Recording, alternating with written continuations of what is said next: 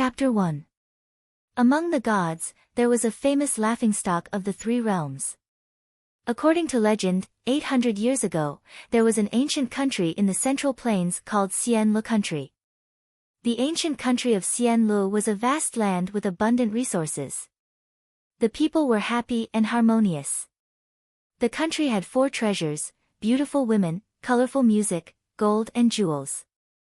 There was also a famous crown prince. This crown prince, how to describe it, was an extraordinary man. The king and empress treated him like a pearl in their palms and doted on him. They always proudly said, "My son will become a wise ruler in the future." However, the crown prince had no interest in the wealth and power of the secular world. What he was interested in, as he often said to himself, was, "I want to save the common people."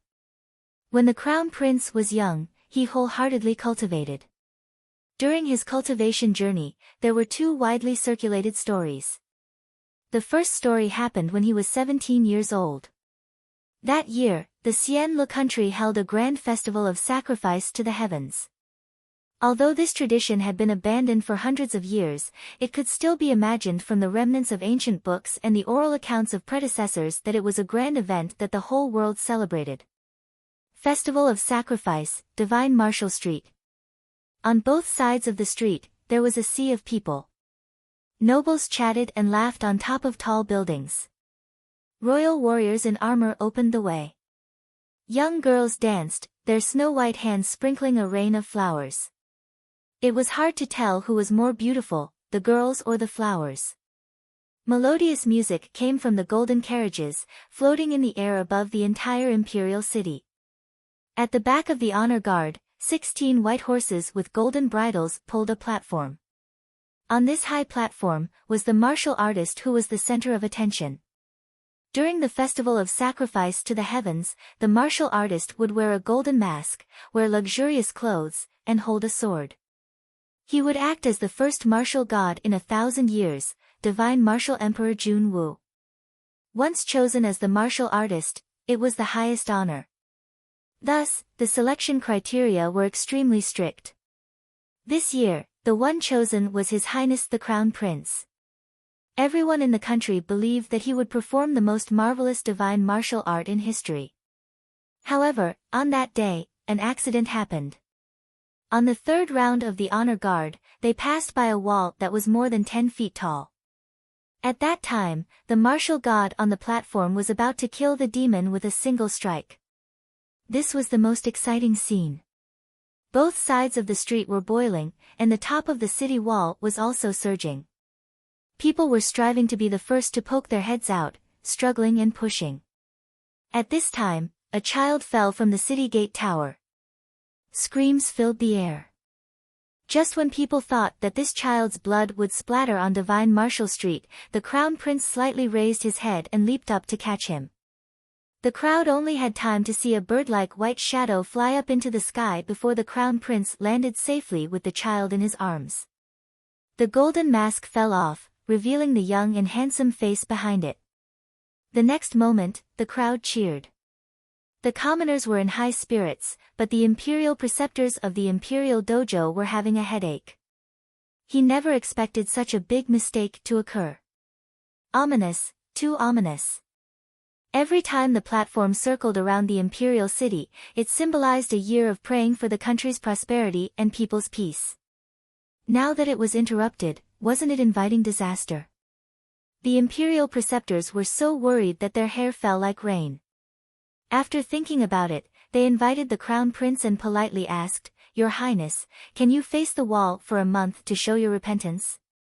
He didn't really need to face the wall, just a gesture was enough. The Crown Prince smiled and said, "No."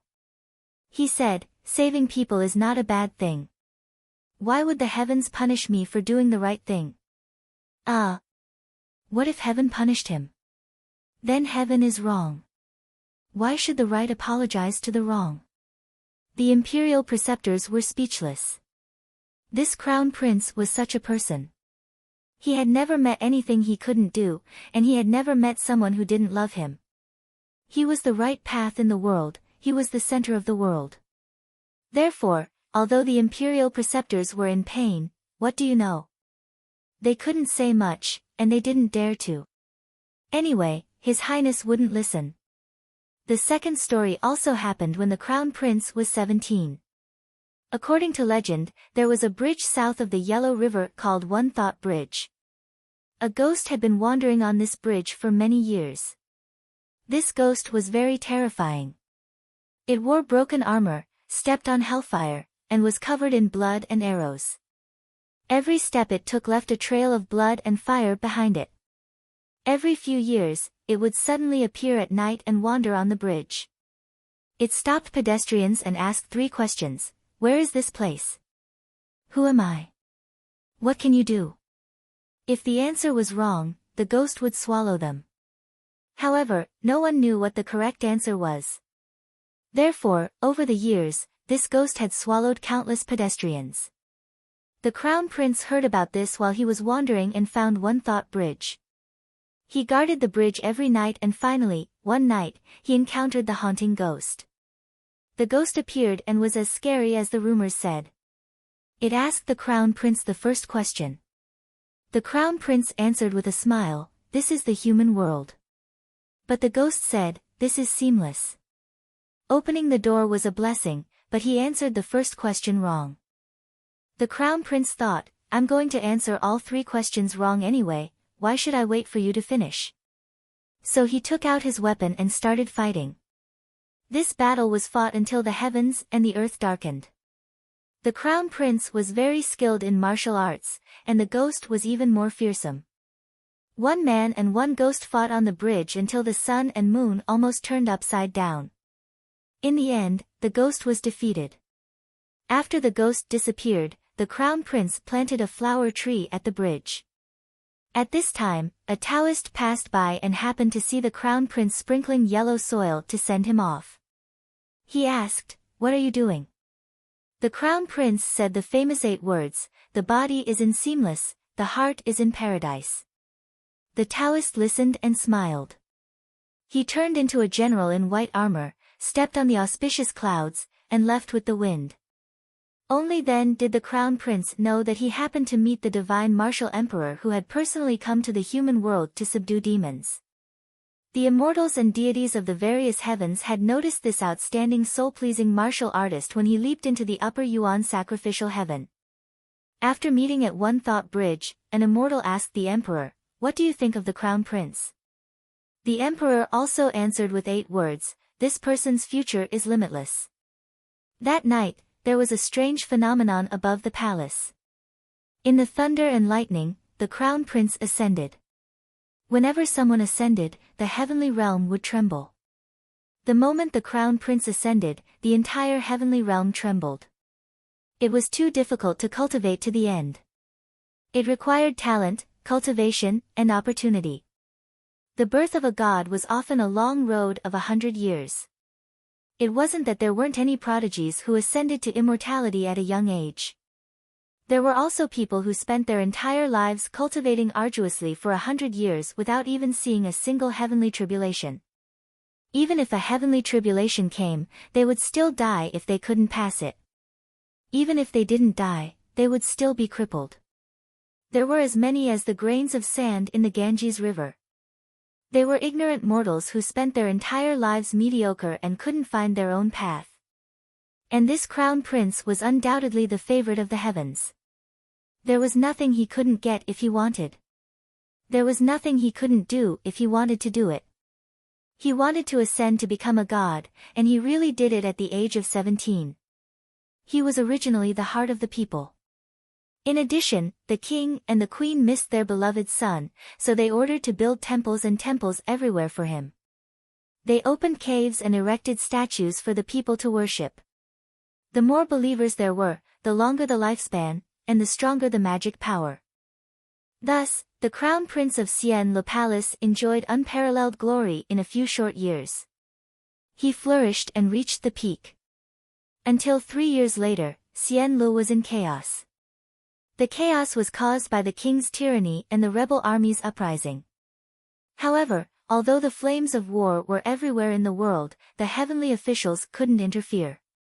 Unless demons and ghosts crossed the border and invaded, they could do whatever they wanted. Think about it, there were disputes everywhere in the world. Everyone felt that they were in the right. If everyone interfered, you would support your country today, and he would avenge his descendants tomorrow. Wouldn't the gods fight each other and the sun and moon lose their light? In the case of the crown prince, it was even more necessary to avoid arousing suspicion. But he didn't care. He said to the emperor, "I want to save the common people." The emperor, who had thousands of years of divine power, didn't dare to say these words all day. Hearing him say this, one could imagine how he felt. But he couldn't do anything about it. "You can't save everyone." The crown prince said, "I can." And so, he descended to the world without hesitation. The people of Xianlu naturally celebrated. However, folktales from ancient times had tried their best to tell people a truth: when gods descended to the world without permission, nothing good would come of it. So, not only did the flames of war not subside, they burned even more crazily. It wasn't that the crown prince didn't try hard, but he might as well not have tried. The harder he tried, the more chaotic the situation became. The people of Xianlu were beaten badly and suffered heavy casualties. In the end, a plague swept through the entire imperial city. The rebel army entered the palace and the war ended. If Xianlu was originally struggling at death's door, then the crown prince directly killed it. After the country was destroyed, people suddenly realized something. It turned out that the crown prince they worshipped as a god wasn't as perfect and powerful as they had imagined. To put it bluntly, wasn't he just a good-for-nothing who couldn't accomplish anything? With nowhere to vent the pain of losing their homes and families, the people covered in pain angrily rushed into the crown prince's palace. They pushed down the statues and burned down the temples. The 8,000 temples burned for 7 days and 7 nights until nothing was left. From then on, a martial god who protected peace disappeared, and a god of plagues who brought disaster was born. If people said you were a god, then you were a god. If people said you were shit, then you were shit. Whatever people said you were, you were. That was how it was. The crown prince couldn't accept this reality no matter what. What he couldn't accept even more was the punishment he had to accept: banishment. Sealing magic power, banishing him to the world. He grew up being pampered, and had never suffered the sufferings of the world. And this punishment made him fall from the clouds to the mud. In this mud, he experienced hunger, poverty, and filth for the first time. It was also the first time he did things he never thought he would do in his life: stealing, robbing, cursing, and abandoning himself to despair. He lost all face, lost all self-esteem, and became as ugly as one could imagine. Even his most loyal servant couldn't accept this change and chose to leave. The body is in the seamless realm, the heart is in the land of peach blossoms. These 8 words were engraved all over Xianli's stone tablets and plaques. If it wasn't for the fact that almost all of them had been burned down after the chaos of war, if His Royal Highness the Crown Prince were to see them again, he would probably be the first to rush up and smash them. The person who said this had personally proved that when he was in the Avatar, his heart could not be in the land of peach blossoms. He ascended to the sky fast, and fell even faster. He caught a glimpse of the divine martial path, and met the demons and immortals on the bridge of thought. It seemed like it was yesterday. But the heavens sighed for a while, and let bygones be bygones. Until one day, after many years, there was a loud noise in the sky. The crown prince had ascended for the second time. Since ancient times, the celestial officials who were banished were either unable to recover or fell into the ghost realm. There were few who could make a comeback after being banished. The second ascension was well-deserved, and it was grand and spectacular. Even more vigorous was that after he ascended, he rushed into the heaven realm, punching and kicking, killing in all directions. Thus, he only ascended for the time it took for a stick of incense to burn before he was beaten down again. The time it took for a stick of incense to burn. It could be said that it was the fastest and shortest ascension in history. If the first ascension was a beautiful story, then the second ascension was a farce. After the two ascensions, the heaven realm was full of disgust towards the crown prince. Other than disgust, there was also a bit of vigilance. After all, being banished once was enough to kill him. If he was banished twice, wouldn't his inner demons rise and take revenge on the common people? Who knew that after being banished this time, he did not turn into a demon, and was quite obedient in adapting to the life of being banished? There was no problem at all, the only problem wasn't he too serious? Sometimes, he performed on the streets, and was proficient in all kinds of musical instruments. Even breaking rocks with his chest was not a problem. Although they had long heard that the crown prince was good at singing and dancing, and was multi-talented, but to actually see it in such a way really made people have mixed feelings. Sometimes he was diligent in collecting junk. All the celestials and gods were shocked. Things had already reached this point, and it was unimaginable. So much so that nowadays, if someone were to say, "Your son is the crown prince of Xianlu," it would be much more vicious than saying that the other party had no descendants. In any case, he was once the crown prince, a heavenly official ranked in the celestial list. Who else could muddle along to this point? The so-called laughingstock of the three realms was like this. After laughing, some sentimental people might even sigh, that high and mighty heaven's favored one really had completely disappeared. The statue of the gods collapsed, the country was destroyed, not a single believer was left, and he was gradually forgotten by the world. Thus, no one knew where he wandered to. Being banished once was already a great shame and humiliation. After being banished twice, no one could climb up again. After many years, suddenly one day, there was another loud noise in the sky. The sky fell and the earth split, the earth quaked and the mountains swayed. The ever-burning lanterns trembled, and the flames danced wildly. All the heavenly officials were startled awake from their own golden palaces, and ran around asking, which new noble ascended? It was really a big battle. Who knew? Just as they were sighing, "Amazing, amazing, amazing," they looked back and saw that all the gods and Buddhas in the sky had been struck. Are you done yet? Chapter 2. Congratulations, Your Highness the Crown Prince. Hearing this, Xiao Yan raised his head and smiled before saying, "Thank you. However, can I ask what you are congratulating me for?" Ling Wenjinjuan stood with her hands behind her back and said, "Congratulations on obtaining first place on the list of heavenly officials who most wish to be banished to the mortal world." Xiao Yan said, "No matter what, it's still first place. But I think that since you are congratulating me, then there should be something to be happy about." Ling Wen said, "There is. First place on this list can obtain 100 merits." Xiao Yan immediately said, "Next time, if there is such a list, please be sure to include me." Ling Wen said, "Do you know who is second?" Xiao Yan thought for a moment and said, "It's too hard to guess. After all, in terms of strength, I alone should be able to take the top 3 places."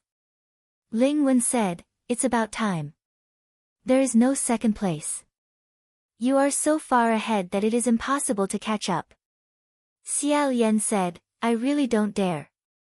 "Then who was first place in the last 60 years? Ling Wen said, "No one. Because this list only started this year. To be precise, it only started today." "Huh?" Xiao Yan stared blankly and said, "So you're saying that this isn't a list specially set up for me, right?" Ling Wen said, "You can also think that because you just happened to be there, you just happened to get first place." Xiao Yan beamed and said, "Okay, if I think like that, I will be a bit happier." Ling Wen continued, "Do you know why you got first place?" Xiao Yan said, "Because everyone wants it." Ling Wen said, "Let me tell you the reason. Look at that clock." She raised her hand and pointed. Xiao Yan turned around and looked. What he saw was extremely beautiful. He saw a white jade temple, pavilions, terraces, and pagodas, celestial clouds curling around, and flowing springs and flying birds. But after looking for a long time, he asked, "Did you point in the wrong direction?" "Where is the clock?" Ling Wen said, "You didn't point in the wrong direction. It's right there. Do you see it?" Xiao Yan looked again seriously and said truthfully, "I don't see it." Ling Wen said, "That's right. Originally, there was a clock there, but when you ascended, it was shaken off. That bell is older than you, but it has a lively personality. Whenever someone ascends, it will ring a few times to cheer them on. On the day of your ascension, it shook the bell until it went crazy and couldn't stop. In the end, it fell down from the bell tower and stopped. It fell and hit a passing priestess." Xiao Yan said, Then is it better now?" Ling Wen replied, "No, I'm still working on it." Xiao Yan said, "I'm talking about the priest who was hit." Ling Wen said, "The one who smashed it was a martial god." He immediately turned his hand and split it in two. "Again. Please look at the golden palace over there. Do you see that?" She pointed again, and Xiao Yan looked again. He saw a dazzling golden dome in the midst of the clouds, and said, "Ah, I see it this time." Ling Wen said, "It would be wrong if you saw it. There was nothing there. When you ascended, the golden pillars and glazed tiles of many heavenly officials' palaces were toppled. Some of them couldn't be repaired in a short time, so they had no choice but to build a few new ones. The responsibility is on me. The responsibility is on you." "Oh." Xiao Yan confirmed, "Did I offend many heavenly officials when I just ascended?" Ling Wen said, "If you can salvage it, then perhaps not." "Then what can I do to salvage it?" "It's easy to say. 8,880,000 merits." Xiao Yan smiled again. Ling Wen said, "Of course, I know you can't even take out a tenth of it." Xiao Yan frankly said, "How do I say this? Although it's very embarrassing, even if you want a 10,000th of it, I can't take it out." The faith of the mortal world's believers transformed into the heavenly officials' magical power, and their incense and offerings were called merits. After he finished laughing, Xiao Yan solemnly asked, "Are you willing to kick me down from here right now and give me 8,880,000 merits?" Ling Wen said, "I'm a literary god. If you want someone to kick you, you should find a martial god. The harder you kick, the more you give." After a long sigh, Xiao Yan said, "Let me think about what to do." Ling Wen patted his shoulder and said, "Don't panic. When the car reaches the mountain, there will be a way." Xiao Yan said, "I am. When the boat reaches the bridgehead, it will naturally sink." If it was 800 years ago when Xian Le Palace was at its peak, how difficult would it be to get 8,880,000 merits? His Highness the Crown Prince wouldn't even bat an eyelid. But today was different from the past. His temples in the mortal world had long been burned to the point that not a single one remained. There were no believers, no incense, no offerings. There was no need to say anything. In any case, there was nothing at all. Xiao Yan squatted alone on the streets of Immortal City and had a headache for a long time. Only then did he suddenly remember that it had been almost 3 days since he ascended, but he still hadn't entered the Heavenly Court's spirit communication array. Just now, he had forgotten to ask for the password.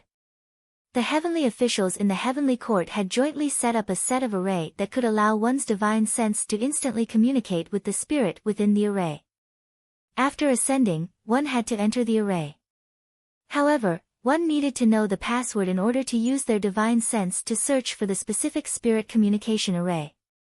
The last time Xiao Yan entered the array was already 800 years ago, so he simply couldn't remember what the password was.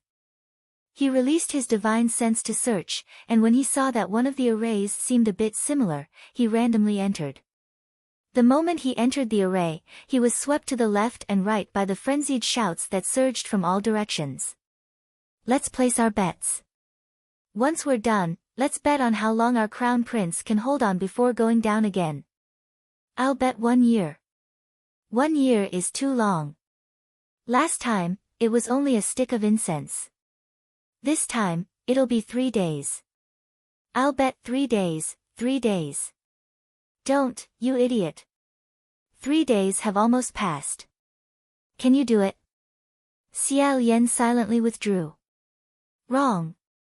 It definitely wasn't this. Those who entered the heavenly court were all great heavenly officials who oversaw a region.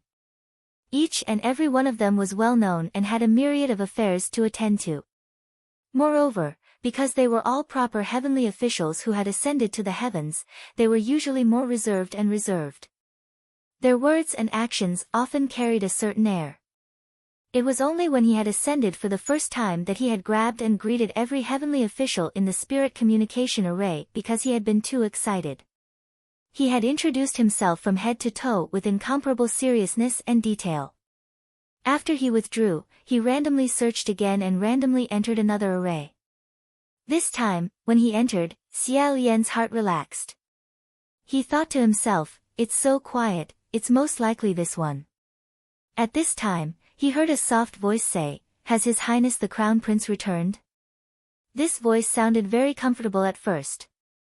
The voice was soft and gentle, and the tone was refined. However, if one listened carefully, they would discover that the voice was very cold, and the mood was also very cold. It actually made that gentleness somewhat seem like it harbored ill intentions. Xiao Yan originally only wanted to enter the array according to the rules and silently lurk. However, since the other party had already found him to talk, he couldn't just pretend to be deaf and mute. Moreover, there was actually a heavenly official in the heavenly court who was willing to take the initiative to talk to him, the god of plagues, so he was very happy. Thus, he quickly replied, "That's right. Hello everyone, I've returned."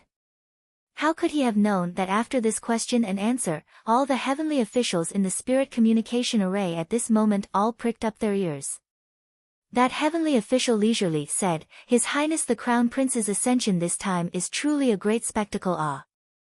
In the heavenly court, it could be said that emperors and generals walked everywhere, and heroes were like flowing water.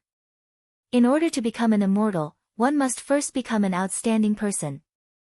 In the mortal world, those who had made meritorious achievements or great talents had originally had a greater chance of ascension.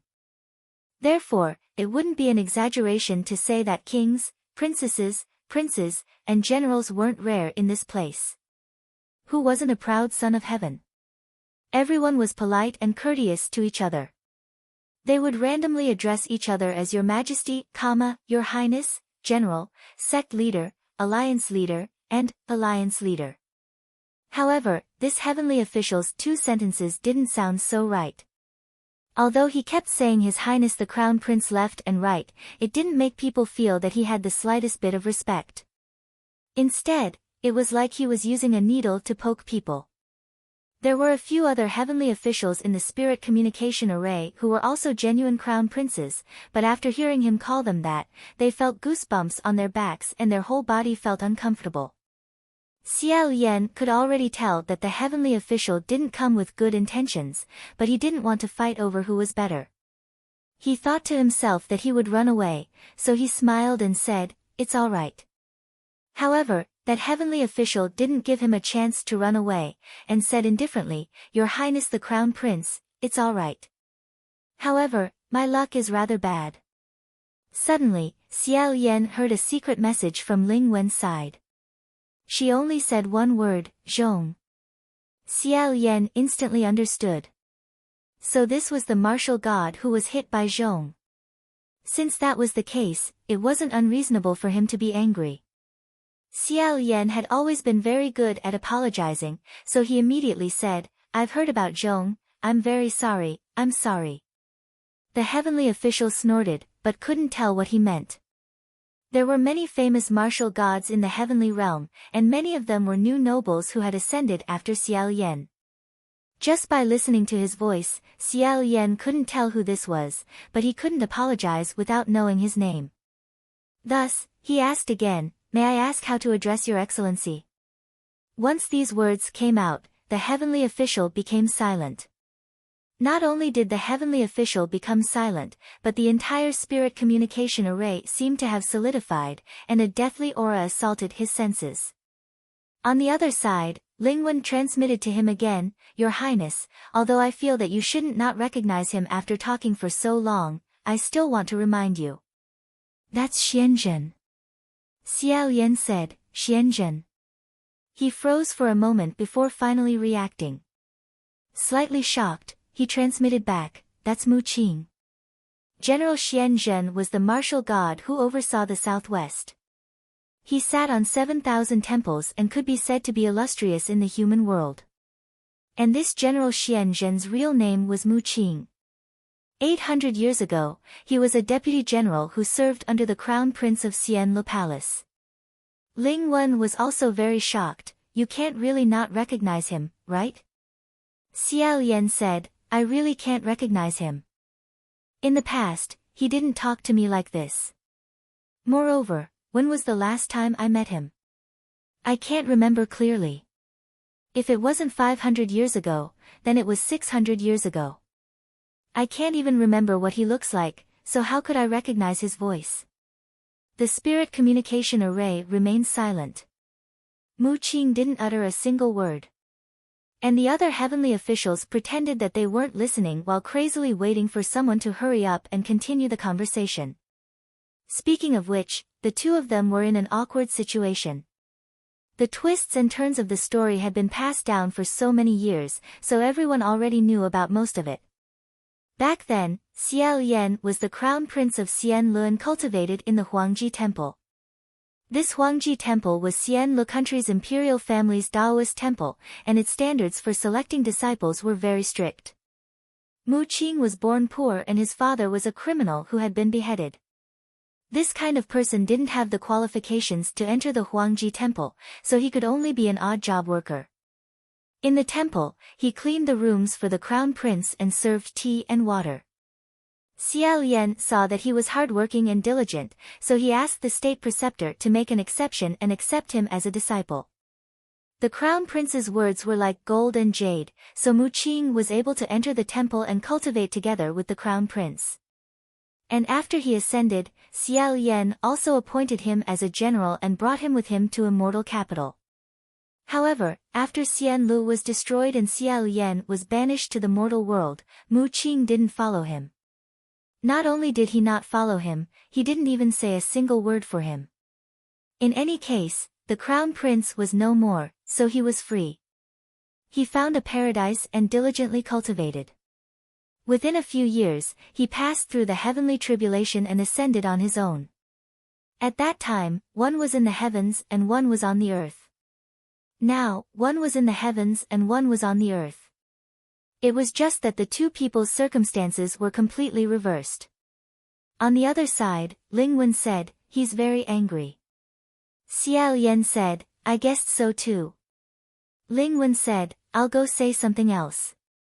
You should quickly take the opportunity to leave. Xiao Yan said, No need. Wouldn't it be fine to just pretend that nothing happened? Ling Wen said, No need. I feel awkward just looking at you guys. Xiao Yan said, It's okay. Xiao Yan was a person who could do anything but die. He didn't do anything, but he definitely lost a lot of face. He had done things that were many times more embarrassing than this, so in his heart, he really felt that it was okay. Who knew that all things couldn't be said to be okay first?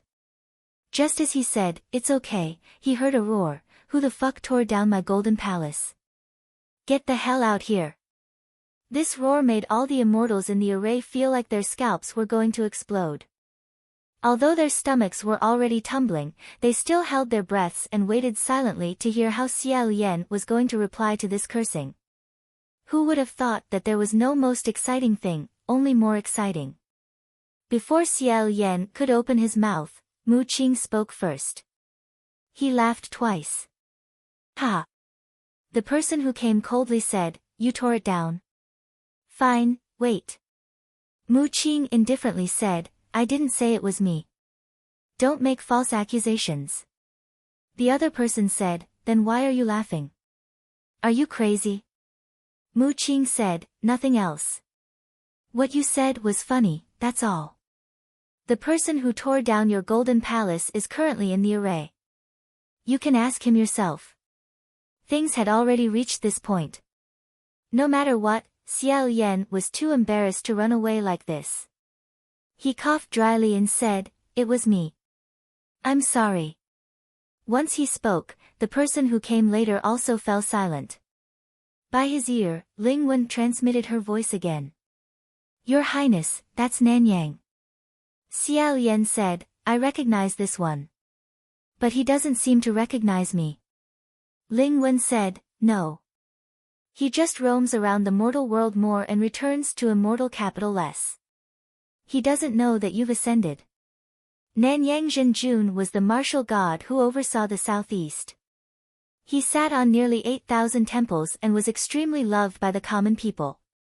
His real name was Feng Xian. 800 years ago, he was the #1 divine general under His Highness the Crown Prince of Xian Le Palace.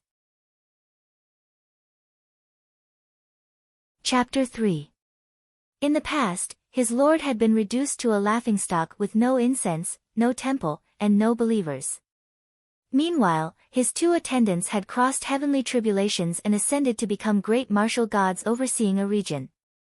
This kind of situation, no one could avoid thinking about it. If Xiao Yan had to choose between Feng Xian and Mu Qing, which made him feel more embarrassed, he would say, "Both are fine." But if others were to choose, would they want to see Xiao Yan and Feng Xian fight each other, or would they want to see Xiao Yan and Mu Qing fight each other? Everyone had their own tastes. After all, they both had sufficient reasons to fight each other, so it was hard to decide who was better. Therefore, no one responded to Feng Xian for a long time. He didn't even say a word and directly hid himself. Everyone was extremely disappointed. Xiao Yan ended the matter and hit himself a few more times. "I also didn't expect things to become like this. It wasn't intentional, but I've caused trouble for everyone." Mu Qing coldly said, "Oh, that really is too much of a coincidence." What a coincidence, Xiao Yan also felt that it really was too much of a coincidence. How could he just happen to smash Mu Qing and tear down Feng Xian? To others, it simply looked like he was deliberately taking revenge. But reality was like this. He was the kind of person who, if he had to choose 1 cup of wine from 1,000 cups to poison, would definitely choose the poisoned wine no matter what. But no matter what other people thought in their hearts, you couldn't do anything about it. Xiao Yan could only say, "I will do my best to repair everyone's golden palace and other losses. I hope you can give me a bit of time." Although it was obvious that Mu Qing still wanted to continue blowing cold air, his golden palace wasn't damaged and the bell that had smashed him had been chopped by him. If he continued to be overbearing, he would appear unsightly and lose his status. Thus, he also hid himself and didn't say anything. When Xiao Yan saw that the mess had already left, he also hurriedly ran away. He was still seriously pondering how to obtain these 88 million merit points. The next day, Ling Wen invited him to Ling Wen's treasure hall. Ling Wen was a heavenly official in charge of human affairs. She was in charge of human affairs and had a meteoric rise. The entire treasure hall, from the ground to the ceiling, was filled with official documents and scrolls. That scene was extremely shocking and horrifying. As Xiao Yan walked, every heavenly official that came out of Ling Wen Palace Hall was carrying documents that were taller than a person. Their faces were deathly pale, and if it wasn't a look of collapse, then it was a look of numbness. After entering the main hall, Ling Wen turned around and went straight to the point. "Your Highness, the Emperor has something to ask of you. Are you willing to lend him a hand?" There were many perfected immortals and middle immortals in the heavenly realm, but only one of them could be called the Emperor. If he wanted to do something, he would never beg others for help. Thus, Xiao Yan was startled for a moment before asking, "What is it?" Ling Wen passed him a scroll and said, "Recently, there has been a group of big believers frequently praying for blessings in the north. I think it's not very peaceful." The so-called great believers generally referred to 3 types of people. The first type were rich people who paid money to burn incense, perform rituals, and build temples. The second type were preachers who could preach to others. The third type were people who completely carried out their beliefs in body and mind. Among them, the first type was the most common. The wealthier the person was, the more they feared the supernatural, and there were as many rich people in the world as there were carps in the river. The third type was the least, because if one could really do this, then that person's realm must be very high, and he would not be far from ascending. The people mentioned here were clearly the first type of people. Ling Wen said, "The emperor can't attend to the north at the moment. If you are willing to go in his place, when the time comes, no matter how much merit and virtue this group of great believers offers, I will offer it all to your altar. What do you think?" Xiao Yan received the scroll with both hands and said, "Many thanks." This was clearly Junwu helping him out, yet he was asking him if he was willing to help him out. How could Xiao Yan not be able to see that? However, he was also unable to find a better word to express what he was thinking in his heart. Ling Wen said, "I'm only responsible for handling matters. If you want to thank someone, then wait for the emperor to return. You can thank him yourself." "Oh right, do you need me to lend you any talisman?" Xiao Yan said, "No need. Even if you give me a talisman, I won't have any strength when I go down, and I won't be able to use it." Xiao Yan had been struck down twice, and he had lost all of his spiritual power. It was still alright if he was in the heaven realm. The heaven realm was a place where all the celestial palaces gathered. The spiritual energy there was abundant and endless. He could casually grasp it and use it for himself. However, once he returned to the mortal world, he would be a fool. If he wanted to fight, he could only make do with borrowing some spiritual energy from others. Ling Wen pondered for a moment, then said, "Then it would be best to borrow a few military officials to lend you a helping hand." The current martial gods either didn't recognize him or didn't like him. Xiao Yan was still clear on this point. He said, "There's no need. You won't be able to borrow people." Ling Wen, however, had her own considerations. She said, "I'll try." It didn't make a difference whether she tried or not. Xiao Yan neither agreed nor objected, so he let her try. Thus, Ling Wen entered the spiritual array. In a clear voice, she said, "Everyone, the emperor has important matters to attend to in the north and is in urgent need of manpower. Which martial god's highness can lend 2 military officials from their palace?" Just as she finished speaking, Mu Qing's voice lightly floated over. "I heard that the emperor isn't in the north right now. I'm afraid he's borrowing them for his highness the crown prince." Xiao Yan thought to himself, "Are you guarding the spiritual array all day long?" Ling Wen thought the same thing as him. In her heart, she wanted to slap Mu Qing, who was obstructing her work, out of the array. With a smile, she said, "Xianzhen, how come I keep seeing you in the array these past 2 days? It seems like you've been stealing half a day of leisure recently." "Congratulations, congratulations." Mu Qing indifferently said, "My hand is injured. I'm recuperating." In their hearts, the various heavenly officials said, "In the past, that hand of yours could easily split mountains and seas. What can it do to you if it's just a stupid clock?" Ling Wen wanted to first trick 2 people into coming over to work for her. Not only did Mu Qing guess it, but he also said it out loud. This time, they definitely wouldn't be able to find anyone. Sure enough, after a while, no one disturbed them. Xiao Yan also didn't feel anything was wrong. He said to her, "You see, I said I can't borrow people." Ling Wen said, "If Xianzhen didn't say anything, I can borrow people." Xiao Yan smiled and said, "Those words of yours are like holding a pipa and covering half of your face. Looking at the flowers in the fog gives 3 points of beauty. People think you're working for the emperor, so of course you can ask them to come.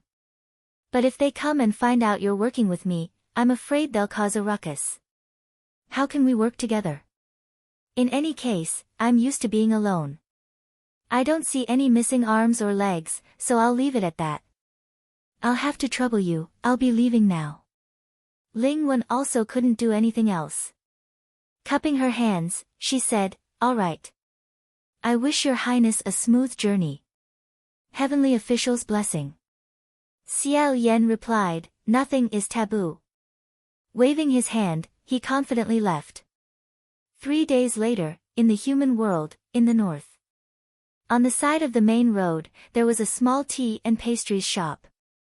The shop wasn't big, and the staff was simple. However, the scenery was good. There were mountains, rivers, people, and a city. There was everything, not much. Not much, just right. In this scenery, if they were to meet here, it would definitely become a wonderful memory. The tea sommelier in the shop was extremely idle. When there weren't any customers, he would bring over a stool and sit at the entrance. He would look at the mountains, the rivers, the people, and the city, happily watching. In the distance, he saw a white-clothed Taoist walking over. His entire body was covered in dust, as if he had walked for a long time. As he walked closer, he brushed past the small shop. Suddenly, he stopped and slowly walked back. Holding up his bamboo hat, he raised his head and glanced at the liquor label.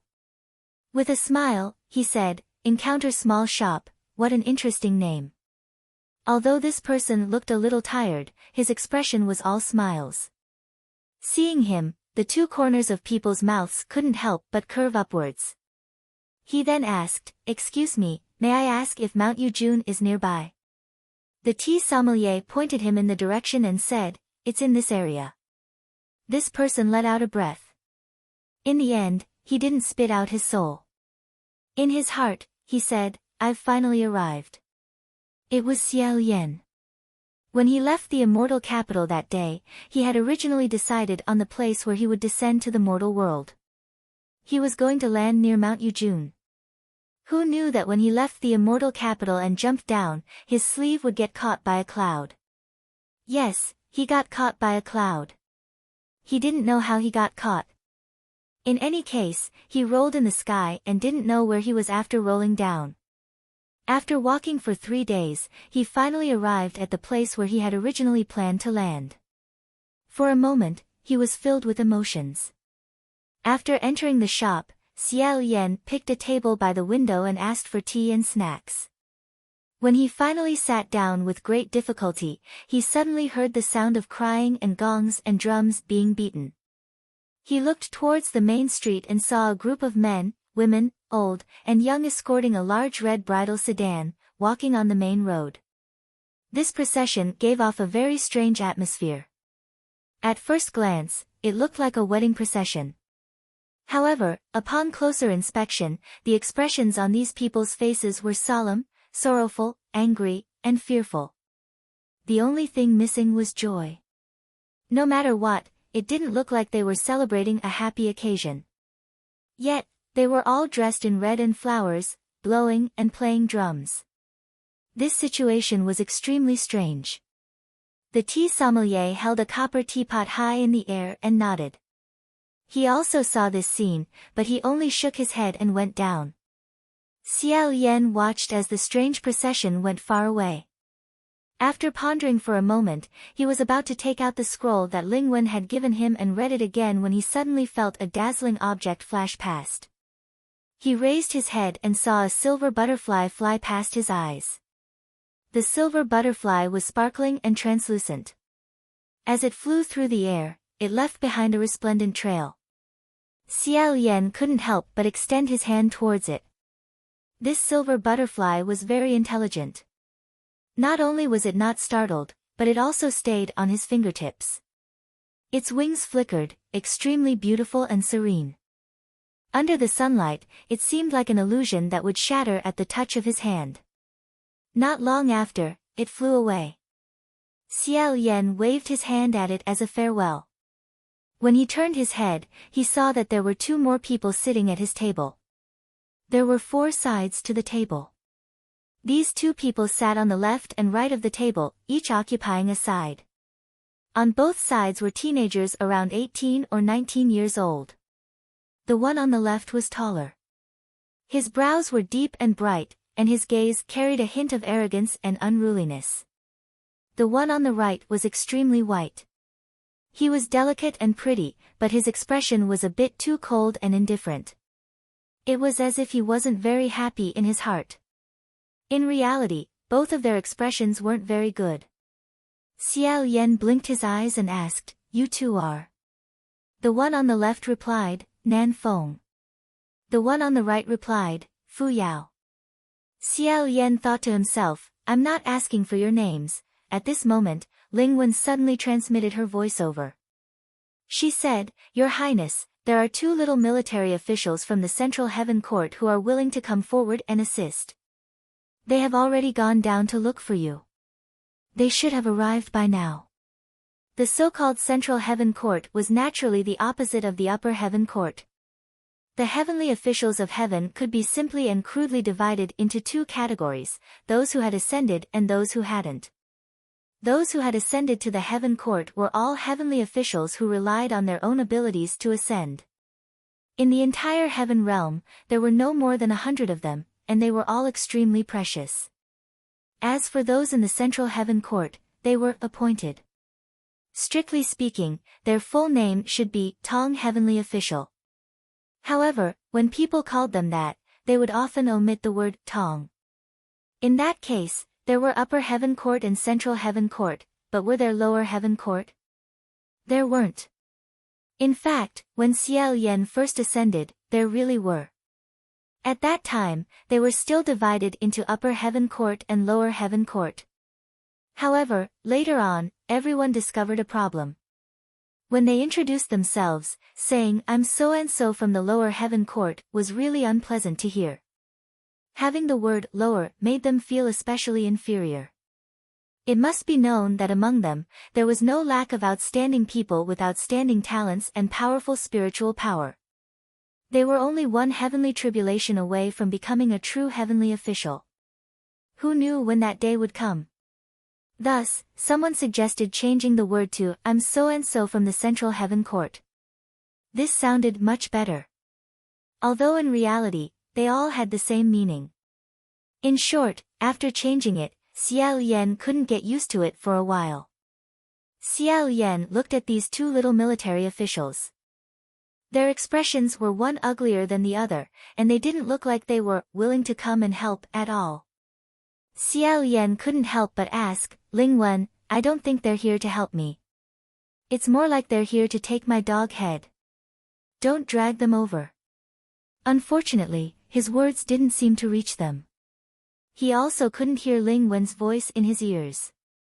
Presumably, they had left the immortal capital for too long, and their spiritual power had been exhausted. Xiao Yan had no choice but to first smile at the 2 little military officials and say, "Nan Feng and Fu Yao, right? Since you're willing to come and help, I thank you in advance." The 2 of them only nodded their heads.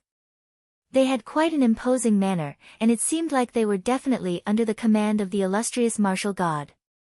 Xiao Yan had the tea sommelier add 2 more cups. Picking up the teacup, he scraped the tea leaves and casually asked, "Which royal highness are you under?" Nan Feng replied, "Nanyang Palace Hall." Fu Yao replied, "Xianjin Palace Hall." This was truly frightening. Xiao Yan swallowed a mouthful of tea and said, "Did your family's general ask you to come over?" The 2 of them replied, "Our family's general doesn't know that I've come." Xiao Yan thought for a moment, then said, "Then, do you know who I am?" If these 2 little military officials were carelessly tricked by Ling Wen and helped him, then when they returned, they would be scolded by their own general. That wouldn't be worth it. Nan Feng replied, "You're His Highness the Crown Prince." Fu Yao replied, "You're the righteous path of the human world. You're the center of the world." Xiao Yan choked for a moment, then asked Nan Feng with uncertainty, "Did he just roll his eyes?" Nan Feng replied, "Yes. Tell him to scram." Nanyang and Xianjin didn't have a good relationship. This wasn't a secret, so when Xiao Yan heard about it, he wasn't all that surprised. This was because the relationship between Feng Xian and Mu Qing wasn't that good in the past. It was just that at that time, he was the master and they were the subordinates. When the crown prince said that they shouldn't quarrel and that they should be good friends, everyone endured and didn't turn hostile. If they were truly unhappy, they would at most use words to stab the other party. But now, they no longer needed to be hypocritical. Therefore, even the believers of the two heavenly officials in the southeast and southwest didn't think much of each other. Nanyang Palace Hall and Xianjin Palace Hall were even more hostile towards each other all year round. The two people in front of him were a typical example. Fu Yao sneered and said, Lingwen Jinjuan said that I can come willingly, so why should I scram? The word willingly, when said with this expression, really wasn't convincing. Xia Lian said, let me confirm. Did you really come willingly? If you're not willing, then don't force yourself. The two of them replied, I came willingly.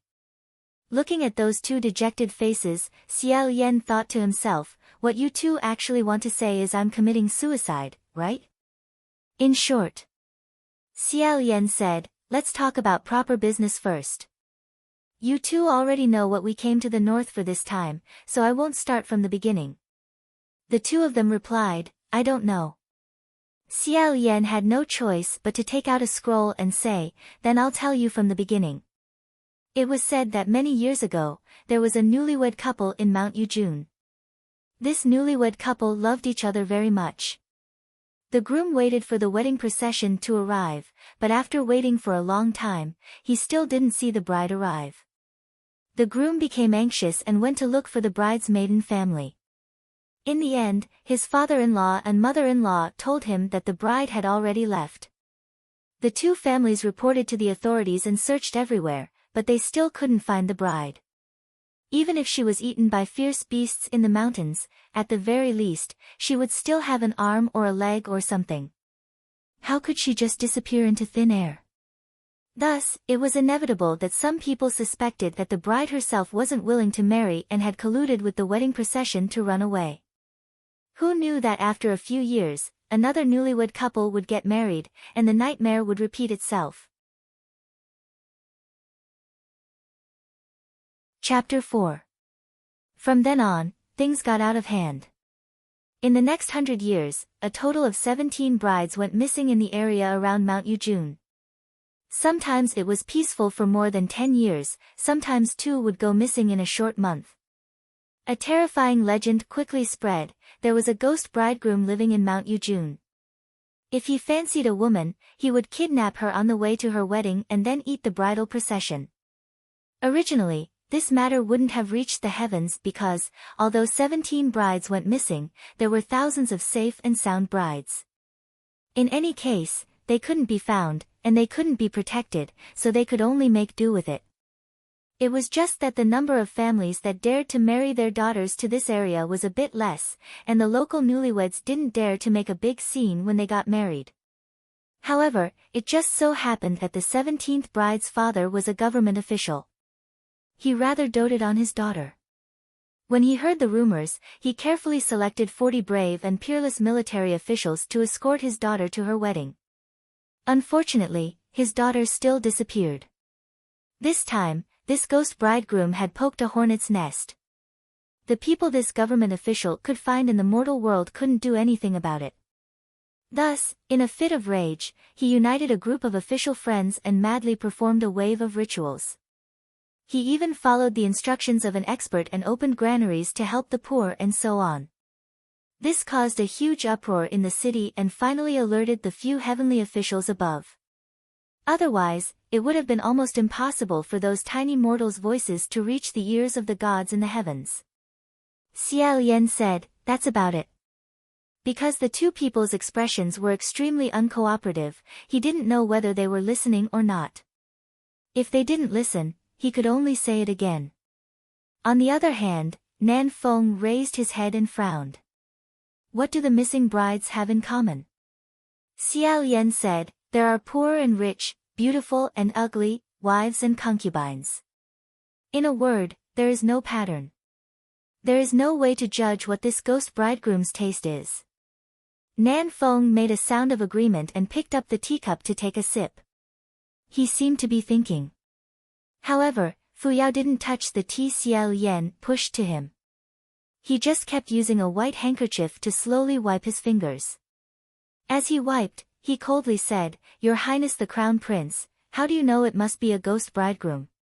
This isn't necessarily true. No one has ever seen it before, so how do you know if it's male or female, old or young? Aren't you taking it for granted?" Xiao Lian smiled and said, "The scroll was summarized by the civil officials of the Lingwen Palace Hall. The ghost bridegroom is just a name used by the people. However, what you said makes sense." After exchanging a few more words, Xiao Lian discovered that these two little military officials' train of thought was quite clear. Although their expressions were not friendly, their discussion was not ambiguous at all. Xiao Lian felt quite gratified. Seeing that it was getting late, the three of them left the store for the time being. Xiao Lian put on the bamboo hat and walked for a while. Suddenly, he realized that the two people behind him weren't following him. Puzzled, he turned around to look, only to find that the two people were also looking at him in puzzlement. Nanfeng asked, "Where are you going?" Xiao Lian replied, "Find a place to settle down." "Fu Yao, why are you rolling your eyes again?" Nanfeng asked in bewilderment, "Then why do you want to go into the wilderness?" Xiao Lian often ate and slept in the open on the streets. He could find a piece of cloth and lay there for the night. Naturally, he was used to finding a cave to light a fire. Only after Xiao Lian's reminder did he realize that Nanfeng and Fu Yao were both military officials under the command of the martial god. If there was a Nanyang temple or Xianjin temple nearby, they could directly enter. Why would they need to sleep in the wilderness? After a short while, the three of them found a dilapidated local god temple in an extremely unremarkable corner. The incense was broken, and it looked extremely cold and cheerless. Inside the temple, there was a round and small stone statue of the local god. Xiao Lian called out a few times. This land hadn't had anyone to worship for many years, so when he suddenly heard someone calling him, he opened his eyes and saw three people standing in front of the temple. The two people on the left and right were shrouded in a layer of spiritual light, making it impossible to see their faces clearly. Xiao Lian jumped up in fright and trembled as he asked, "Three immortal officials, do you have any orders for this humble one?" Xiao Lian nodded his head and said, "No orders. I just want to ask, is there a nearby city god temple that enshrines Nanyang General or Xianjin General?" The local god didn't dare to be negligent and said, this. Pinching his fingers, he calculated and said, "There is a city god temple 5 miles from here. It enshrines Nanyang General." Xiao Lian put his palms together and said, "Many thanks." The local god was blinded by the two spiritual lights at the side and hurriedly hid himself. Xiao Lian took out a few coins and placed them in front of the temple. Seeing some scattered incense, he picked it up and lit it. During this time, Fu Yao rolled his eyes so much that Xiao Lian wanted to ask him if his eyes were tired. After 5 miles, sure enough, they saw a city god temple standing by the side of the road. Although the temple was small, it was fully furnished. People came and went, and it was extremely lively. The three of them hid themselves and entered the temple. Inside the temple was a clay statue of the martial god of Nanyang wearing armor and holding a bow. As soon as Xiao Lian saw this statue, he made a sound of in his heart. It was a small temple in the countryside. The statue and paint could be said to be crude. As a whole, it looked quite different from Xiao Lian's impression of Feng Xian himself. However, for the heavenly officials, it was a common thing for the statues to be out of shape. Not to mention their mothers, some heavenly officials wouldn't even recognize their own statues. After all, there weren't many craftsmen who had actually seen the heavenly officials themselves. Therefore, they were either so beautiful that they were out of shape, or so ugly that they were out of shape. They could only rely on specific postures, tools, clothing, and so on to identify which heavenly official it was. Generally speaking, the more prosperous the place, the more the heavenly officials would want the statue to be. The poorer the place, the worse the craftsman's taste, and the more miserable the statue would be. Currently, Only General Xianzhen's statue was in a relatively good condition. Why was that? Because other people's statues were all heavenly officials. If their statues were ugly, then so be it. If they didn't care, then when they saw that they were made to look ugly, they would secretly break it and have someone remodel it. Or they would vaguely express their dissatisfaction in a dream. Thus, after a long period of time, the big believers knew that they had to find a craftsman who looked good. The entire Xianzhen Palace Hall was exactly the same as their general. They all loved to be particular. After Fu Yao entered the Nanyang temple, he had been commenting on this Nanyang statue for an hour. He said that the shape was distorted, the color was vulgar, the craftsmanship was poor, and the taste was strange. Xiao Yan saw that the veins on Nanfeng's forehead were slowly popping out. He wanted to quickly find a topic to change. Just then, he saw another young girl come in to pay her respects and sincerely kneel down. He warmly said, "Speaking of which, Nanyang Jinjuan's home ground is in the southeast. I didn't expect you to have so many incense offerings in the north." People built temples and temples, in fact, imitations of the heavenly immortal palaces, and the statues were the reflections of the heavenly officials. Temples gathered believers and attracted incense offerings, becoming an important source of magical power for the heavenly officials. And because of many reasons such as geography, history, and customs, people in different regions usually worship different heavenly officials. In their own territory, a heavenly official's magical power would be at its strongest. This was the home ground advantage. Only for heavenly officials like the divine martial emperor, who had believers all over the world and temples all over the world, whether it was the home ground or not was completely meaningless. It was a good thing that his general's temple was flourishing even when it wasn't his home ground. Nan Feng should be proud, but looking at his complexion, it wasn't very good. On the side, Fu Yao faintly smiled and said, not bad, deeply loved and respected." Xiao Yan said, "But I have a question, I don't know." Nan Feng said, "If it's I don't know if I should say it or not, then don't say it." Xiao Yan said in his heart, "No. What I want to say is I don't know if anyone can answer." However, he had a premonition that if he said this sentence, it wouldn't be good, so he decided to change the topic. Unexpectedly, Fu Yao unhurriedly said, "I know what you want to ask. You definitely want to ask why there are so many female believers who come to pay their respects." Xiao Yan wanted to ask this question. The martial god system's female believers had always been fewer than male believers. Only 800 years ago, he was an exception. However, the reason for the exception was very simple. Just one word, good-looking. He was very clear that it wasn't because he was virtuous and respected or had extraordinary divine power or anything like that. It was simply because his divine statue was good-looking, and his temples were also good-looking. Almost all of his temples were built by the imperial family, and his divine statue was sculpted according to his face by the most skilled craftsmen from all over the country. Moreover, because of the phrase, "The body is in the void, the heart is in the land of peach blossoms," the craftsmen often liked to add some flowers to his divine statue. They also liked to plant his temples into a sea of flowers and trees. Therefore, at that time, he also had another nickname, Corolla Martial God. The female believers liked that his divine statue was good-looking, and they also liked that his temples were full of flowers.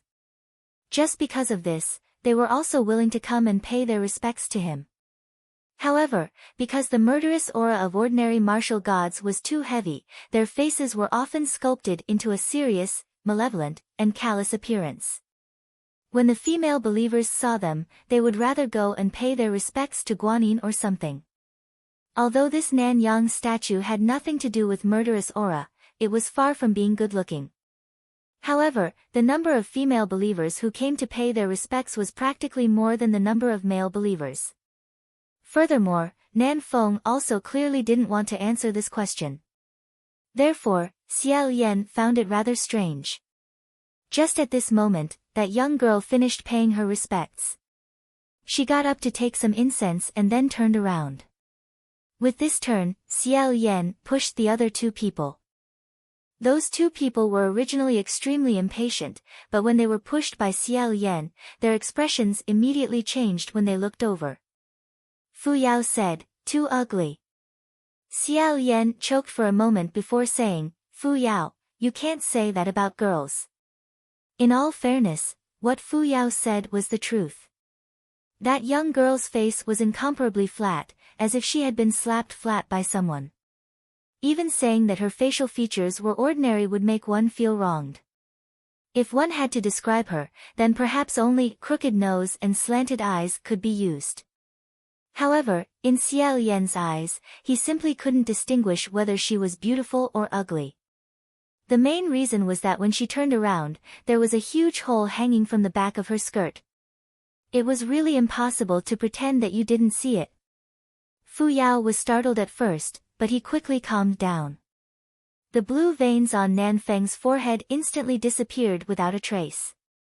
Seeing his expression change greatly, Xiao Yan hurriedly said, "Don't be nervous. Don't be nervous." That young girl took the incense and knelt down again. As she prayed, she said, "Nan Yang General bless me. Believer Littling, I pray that you can catch that ghost bridegroom as soon as possible.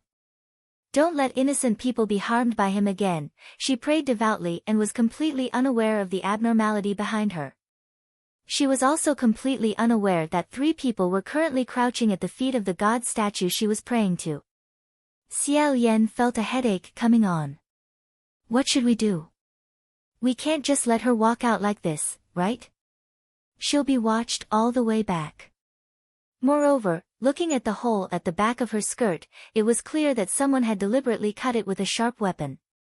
He was afraid that not only would she be watched, but she would also be wantonly ridiculed. That would truly be a humiliation. Fu Yao indifferently said, "Don't ask me. The person she's praying to isn't our General Xianzhen. Don't look at indecency." "I didn't see anything." Nan Feng's handsome face was green and white. He only knew how to wave his hands and didn't know how to speak. A good and unruly young man had been forced into a mute. There was no hope. Xiao Yan could only do it himself. He took off his outer garment and threw it down. With a whoosh, that outer garment floated over the young girl's body, covering the extremely indecent hole at the back of her skirt. The 3 of them simultaneously let out a sigh of relief. However, this gust of wind was truly too strange, causing the young girl to jump in fright. She looked around and took off her outer garment. After hesitating for a moment, she placed it on the altar. Unexpectedly, she was still completely unaware of it. Moreover, after she finished burning the incense, she was about to walk out. If he allowed her to go out and wander around, the young girl feared that she wouldn't have the face to see anyone. Seeing that the 2 people beside him were either stiff or stiff, unable to do anything about it, Xiao Yan sighed. Nan Feng and Fu Yao only felt the space beside them become empty. Xiao Yan had already appeared and jumped down. The light inside the temple wasn't dim, so when he jumped down, he brought along a gust of wind. The flames swayed, and the young girl, Little Ing, only saw a man suddenly emerge from the darkness. His upper body was bare as he stretched out his hand towards her. She was scared out of her wits on the spot. As expected, a scream rang out. Xiao Yan was just about to speak when the young girl had already slapped him. She shouted, "Molestation." With a "pa" sound, Xiao Yan received a slap to the face. The sound of the slap was crisp and clear. When the 2 people squatting on the altar heard it, half of their faces simultaneously twitched. After receiving a slap, Xiao Yan wasn't angry at all. He only forcefully stuffed his outer garment over and quickly whispered something. The young girl was greatly alarmed. She touched her back and suddenly, her entire face flushed red. In a split second, tears also welled up in her eyes. It wasn't known if she was angry, bitter, or ashamed. She grabbed the outer garment Xiao Yan gave her, covered her face, and ran away, leaving only Xiao Yan standing in his original position. When the person left, the temple became empty. A cool breeze passed through the hall. Suddenly, It felt a little cold. He rubbed his face and turned around.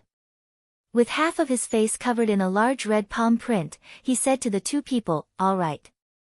It's all right now." Just as he finished speaking, Nan Feng pointed at him and said, "You. Did your wound split open?" Xiao Yan lowered his head and let out an "oh" sound. Xiao Yan took off his clothes, revealing a body of mutton fat jade-like skin. However, his chest was tightly wrapped in layers and layers of white cloth. Even his neck and wrists were wrapped in bandages. Countless small wounds crawled out from the edges of the bandages. It was truly a ghastly sight. Thinking that his sprained neck should be almost healed, Xiao Yan began to remove the bandages one round at a time. Fu Yao glanced at him and asked, "Who?" Xiao Yan asked, "What?" Fu Yao asked, "Who was your opponent?" Xiao Yan replied, "Opponent? I didn't." Nan Feng asked, "Then your injuries are?" Xiao Yan blankly said, "I fell myself." These were the injuries he received when he fell down from the mortal world 3 days ago. If he had been fighting someone, he might not have been injured to this degree. Fu Yao muttered a few words, but Xiao Yan didn't hear them clearly. In any case, he definitely wasn't praising him for being strong. Xiao Yan didn't ask and finished removing the thick layer of bandages on his neck. In the next moment, Nan Feng and Fu Yao's gazes focused on his neck. Chapter 5. Sensing their gazes, Xiao Yan smiled and turned around. "Is this the first time you've seen a real curse?" Curse, as the name suggested, was a shackle formed by a curse. A heavenly official who had been demoted to the heavenly realm would have the wrath of the heavens turned into a sin imprint. It would bind and seal their divine power so that they would never be able to escape. It was like tattooing on the face or chaining their hands and feet. It was a form of punishment and also a warning, frightening and humiliating. As the laughingstock of the 3 realms who had been beaten down twice, Xiao Yan naturally had such a curse on his body. It was impossible for these 2 minor military officials not to have heard of it, but there was still a big gap between hearing about it and seeing it with their own eyes. Therefore, Xiao Yan could understand why they had such expressions on their faces. He guessed that this thing might have made the 2 minor military officials afraid and uncomfortable. After all, it wasn't a good thing. He wanted to find some clothes to wear outside, but Fu Yao rolled his eyes at him and said, "If you go out on the streets looking like this, you'll look extremely vulgar." It was only after Nan Feng reached the back of the hall that he casually tore off the clothes of the temple attendants and threw it at him that he stopped being vulgar.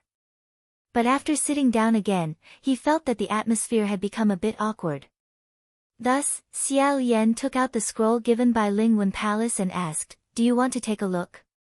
Nan Feng raised his eyelids and looked at him. "I've seen it. I think he's the one who needs to take a good look."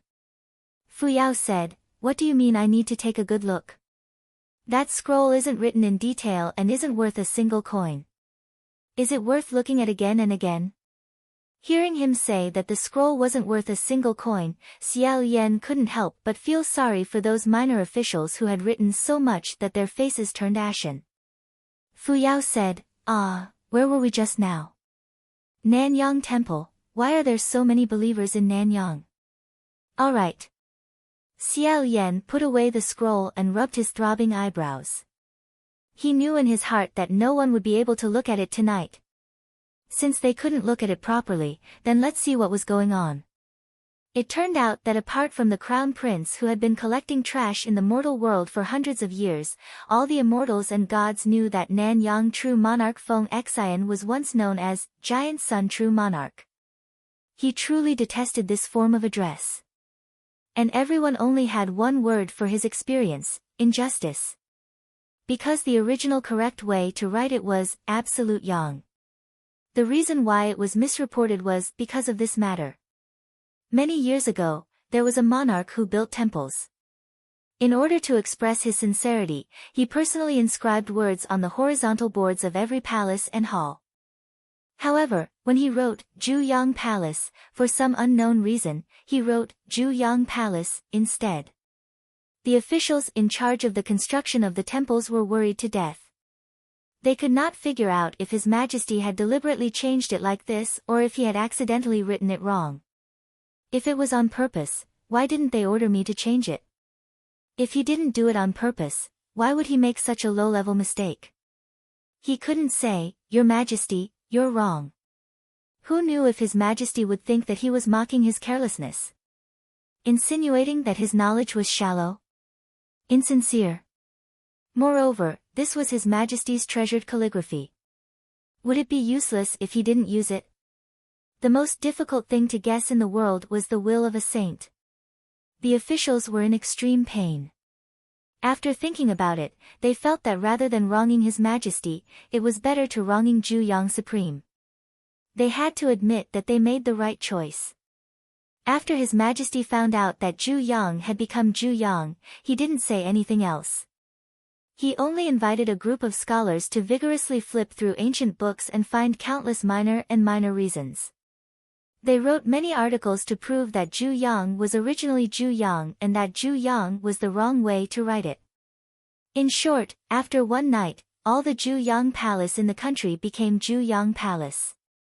Feng Xian, who had been inexplicably changed, only found out about this matter after more than 10 years. He basically never carefully looked at the signboard of his own palace. But one day, he suddenly felt very depressed. Why did it seem like there were so many women coming to his temple to worship? Moreover, all of them were bashful and their faces were completely red. What were they praying for when they offered incense? After figuring out what was going on, he rushed to the peak of the 9 heavens and loudly cursed at the scorching sun in the sky. All the heavenly officials were shocked by him. After cursing, there was nothing they could do. If they prayed, then so be it. He couldn't say that he couldn't get along with these pious women, so he braced himself and listened to them for many years. Even when Juyang was changed to Nanyang by a proper monarch who felt that this was simply improper, everyone still didn't forget that besides being a martial god, what else could he protect in passing? However, everyone also adhered to a tacit understanding, they absolutely couldn't use those 2 words to address him. At the same time, they also adhered to a common understanding, how to evaluate Nanyang Supreme. One word, good. As long as he didn't open his mouth to curse, everything was good.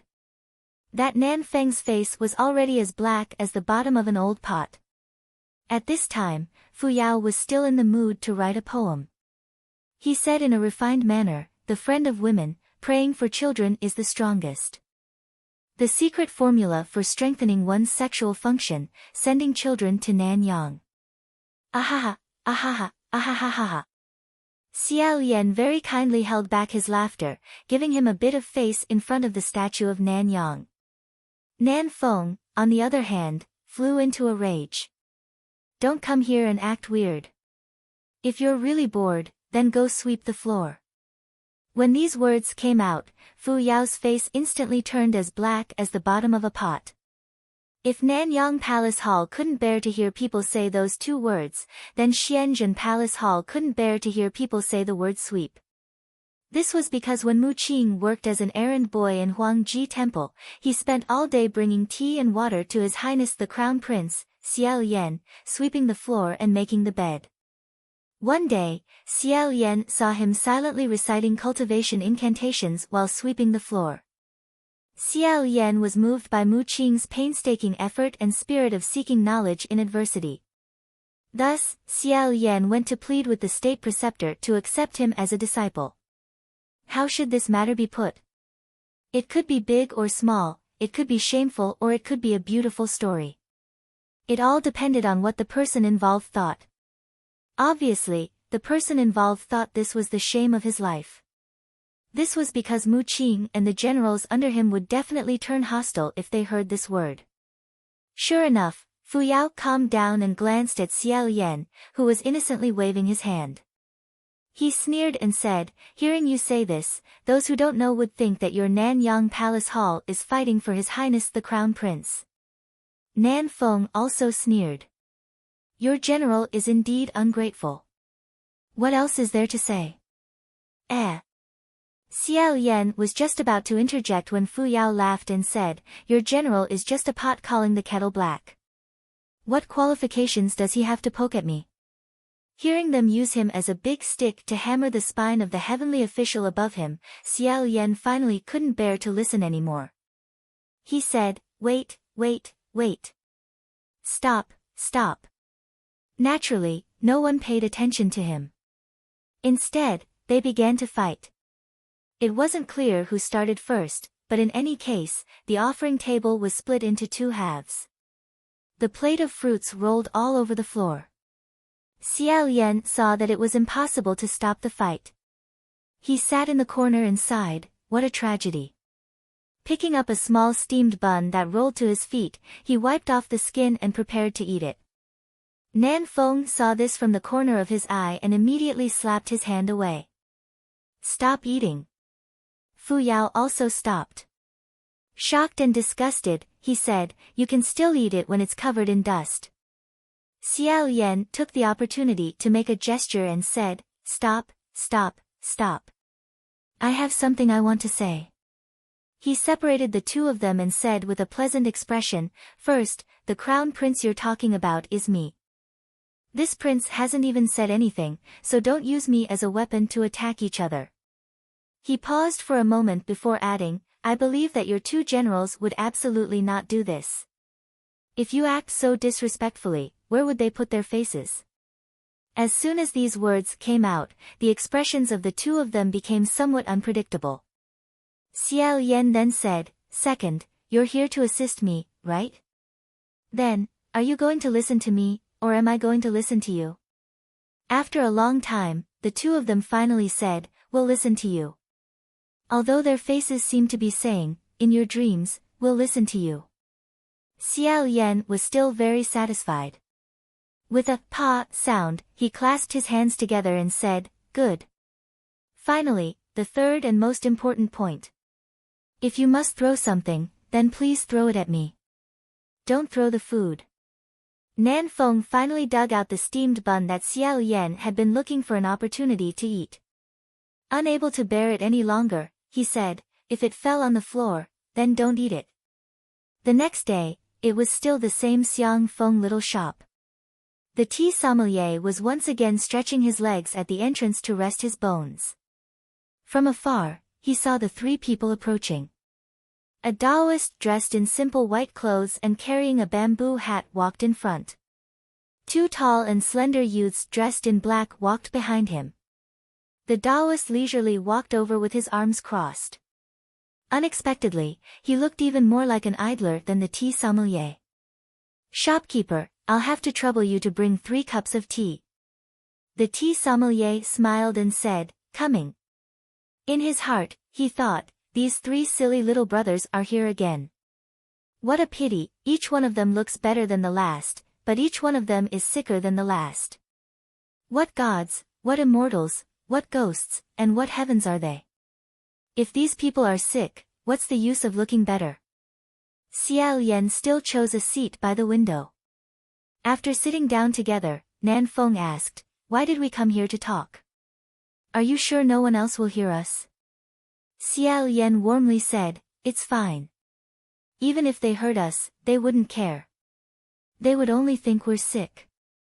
Xiao Yan said, in order to prevent the 3 of us from wasting time like this, let's get straight to the point. After calming down for a night, have you guys thought of any ideas? Fu Yao's eyes brightened. He coldly said, kill. Nan Feng said, nonsense. Xiao Yan said, Nan Feng, don't be so fierce. Fu Yao isn't wrong. The fundamental way to solve a problem is to kill. The problem is where to kill, who to kill, and how to kill. I suggest. Right at this moment, the sound of gongs and drums could be heard from the main street. The 3 of them looked out the window. It was that sinister and miserable group of people who were sending off the bride. This group of people were blowing and beating drums, shouting and wailing as if they were afraid others wouldn't hear them. Nan Feng frowned and said, "Didn't they say that the natives near Mount Yujun don't dare to make a big fuss when they get married?" Everyone in this group was a strong and sturdy dark-skinned man. Their expressions and muscles were all taut, and their foreheads were covered in cold sweat. It was as if they weren't carrying a big, joyous sedan chair, but rather a death-reaping guillotine. Who knew what kind of people were sitting in the sedan chair? After muttering to himself for a moment, Xiao Yan was just about to go out and take a look when a gust of chilly wind blew past. The curtain on one side of the sedan chair was lifted by the wind. The person behind the curtain was leaning in the sedan chair in a very strange posture. Her head was tilted, and under the veil was a mouth painted bright red. The smile at the corner of her mouth was overly exaggerated. The sedan chair jolted, and the veil slid down, revealing a pair of round eyes that stared in their direction. From the looks of it, it was clearly a woman with a broken neck who was currently laughing silently at them. It was unknown whether it was because the sedan chair bearer's hands were shaking too violently, but the sedan chair wasn't very stable. The woman's head was also swaying. As the sedan chair swayed, with a dong, a head fell off and rolled onto the main street.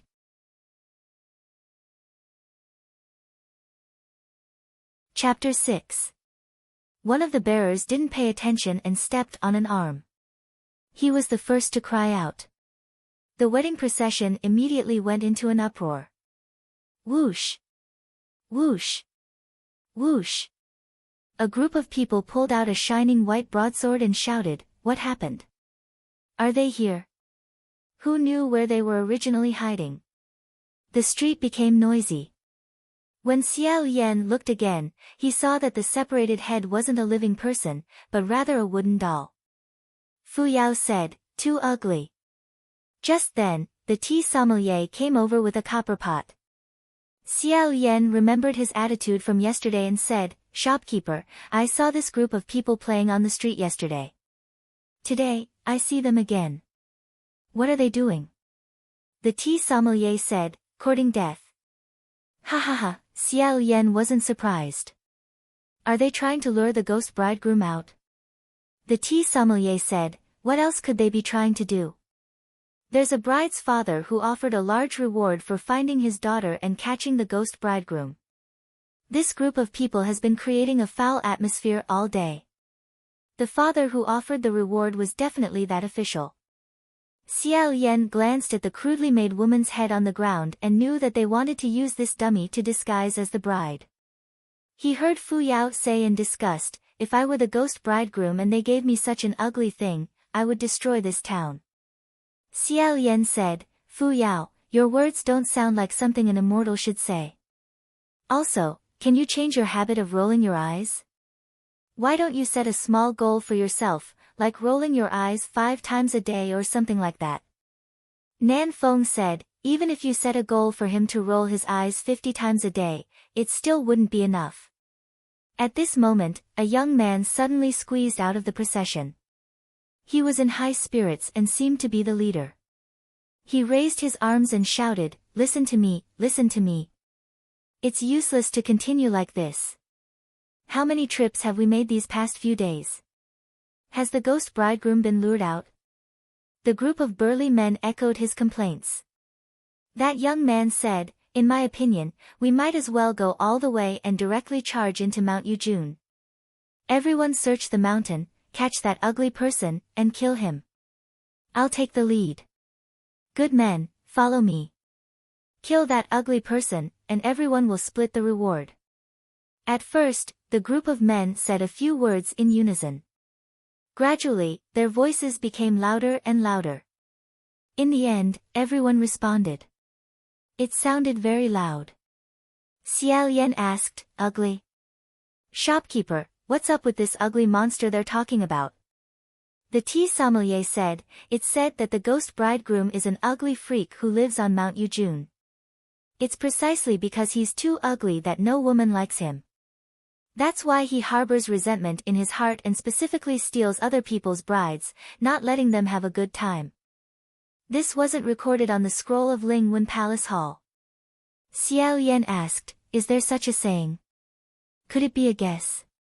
The tea sommelier said, who knows? It's said that quite a few people have seen it. It's said that its entire face is wrapped in bandages, its eyes are fierce, and it can't speak. It only knows how to growl like a wolf dog. It's been spread like a rumor. Fu Yao said, having a face wrapped in bandages doesn't necessarily mean that she's ugly. It could also be because she's too beautiful and doesn't want others to see her. The tea sommelier was speechless for a moment, then said, who knows? Anyway, I've never seen it. At this moment, a young girl's voice came from the street. She said, you guys. Don't listen to him. Don't go, Mount Yujun is very dangerous. The one who was hiding in the corner of the street and speaking was precisely the girl who had come to Nanyang Temple last night to pray for blessings, Little Ing. The moment Xiao Yan saw her, he felt a slight pain on his face and unconsciously raised his hand to rub it. When that young man saw her, his expression didn't look good. He pushed her and said, big men are talking. Why is a little girl like you interrupting? Being pushed by him, Little Ing slightly cowered. She summoned her courage and said in a low voice, you guys don't listen to him. Whether it's a fake bridegroom or a search of the mountain, it's all so dangerous. Isn't this the same as throwing away your life? The young man said, you make it sound nice. We're all risking our lives to get rid of evil for the common people, but what about you? You're selfish. You're not willing to pretend to be a bride and get on the sedan chair. For the sake of us common people, you don't even have this bit of courage. Now, you've come to obstruct us. What are your intentions? Every time he said a sentence, he would push that young girl, causing everyone in the tea shop to frown. Xiao Yan lowered his head to remove the bandage on his wrist. At the same time, he heard the tea sommelier say, this youngster. Previously, he wanted to coax this girl into pretending to be a bride. It was as if his mouth was smeared with honey, but the girl refused. Now, he's using this kind of face again. On the street, a group of burly men also said, don't stand here and block the road. Move to the side, move to the side. When Little Ing saw this, her flat face flushed red. Tears swirled in her eyes as she said, you. Why do you have to speak like this? That young man then said, am I right or not? If I asked you to pretend to be a bride, would you rather die than to do it? Little Ing said, I wouldn't dare, but you also didn't need to cut my skirt. The moment she mentioned this matter, that young man instantly jumped up as if he had been poked in the foot. Pointing at her nose, he said, you ugly freak, stop slandering people. I cut your skirt. Do you think I'm blind? Who knows if you didn't want to expose yourself to others and cut yourself? Who knew that no one would look at your ugly face even if your skirt was torn? Don't think you can blame it on me. Nan Feng couldn't bear to listen any longer. The teacup in his hand shattered with a cracking sound. Just as he was about to stand up, a white shadow floated to his side. The youngster, who had jumped 3 feet high, let out a loud cry. He covered his face and fell to the ground on his butt. Blood dripped down from the gaps between his fingers. Before anyone could clearly see what had happened, he had already sat on the ground. They all thought that Little Ing had suddenly jumped up. Who knew that when they looked at her again, they couldn't see her anymore. A white-clothed Taoist was standing in front of her. Xiao Yan folded his hands in his sleeves. Without even turning his head, he looked at Little Ing with a beaming smile. He slightly bent his waist so that his eyes were level with hers. He asked, Miss, I wonder if I can invite you in to have a cup of tea. On the other side, the youngster on the ground was in severe pain from his mouth and nose. His face was in so much pain that it seemed as if he had been violently beaten by a steel whip. However, this Taoist clearly didn't have a weapon on him. Moreover, he didn't see how he had attacked or what he had used to attack. The youngster staggered as he crawled up. Raising his knife, he shouted, this person is using witchcraft. When the group of burly men behind him heard the words witchcraft, they all raised their knives in response. Who would have thought that behind them, Nan Feng would suddenly strike out with his palm? Kacha! One of the pillars snapped in half. Seeing this godly strength, the group of burly men's expressions all changed. The youngster's heart was filled with fear, but he still stubbornly refused to admit his mistake. As he ran, he shouted at them, "Today, I've lost. Which path are you heroes from? Leave your names and we'll meet again in the future." Nan Feng simply disdained to reply. However, Fu Yao, who was standing to the side, said, "No problem, no problem. This is Ju." Nan Feng flipped his hand and struck out with another palm. Just like that, the two of them began to fight without batting an eyelid. Xiao Yan originally wanted to invite the little girl in to sit and order her a fruit tea or something to eat. However, she wiped her tears and left by herself. Xiao Yan could only sigh as he watched her back and enter. When he entered, the tea sommelier said, "Remember to pay for the pillars." Thus, when Xiao Yan sat down, he said to Nan Feng, "Remember to pay for the pillars." Nan Feng, Xiao Yan said, "Before that, let's first take care of proper business. Who can lend me some of your afeli? I need to enter the spiritual communication array to verify some information." Nan Feng raised his hand and the two of them clapped their hands to make an oath. This could be considered to have established an extremely simple contract. With this, Xiao Yan could finally enter the spiritual communication array again. The moment he entered, he heard Ling Wen say, "Your Highness, you've finally managed to borrow some FA. Did your progress in the north go smoothly? How are the help of those two little military officers who volunteered to help?" Xiao Yan raised his head and glanced at the pillar that had been broken by Nan Feng's palm. Then, he looked at Fu Yao, who had his eyes closed and was resting with a cold expression on his face. Xiao Yan said, "Those two little military officers each have their own merits. They're both moldable talents." Ling Wen smiled and said, "Then I really have to congratulate General Nan Yang and General Xian Zhen. According to what your highness has said, these two little military officers will certainly have boundless prospects. Ascension is just around the corner." Not long after, Mu Qing's cold voice floated out and said, "He didn't inform me of his trip this time. Let him go. In any case, I don't know anything." Xiao Yan thought to himself, "You really are guarding the spiritual communication array all day long." Ling Wen said, "Your Highness, where have you landed now?" "The north is where General Pei is overseeing things. The incense there is very strong. If your Highness needs it, you can temporarily stay at his Mingguang Palace Hall." Xiao Yan said, "No need to trouble yourself. We couldn't find Mingguang Palace Hall nearby, so we settled down at Nanyang Palace Hall. May I ask, Ling Wen, do you have any more information about this ghost bridegroom?" Ling Wen replied, "Yes. Just now, our palace hall's evaluation came out. It's fierce. Fierce." Regarding demons and ghosts that brought disaster to the human world, Ling Wen Palace Hall divided them into evil, fierce, and absolute, according to their abilities. Evil could kill a person, fierce could exterminate a clan, and fierce could massacre a city. As for the most frightening absolute, once they appeared, they would bring disaster to the country and bring disaster to the people, throwing the world into chaos. This ghost bridegroom hiding in Mount Yujun was actually fierce, second only to absolute. Then, it was likely that those who saw him wouldn't be able to escape unscathed.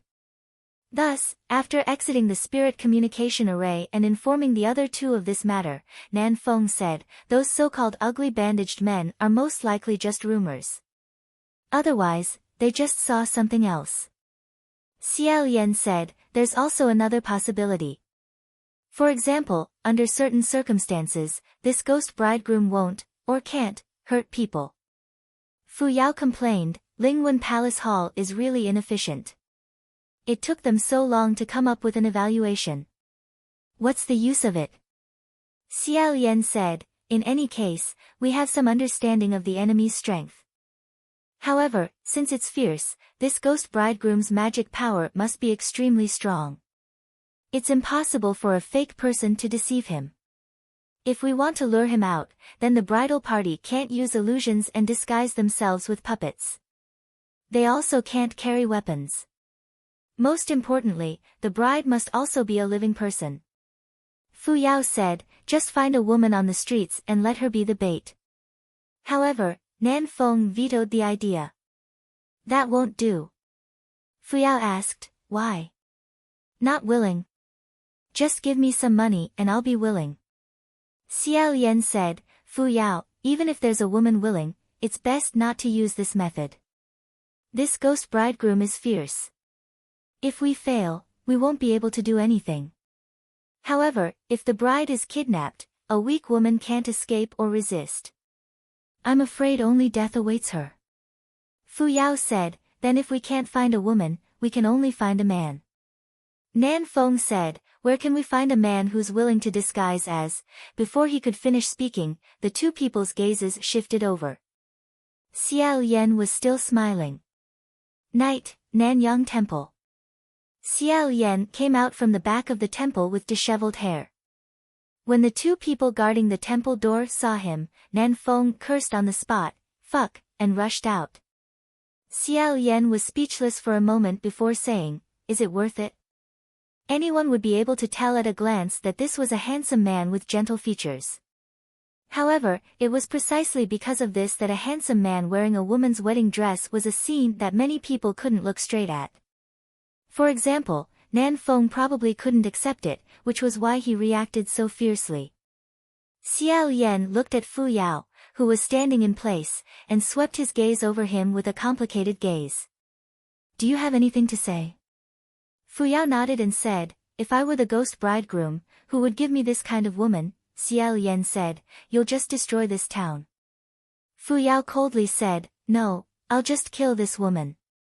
Xiao Yan smiled. Then I can only say that it's fortunate that I'm not a woman. Fu Yao said, I feel that you might as well go to the spiritual communication array and ask if there are any heavenly officials who are willing to teach you the method of transformation. It's more practical. There were indeed a few heavenly officials in the heaven realm who, due to special needs, knew the method of transformation. However, he was afraid that it would be too late to learn it now. On the other side, Nan Feng walked in with a pale face.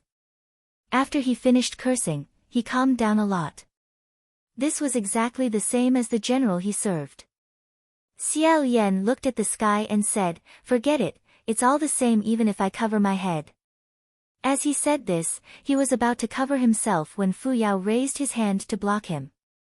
Wait a moment. You also don't know how that ghost bridegroom harms people. If he discovers that he was tricked the moment he takes off his veil, wouldn't a sudden change occur in his rage? Wouldn't that create more twists and turns? When Xiao Yan heard this, he thought it made sense. However, the moment he took a step forward, he heard a ripping sound. The red wedding dress that Fu Yao had found for him really didn't fit him very well. Originally, a woman's figure was much more petite. When he wore it like this, his waist didn't seem to be out of place. However, when he raised his sleeves and raised his feet, he felt extremely restricted. If he moved too much, the dress would be torn. Just as he was looking around to see which part of the dress was torn, a voice came from the entrance of the temple. Excuse me. The three of them followed the voice and looked over. They saw Littling holding a folded white dress in her hands. She stood at the entrance of the temple and timidly looked at them. She said, I remember seeing you here last night, so I wanted to come and see if I would meet you again. I washed the dress, so I'll leave it here. Yesterday and today, thank you very much. Xiao Yan was just about to smile at her when he suddenly remembered what kind of appearance he had right now. He decided it was better not to say too much to scare people. Unexpectedly, not only was Littling not scared by him, she even took a step forward and said, If you like it, I can help you. Xiao Yan said, No, miss, don't misunderstand. I don't have this kind of hobby. Littling hurriedly said, I know. What I mean is, if you don't mind, I can help you. You guys are going to catch the ghost bridegroom, right? Her voice and face suddenly rose as she said, I know how to change clothes. I always carry a needle and thread with me, so if there's anything wrong, I can change it. I also know how to dress up. I'll help you. After the time it took for 2 incense sticks to burn, Xiao Yan once again walked out from the back of the temple with his head lowered.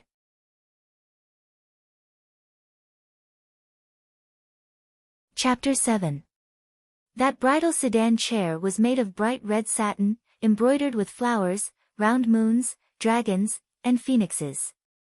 Nan Feng and Fu Yao, one on the left and one on the right, guarded the bridal sedan chair.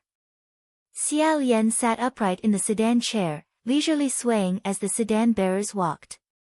The 8 sedan bearers were all military officials with outstanding martial arts skills. In order to find skilled sedan bearers to disguise themselves as a wedding procession, Nan Feng and Fu Yao directly went to the official's mansion and revealed their skills, clearly stating that they were going to investigate Mount Yujun. Without saying anything further, the official pulled out a row of tall and strong military officials. However, the reason they were looking for people with outstanding martial arts wasn't because they expected them to be able to help. They only wanted them to be able to protect themselves and escape when the ghosts attacked. In reality, however, these 8 military officials didn't think much of them. They were first-class experts in the mansion, and where weren't they the leaders of the heroes? These 2 pretty boys actually rode on their heads and even made them carriage bearers. It could be said that they were very unhappy. They couldn't disobey their master's orders, so they forcefully suppressed the disdain in their hearts. However, they were still angry and couldn't help but flare up. From time to time, their feet would tilt and their hands would shake, causing the sedan chair to shake. Outsiders couldn't see it, but if the person sitting in the sedan chair was a little more delicate, they would probably vomit until the sky turned black. As the sedan chair shook, sure enough, they heard Xiao Yan quietly sigh from inside. The military officials couldn't help but secretly feel proud. Outside, Fu Yao coldly said, "Miss, what's wrong? Getting married at such an old age, are you so happy that you're crying?" Indeed, when a bride got married, many of them would cry and wipe their tears on the bridal sedan chair. Xiao Yan didn't know whether to laugh or cry, but when he opened his mouth, his voice was calm and natural, without a trace of discomfort. "No, it's just that I suddenly discovered that this wedding procession is missing something very important." Nan Feng asked, "What's missing?" "We should have prepared everything that needs to be prepared." Xiao Yan smiled and said, 2 dowry maids." The 2 people outside coincidentally looked at each other. It was unknown what kind of scene they were imagining, but they both felt a chill. Fu Yao said, "Just think of it as your family being poor and having no money to buy maids." Xiao Yan said, "All right then." The bearers could not help but laugh as they listened to their banter. With this, the dissatisfaction in their hearts dissipated quite a bit, and their desire to get closer increased. The palanquin also steadied itself. Xiao Yan leaned back, sat upright and still, and closed his eyes to rest. Who knew that not long after, a child's laughter suddenly sounded in his ears. Giggle, giggle, giggle. His laughter spread like ripples in the wilderness, ethereal and strange. However, the bridal sedan chair did not stop and continued to move steadily. Even Nan Feng and Fu Yao didn't make a sound, as if they hadn't noticed anything unusual. Xiao Yan opened his eyes and said in a low voice, "Nan Feng, Fu Yao." Nan Feng, who was on the left side of the sedan chair, asked, "What's wrong?" Xiao Yan said, "Something's coming." At this time, the bridal procession had already entered the depths of Mount Yujun. The surroundings grew quieter and quieter. Even the creaking of the wooden sedan chairs, the crushing of broken branches and withered leaves, and the breathing of the sedan chair bearers seemed a little noisy in the midst of this silence. However, that child's laughter still hadn't disappeared. Sometimes it was far away, as if it was in the depths of the forest. Sometimes it was near, as if it was lying next to the sedan chair. Nan Feng solemnly said, "I didn't hear anything." Fu Yao also coldly said, "I didn't hear anything either." As for the other sedan chair bearers, it was even more impossible.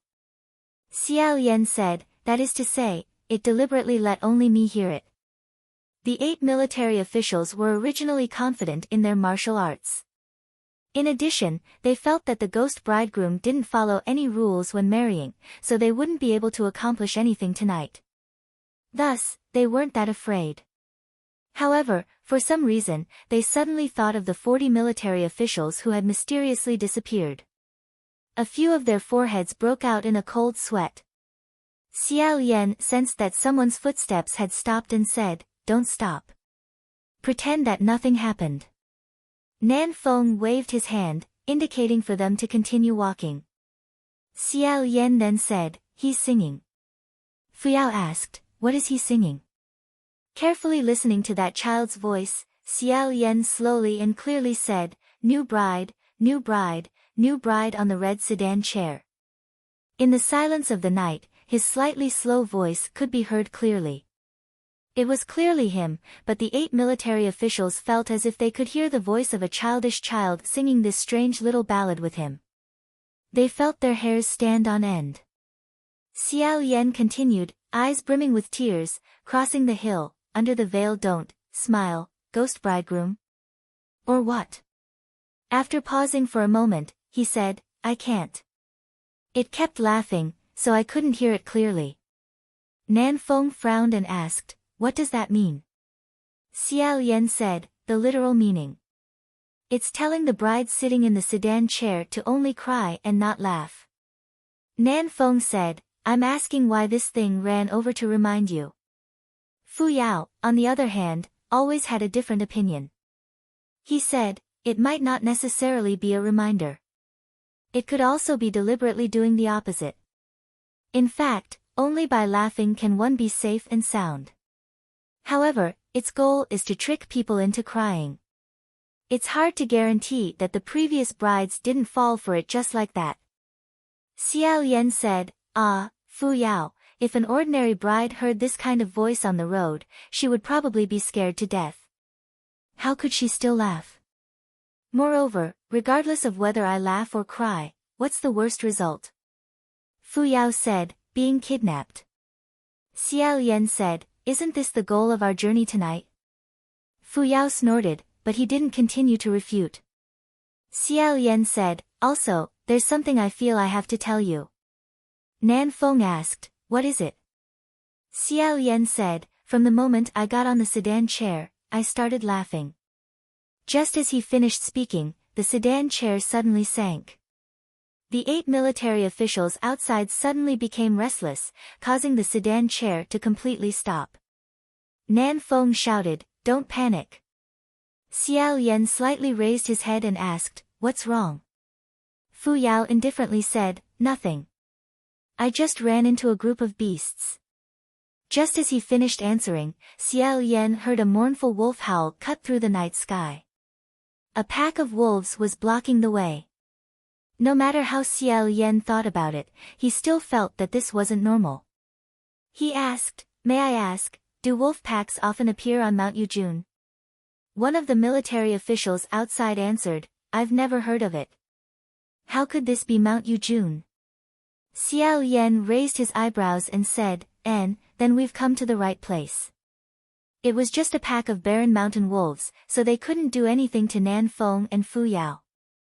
They also couldn't do anything to that group of military officials who climbed on the edge of a knife all year round. It was just that they were all pondering that ghostly ballad, so they were caught off guard and startled.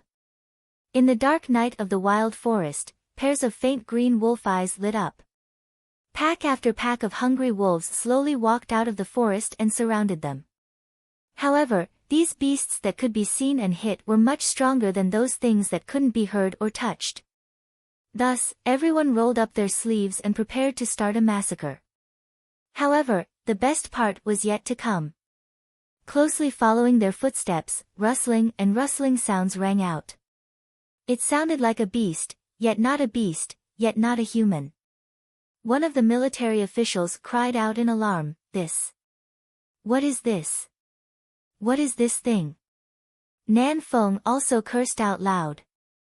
Xiao Yan knew in his heart that a sudden change had occurred.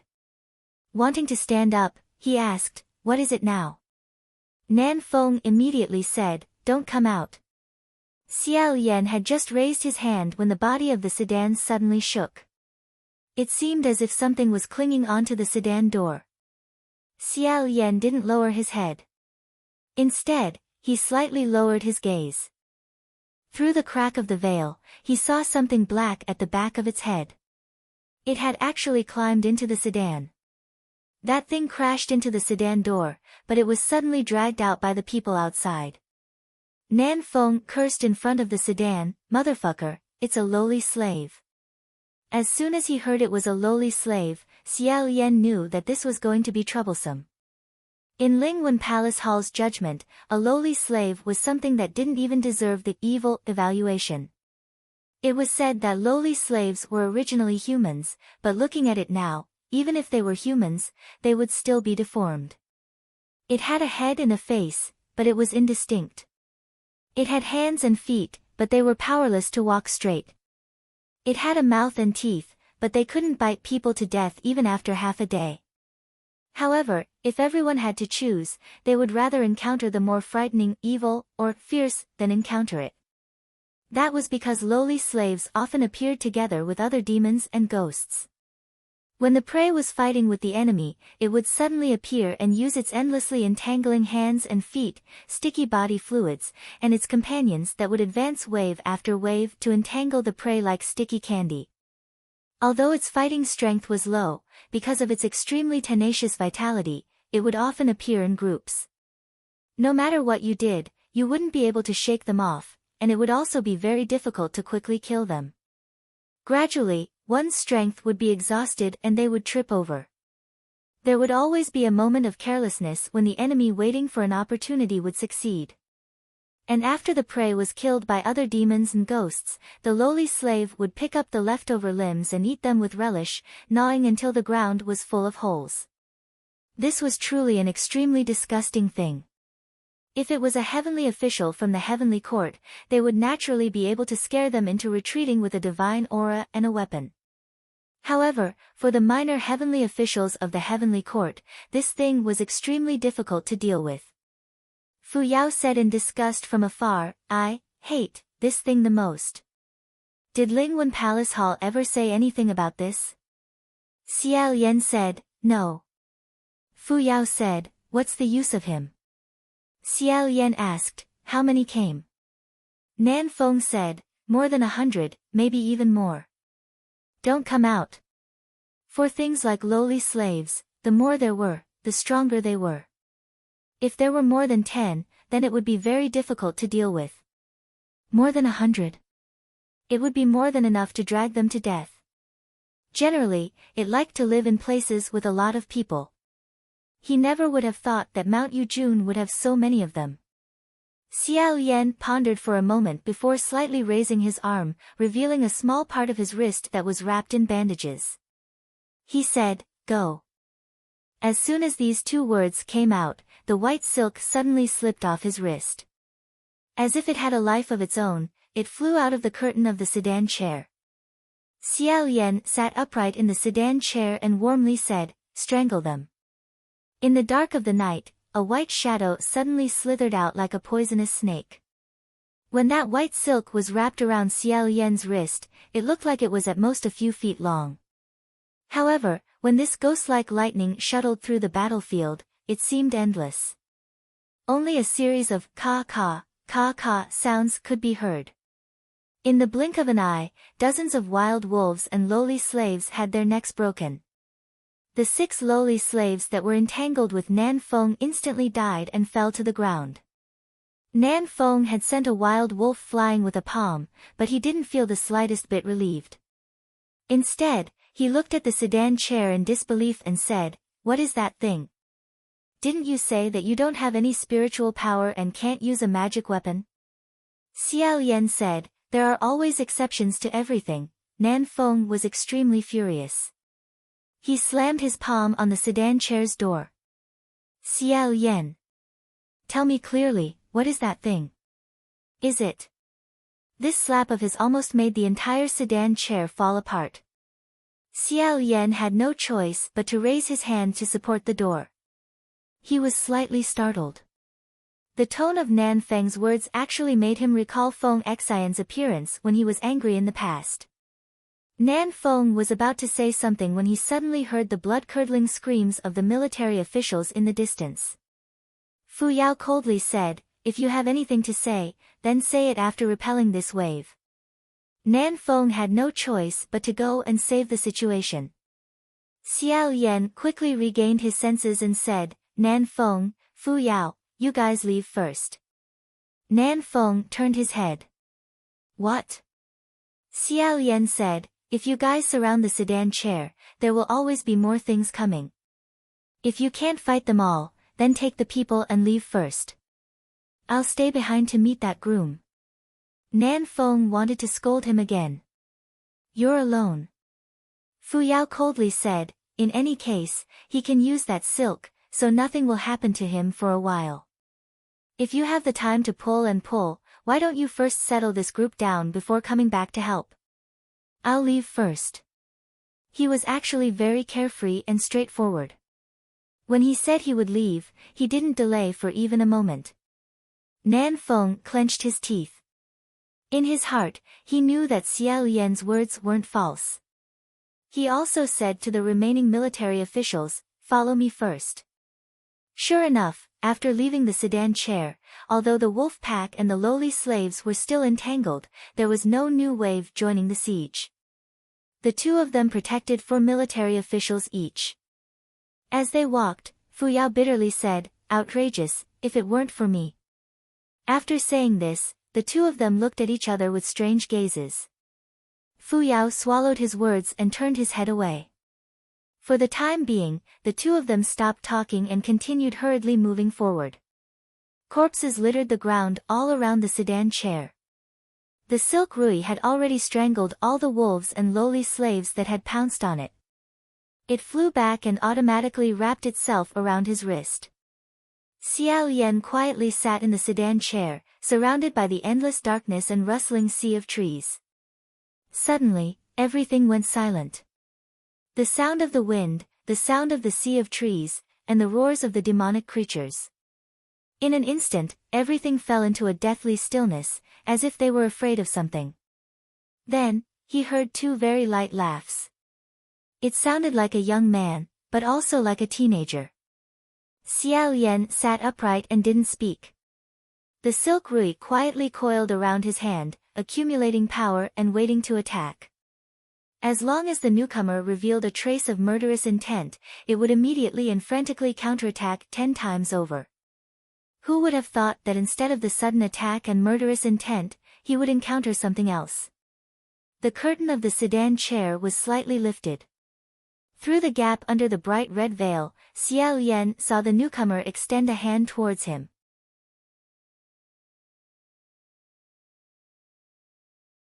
Chapter 8. To give, or not to give. Xiao Yan maintained his composure. He had yet to decide whether he should continue to sit like this, unmoving and unmoving, or whether he should pretend to be a panic-stricken bride and timidly hide backwards. The owner of that hand was actually quite patient and graceful. He didn't move, and he didn't move either. It was as if he was waiting for Xiao Yan's reply. After a long while, Xiao Yan stretched out his hand for some reason. He stood up and was about to lift the curtain to get off the sedan chair. However, the other party was already 1 step ahead and lifted the red curtain for him. The newcomer grasped his hand, but he didn't grasp it too tightly. It was as if he was afraid of hurting Xiao Yan. It actually gave off the illusion that he was being cautious. Xiao Yan lowered his head and let the newcomer lead him out of the sedan chair. Right now, he caught a glimpse of a wolf corpse that had been strangled to death by the silk rui. His mind slightly turned, and his feet slightly tripped. With a startled gasp, he fell forward. The newcomer immediately backhandedly supported him and caught him. With this support, Xiao Yan also backhandedly grabbed the newcomer's hand. He only felt something cold. It turned out that the newcomer was wearing a pair of silver wrist guards. These wrist guards were gorgeous and exquisite. The patterns on them were simple and unadorned. Maple leaves, butterflies, and ferocious beasts were carved on them. They were rather mysterious and didn't seem to be something from the Central Plains. Instead, they seemed to be an antique belonging to a foreign tribe. Holding on to this person's wrist, it appeared refined and neat.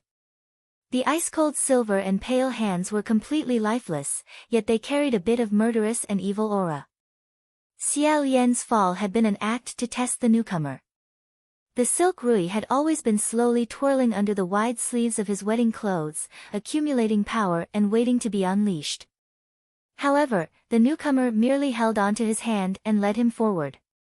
Xiao Yan's vision was unclear due to the veil covering his head. Furthermore, he wanted to stall for time. Thus, he deliberately walked very slowly. Surprisingly, the newcomer also matched his pace and walked extremely slowly. His other hand would occasionally come over to hold on to Xiao Yan, as if he was afraid he would fall again. Although Xiao Yan was extremely vigilant in his heart, being treated like this, he couldn't help but think, if this really is a bridegroom, then he really is gentle and considerate to the extreme. At this moment, he suddenly heard an extremely light ringing sound. With every step the two of them took, that ringing sound rang out. Just as he was pondering what this sound was, he suddenly heard the muffled roars of wild beasts coming from all directions. Wild wolves. Xiao Yan's figure slightly moved, and the silk cloth rui suddenly retracted from his wrist. Unexpectedly, before he could do anything, the person holding his hand lightly patted the back of his hand, as if comforting him and telling him not to worry. These two blows were so light that they could even be said to be gentle. Xiao Yan was slightly startled, but that low growl had already been suppressed. When he listened carefully, he suddenly realized that these wild wolves were not growling, but whimpering. That was clearly the whimper of a wild beast that was terrified to the extreme, unable to move, and struggling on its deathbed. His curiosity towards the identity of the newcomer grew even stronger. He wanted to lift the veil to take a look, but he also knew that it would be inappropriate to do so. He could only peek through the gap below the red veil. What he saw was the hem of a red robe. Under the red robe was a pair of black leather boots, and he was walking at a moderate pace. The pair of small black leather boots were tightly folded, revealing a pair of slender and straight calves. When he walked, it was very pleasing to the eye. Hanging from the side of the black boots were two thin silver chains. With every step he took, the silver chains swayed, emitting a crisp jingling sound that was very pleasant to listen to. His footsteps were careless and brisk, making him seem even more like a teenager. However, every step he took seemed to have a well-thought-out plan in his chest, as if no one could obstruct his steps. If anyone dared to block his path, then that person would be waiting to be crushed to pieces. Because of this, Xiao Yan couldn't be sure what kind of person this person was. Just as he was pondering, a dense white object on the ground suddenly entered his line of sight. It was a skull. Xiao Yan's feet paused for a moment. With a glance, he could see that there was a problem with the way this skull was placed. This was clearly a corner of some array. If he touched it, he feared that the entire array would instantly launch an attack towards this point. However, looking at that teenager's footsteps, it seemed as if he hadn't noticed that there was something there.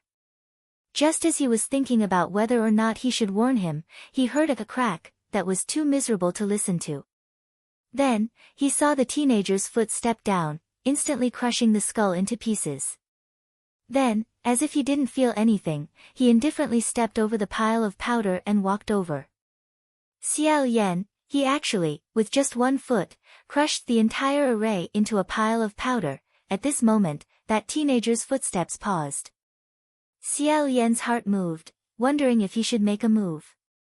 But that teenager only paused for a moment, then continued to lead him forward. After 2 steps, there was suddenly a dripping sound from above, as if drops of rain were hitting the surface of the umbrella. It turned out that just now, that teenager had opened up an umbrella and covered their heads. Although it wasn't the right time, Xiao Yan couldn't help but praise him for being so considerate. But he was still rather puzzled. Is it raining? Black mountain, lush wild forest. Far away in the depths of the mountains, a pack of wolves howled at the moon. Not sure if it was because of the battle that had just happened in the mountains, the cold air was still filled with a faint smell of blood. The scene was extremely strange and enchanting. But that teenager was holding him with one hand and holding the umbrella with the other. Slowly walking forward, it was an inexplicably bewitching scene of boundless romance, leisurely and affectionate. That strange rain came and went in a strange manner. Not long after, the dripping sound of raindrops hitting the umbrella disappeared. That teenager also stopped and stood still, seemingly putting away the umbrella. At the same time, he finally withdrew his hand and took a step closer to Xiao Yan. The hand that had been holding Xiao Yan along the way gently grasped a corner of the veil and slowly lifted it up. Xiao Yan had been waiting for this moment the whole way here. He stood motionless as he watched the lingering red curtain in front of him slowly lift up. The silk moved. It wasn't that the teenager was murderous. Rather, he had to strike first to gain the initiative and restrain him first. Who knew that when the silk rui flew out, it would bring about a fierce wind? That scarlet veil left that teenager's hand, flew up and then fell back down. Xiao Yan only had enough time to see the afterimage of a red-clothed teenager before the silk rui passed through. That teenager actually shattered into 1,000 silver butterflies, scattering into a dazzling silver starry wind. Although it was still untimely, after Xiao Yan retreated 2 steps, he couldn't help but exclaim in his heart. This scene was truly beautiful, as if he was in a dream. At this moment, a silver butterfly faintly flew past his eyes. He wanted to take a closer look, but that silver butterfly circled around him twice before merging with the butterfly wind. Together, they transformed into a part of the silver light that filled the sky, flapping their wings as they flew into the night sky. After a while, Xiao Yan finally regained his senses. He thought to himself, is this teenager the ghost bridegroom or not? From what he could tell, he didn't seem like it. If he was, then the wolf pack on Mount Yujun should be his subordinates. Why would they be so afraid when they saw him?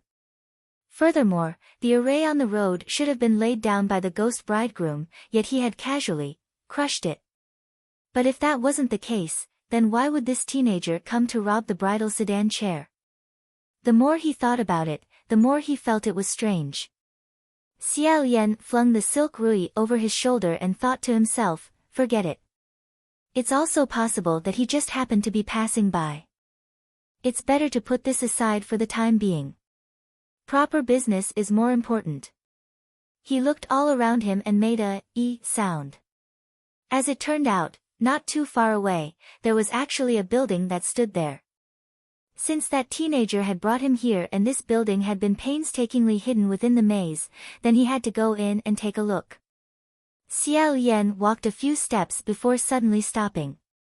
After thinking for a while, he turned back and picked up the veil on the ground. Patting it a few times, he held it in his hand before continuing to walk in that direction.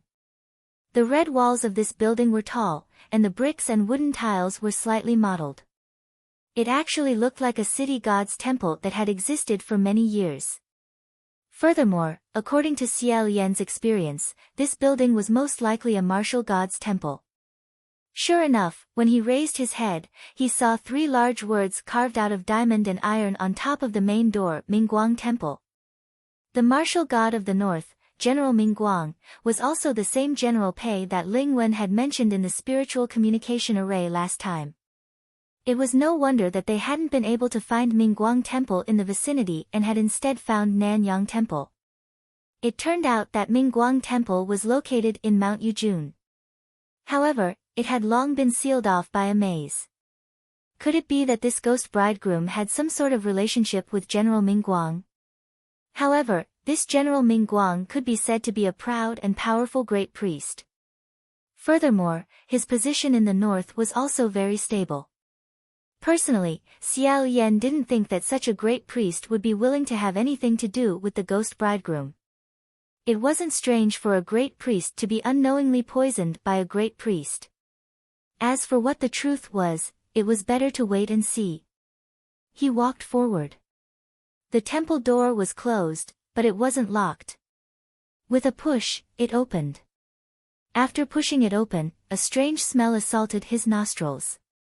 It wasn't the gray gas that had been left untouched for many years, but a faint rancid smell. Xiao Yan closed the door with a backhand, making it look as if no one had entered before. Then, he stepped into the temple. In the middle of the main hall, there was a martial god statue. Naturally, it was the martial god of the north, General Mingguang. Many human-shaped objects, such as statues, dolls, and portraits, were easily contaminated with evil energy. Therefore, Xiao Yan first went up to carefully examine this martial god statue. After looking for a long time, his conclusion was, this statue was sculpted extremely well. It held a treasured sword and wore a jade belt. It had a handsome face and an imposing appearance. There was no problem, and the rancid smell wasn't coming from the body of the statue. Thus, Xiao Yan ignored him and walked towards the back of the main hall. When he turned around, Xiao Yan's entire body froze. His pupils instantly contracted. A group of women wearing bright red wedding dresses and veils stood straight in front of him.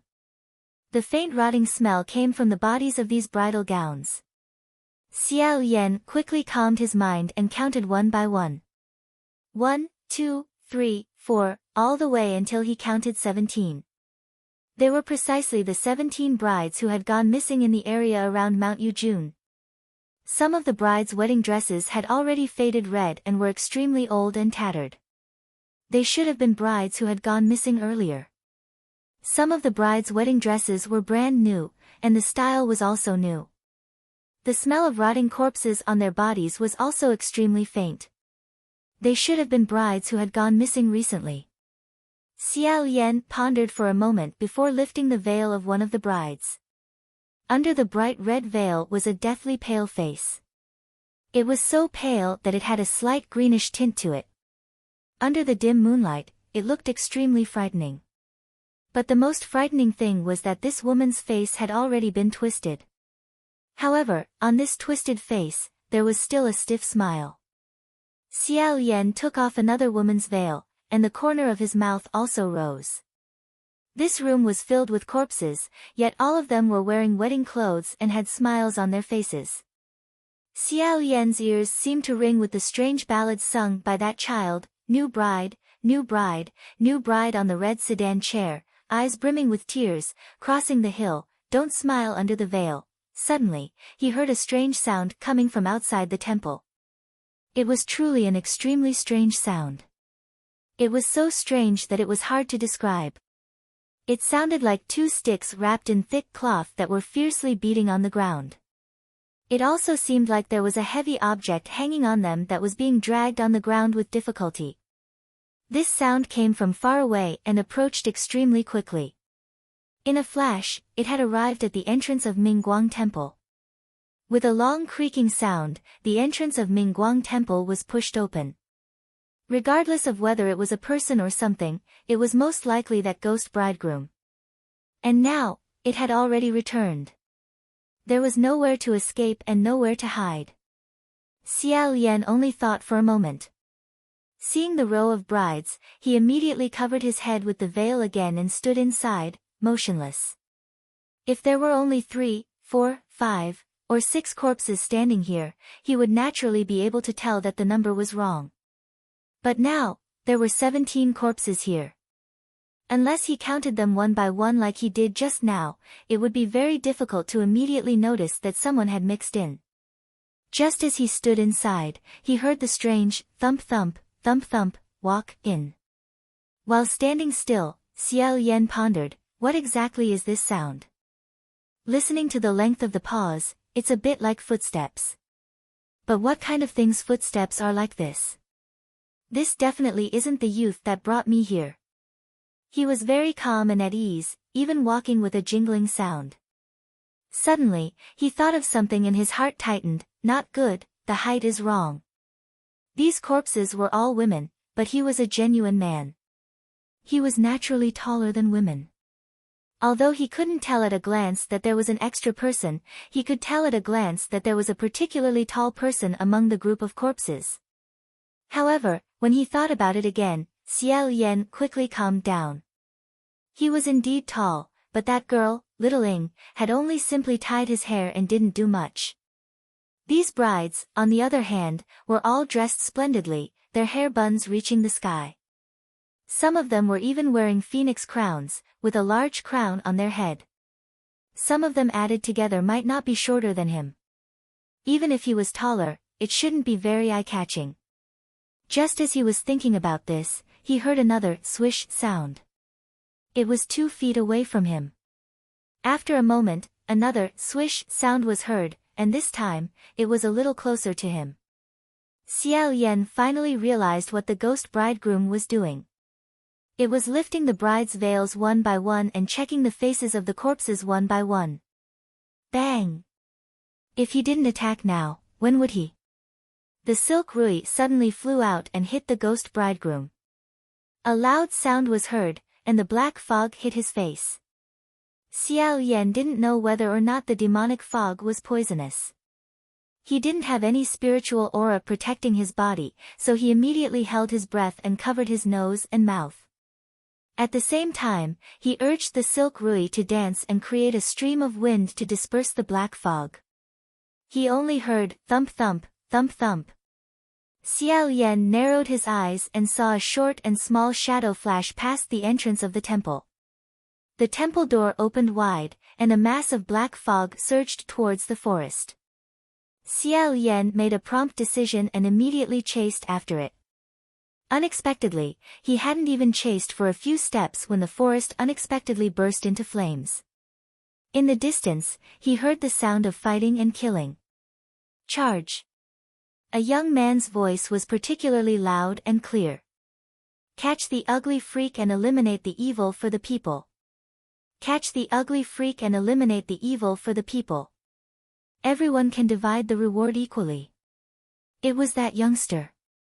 Xiao Yan complained bitterly in his heart. This group of people said they wanted to go up the mountain, and they actually went up the mountain.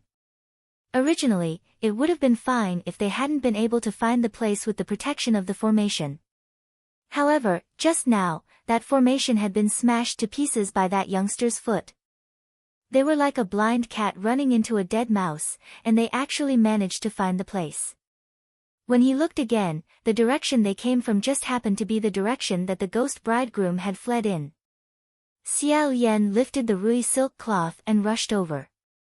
He shouted, "Stop and don't move." Everyone was stunned.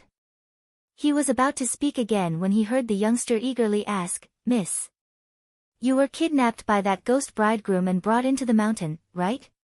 What's your name? We're here to save you, so you can rest assured." Xiao Yan was startled. In his heart, he found it funny. Only now did he remember that he was still wearing women's clothing. There were no mirrors in Nanyang Temple, so he didn't know what he looked like right now. However, looking at their reactions, Miss Little Ying's hands should be very skillful. This group of people were so startled that they actually treated him as the real bride. This youngster was probably still hoping that he would be the 17th bride so that he could receive the reward. No matter what, he couldn't let this group of villagers run around in this situation. However, he couldn't guarantee that the ghost bridegroom wouldn't continue to run forward. Just at this moment, 2 black-clothed youngsters rushed over. Xiao Yan immediately called out, "Nan Feng Fuyao, quickly come and help me." Who knew that when these 2 people followed the sound and looked over, they would both be startled and simultaneously take 2 steps back. Xiao Yan had to ask them several questions before they finally reacted. Xiao Yan asked, "You guys came from that direction? Did you encounter anything on the way?" Nan Feng replied, "We didn't." Xiao Yan said, "Good. Fuyao, immediately follow this road and search the surroundings. Make sure that the ghost bridegroom hasn't escaped." When Fu Yao heard this, he turned around and left. Xiao Yan then said, "Nan Feng, you guard this place. Make sure that not a single person can leave. If Fu Yao didn't find the ghost bridegroom in the mountains, then he's definitely in this group of people right now. Hearing this, the group of burly men went into an uproar. The youngster could also see that Xiao Yan wasn't a woman and was the first to jump up. Not a single person can leave. Based on what? Is there still any law? Everyone, let's not listen to them. Before the youngster could even land on the ground, Nan Feng chopped out with his palm and a large tree that was wide enough for a person to wrap their arms around broke and fell to the ground. Everyone immediately remembered that this youngster would chop things without saying a single word.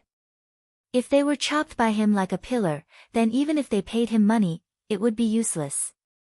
Thus, they all stopped talking. The youngster then said, "If you say the ghost bridegroom is in our group, then he's in our group. Everyone here has a name. If you don't believe me, you can use a torch to shine on everyone's faces and see." Xiao Yan said, "Nan Feng." Nan Feng took the torch from the youngster's hand and held it up, shining it on everyone. Every single face was covered in sweat. Some were nervous, some were at a loss, and some were excited. Every single one of them was extremely vivid. Xiao Yan couldn't see what was going on, so he walked in front of everyone and said, "Everyone, I have offended you just now. However, I injured that ghost bridegroom and he escaped. He definitely couldn't have gone far. When my two little friends came here, they didn't bump into him. I'm afraid that he might have mixed in with you guys. I'll have to trouble you all to carefully look at each other and clearly see everyone's faces. See if there's anyone you don't recognize mixed in with your group." When everyone heard that the ghost bridegroom might have mixed in with their group, they all felt their blood run cold. They didn't dare to be careless and looked at each other in dismay. After looking for a long time, someone suddenly cried out, "Why are you here?" Xiao Yan's eyebrows jumped. He rushed over and asked, "Who?" The youngster snatched someone else's torch and shone it towards a corner before saying, "That ugly freak." The person he was pointing at was actually Little Ying. Little Ying's crooked nose and slanted eyes looked somewhat distorted under the light of the fire. It seemed as if she couldn't stand being exposed like this. She raised her hand to cover her face and said, I was just worried and wanted to come up and take a look." Seeing her extremely frightened appearance, Xiao Yan took the torch from the youngster's hand and asked everyone, "How is everyone?" The group of people shook their heads one after another and said, "There's no one we don't recognize." Nan Feng asked, "Could it have attached itself to someone's body?" Xiao Yan muttered to himself for a moment before saying, "It shouldn't be. It's a solid person." Nan Feng said, "But since it's already a ferocious person, it's hard to say if it can change its form." While they were hesitating, the youngster was the first to shout, "The ghost bridegroom isn't among us. Did you guys see clearly? If you saw clearly, then let us go." Xiao Yan swept a glance at them and said, "I would like to ask everyone to stay in front of this Mingguang temple. Don't leave even half a step." Everyone wanted to complain, but when they saw Nan Feng's grave and stern expression, they didn't dare. At this time, Fu Yao also returned and said, "There's no one nearby."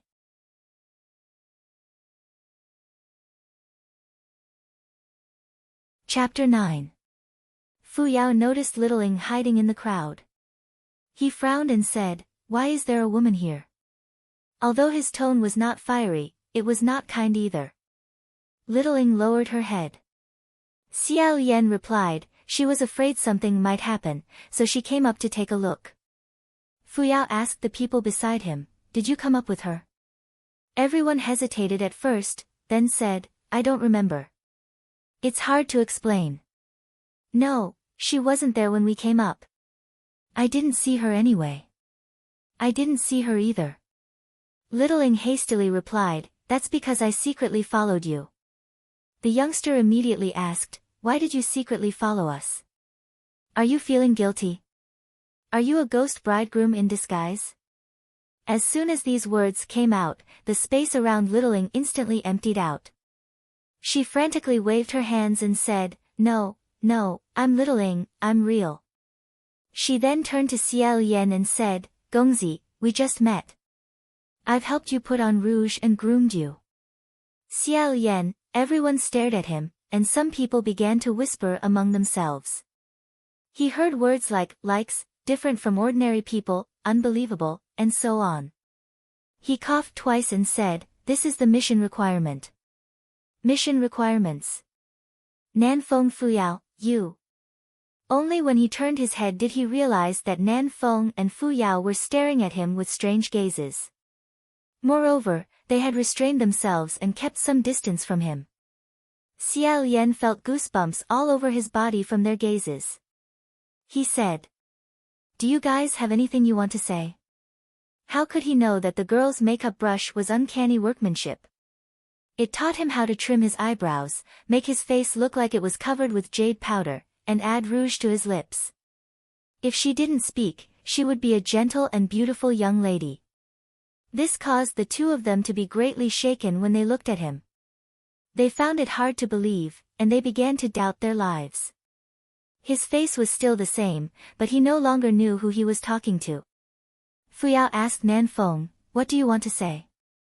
Nanfeng immediately shook his head. I have nothing to say. Xiao Yan said, you guys should say something. At this moment, someone in the crowd said, this is a Mingguang temple. There's actually a Mingguang temple in this mountain. I've never seen it before. Everyone looked at it curiously. Xiao Yan suddenly said, right, Mingguang temple. Nanfeng could hear the change in his tone. What's wrong? Xiao Yan replied, the north is clearly General Mingguang's territory. It's not like his incense isn't flourishing, and it's not like his mana isn't strong. However, why is there only Nanyang Temple at the foot of Mount Yujun? It was easy to understand why the official prayed to the Xinwu Great Emperor, because the Xinwu Great Emperor was the first martial god in 1,000 years. His status was higher than General Mingguang's. Naturally, the higher the official prayed, the safer it would be. However, General Mingguang and General Nanyang had equal statuses. If one were to really compare, this General Mingguang had 9,000 temples, which was 1,000 more than Nanyang. He really couldn't understand why he had to give up what was near and seek what was far away.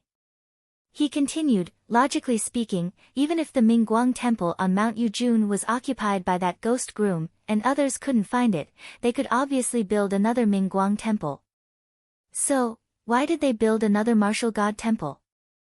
Fuyao understood and said, there must be another reason.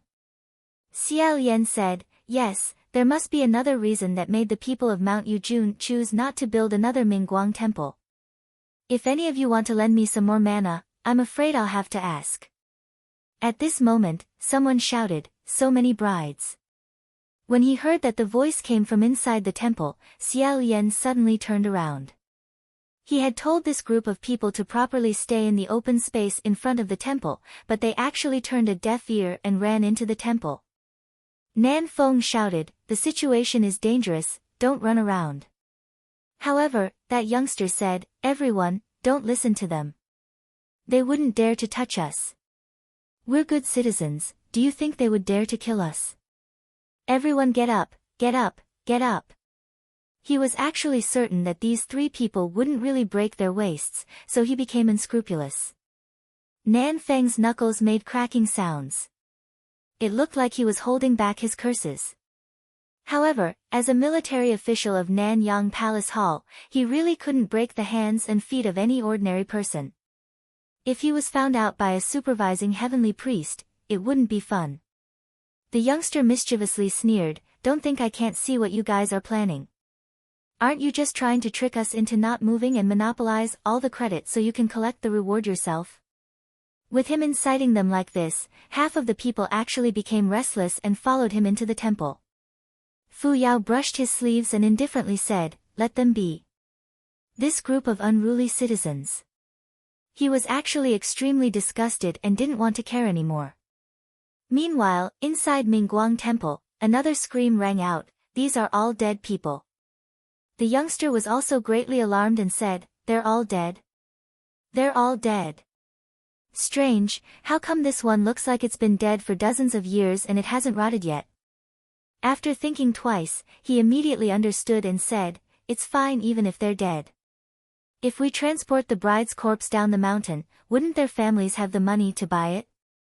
Xiao Yan's gaze gradually sank. When everyone thought about it, they agreed that this was reasonable. Some people sighed, some people muttered, and some people became happy again.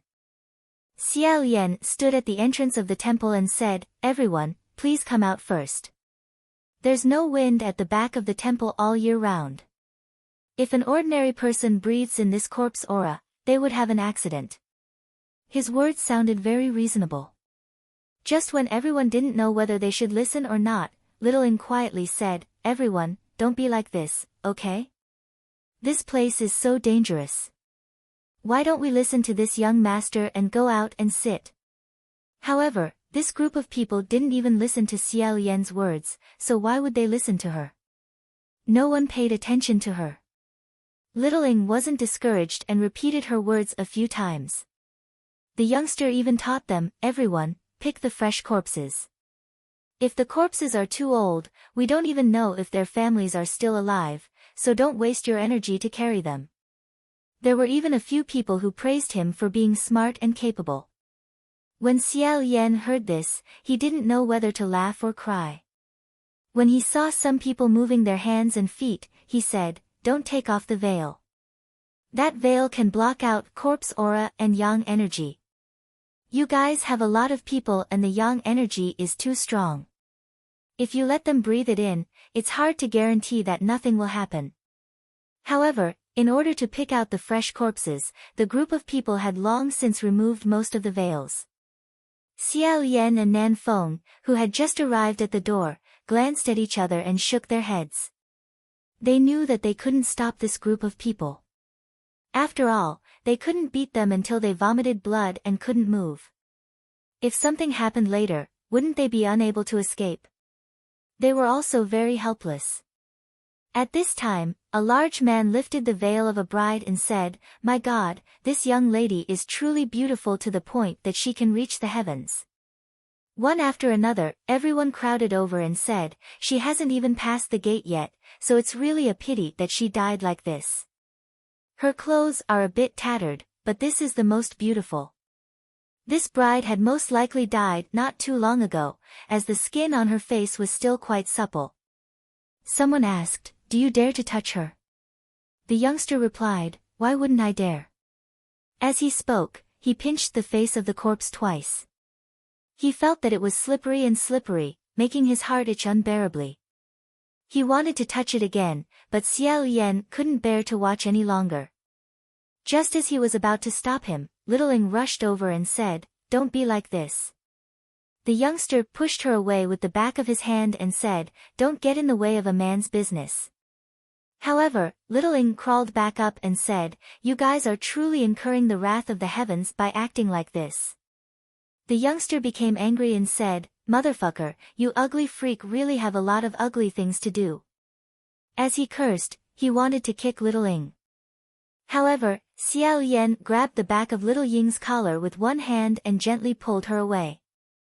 Unexpectedly, a dong sound was heard. The youngster shouted loudly, "Who hit me?" Xiao Yan turned his head around and saw that the youngster's head was actually bleeding. A large hole had been smashed into his head, and a blood-stained stone had fallen onto the ground. Little Ing stared blankly and hurriedly said, I'm sorry. I was scared and accidentally dropped it." However, even if she rushed to admit it, there wouldn't be anyone who would believe her. That was because the direction of the stone was completely wrong. This stone had been thrown in from a window behind the youngster. Just now, when the youngster had shouted, everyone had looked towards that direction. Coincidentally, they had seen a figure flash past the window. The youngster cried out strangely, "It's him. It's that ugly freak with the bandages on his face." Xiao Yan shoved Little Ing into Nan Feng's hands and took 2 steps forward. His right hand lightly pushed against the window lattice and flipped over. Then, he chased after the youngster into the forest. In addition, there were also a few people who were brave enough to jump out of the window after him. However, When they reached the edge of the forest, Xiao Yan suddenly smelled a wave of blood. Sensing that something was wrong, he became vigilant. He suddenly stopped and said, "Don't go in." He had already warned them. However, those people thought that since he didn't want to chase after them, they would chase after him. Thus, they didn't stop and directly rushed into the forest. The people who had originally gathered in the temple also rushed out. When they saw Xiao Yan stop at the edge of the forest, those who weren't brave also followed him to watch. Not long after, several miserable screams could be heard. A few black figures stumbled out of the forest. They were the people who had rushed in first. These black figures staggered out of the forest and walked into the moonlight. When everyone saw them, they were immediately frightened out of their wits. When they entered, they were still alive. How did they come out covered in blood? From their faces to their clothes, they were all stained with blood. Their blood flowed out like a fountain. If a person lost so much blood, they definitely wouldn't be able to live. However, they were still walking over step by step. Everyone was so scared that they uniformly retreated until they were behind Xiao Yan. Xiao Yan raised his hand and said, "Calm down. The blood isn't theirs." Sure enough, those people said, "That's right. The blood isn't ours. It's. Their faces covered in blood couldn't hide the fear on their faces. The group of people followed their gazes and looked into the forest. It was pitch black. They couldn't see clearly what was inside the forest. Xiao Yan took a torch and walked forward a few steps. He held it up and probed forward. In the darkness, something dripped onto the torch and made a sizzling sound. He glanced at the torch and moved his gaze up. After a moment, he raised his hand and threw the torch. Even though the torch only illuminated the sky for a moment, everyone could still clearly see what was above the forest. Long black hair, deathly pale faces, tattered military official robes, and arms dangling back and forth in the air. More than 40 men's corpses, high and low, swaying as they hung upside down on the trees. It was unknown how long the blood had flowed, but it still hadn't dried up. Drip drip drip drip drip, forming a terrifying scene of a forest of corpses and a rain of blood. Although the group of people outside were all strong men, when had they ever seen such a scene? They were all scared silly and became absolutely silent. When Nan Feng and Fu Yao came over and saw this scene, their expressions both froze. After a moment, Nan Feng said, "Green ghost." Fu Yao said, "Indeed, it's his favorite trick." Nan Feng said to Xiao Yan, "Don't go over. If it's him, then it's a bit troublesome." Xiao Yan turned around and asked, "Who are you guys talking about?" Nan Feng said, "Of near absolute." Xiao Yan was puzzled. "What's near absolute?" "Near absolute?" Fu Yao said, "That's right.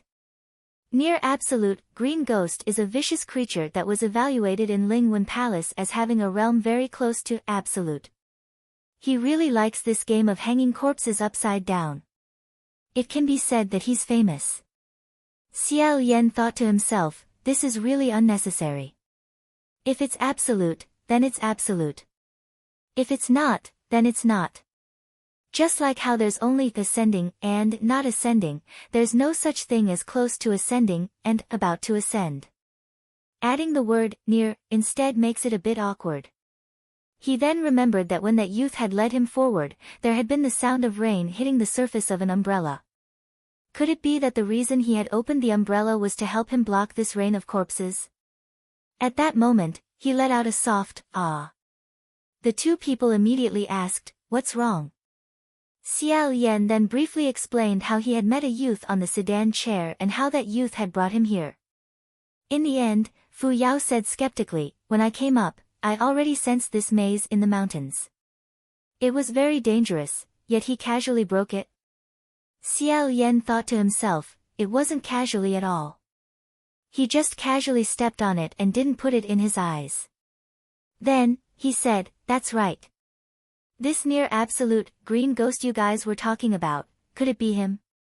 Nan Feng thought for a moment before saying, I've never seen green ghost, so I can't say. Did the youth you saw have any special characteristics? Xiao Yan said, silver butterfly. Just now, when Nan Feng and Fu Yao saw the scene in the forest of corpses, their expressions could be said to be completely calm.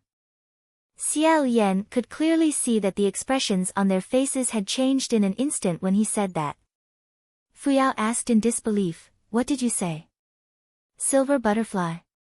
What kind of silver butterfly? Xiao Yan sensed that he had probably said something extraordinary. He said, it looked like silver, but also like crystal. It didn't seem to be alive. However, it looked quite beautiful. He saw Nan Feng and Fu Yao look at each other. Their expressions were extremely unsightly, almost to the point of turning green.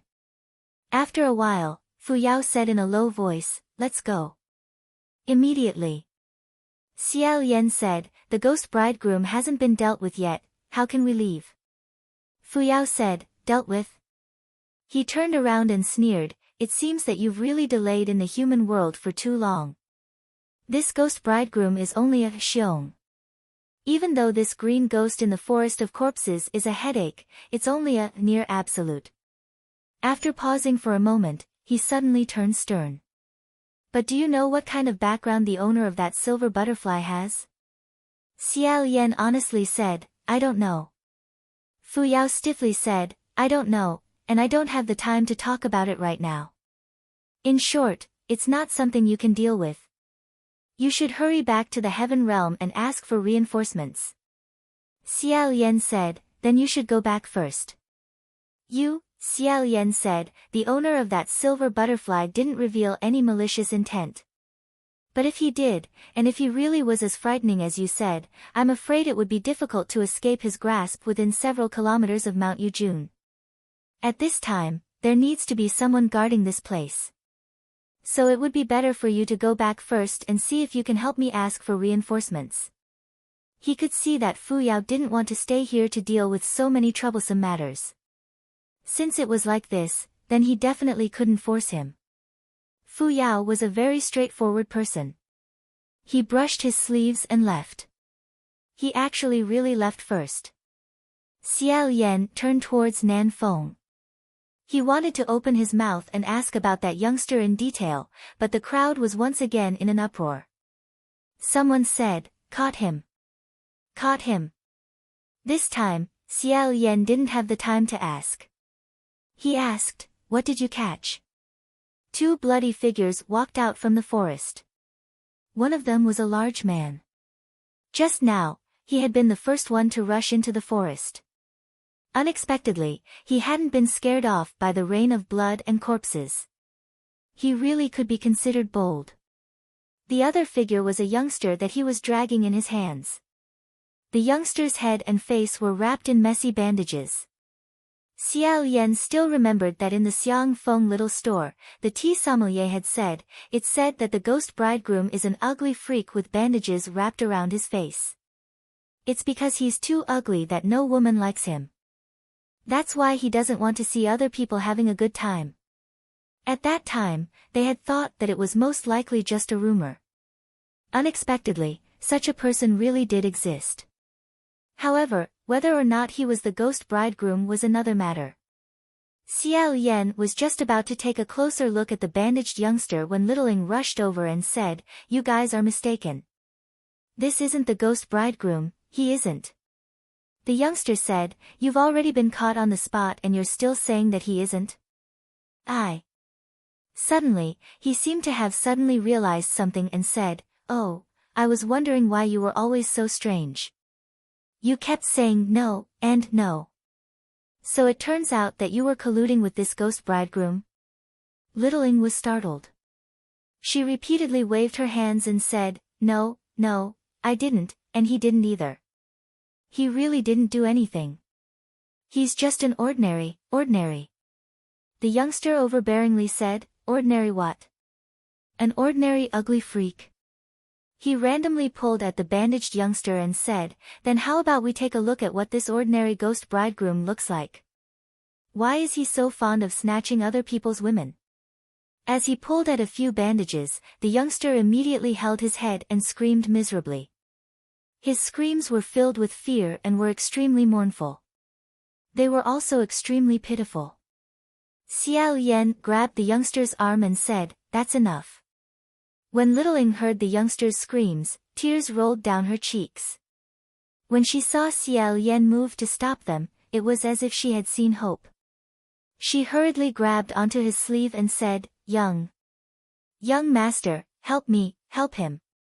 Xiao Yan glanced at her. Littling once again let go of his sleeve in embarrassment. It was as if she was afraid that he would dislike her for being so touchy and not want to help her anymore. Xiao Yan said, "It's nothing."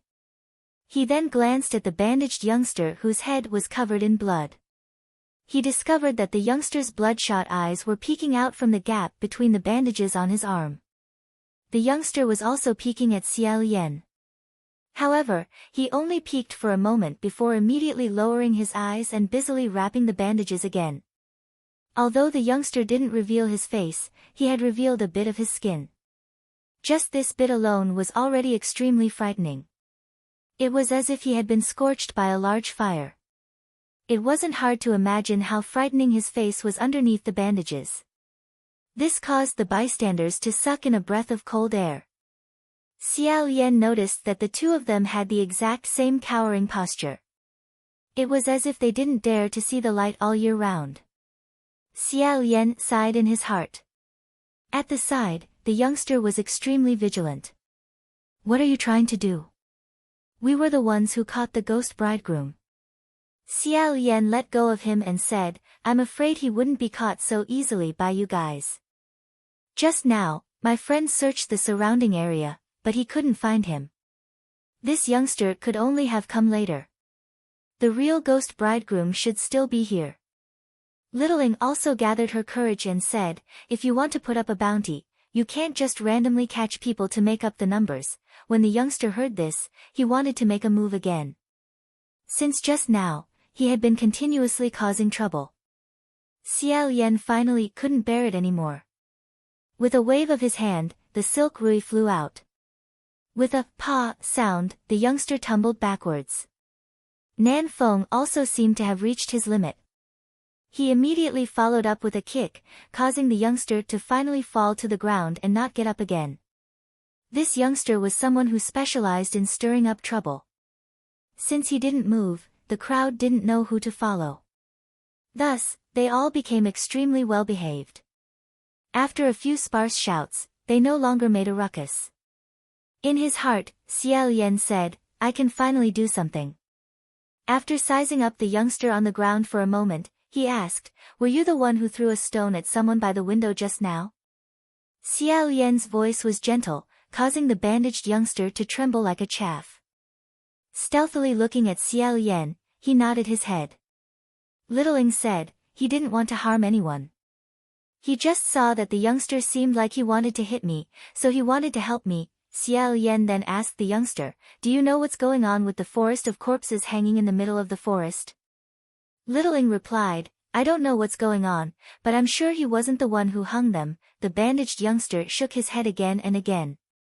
Nan Feng stared at him from the side.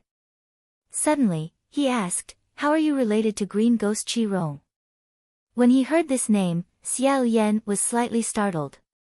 As for the bandaged youngster, he was clearly at a loss. He didn't react to Xiao Yan's words at all. He also didn't dare to reply to Nan Feng. Littling said, He's just scared. He doesn't dare to speak." She had been trying her best to protect this strange youngster.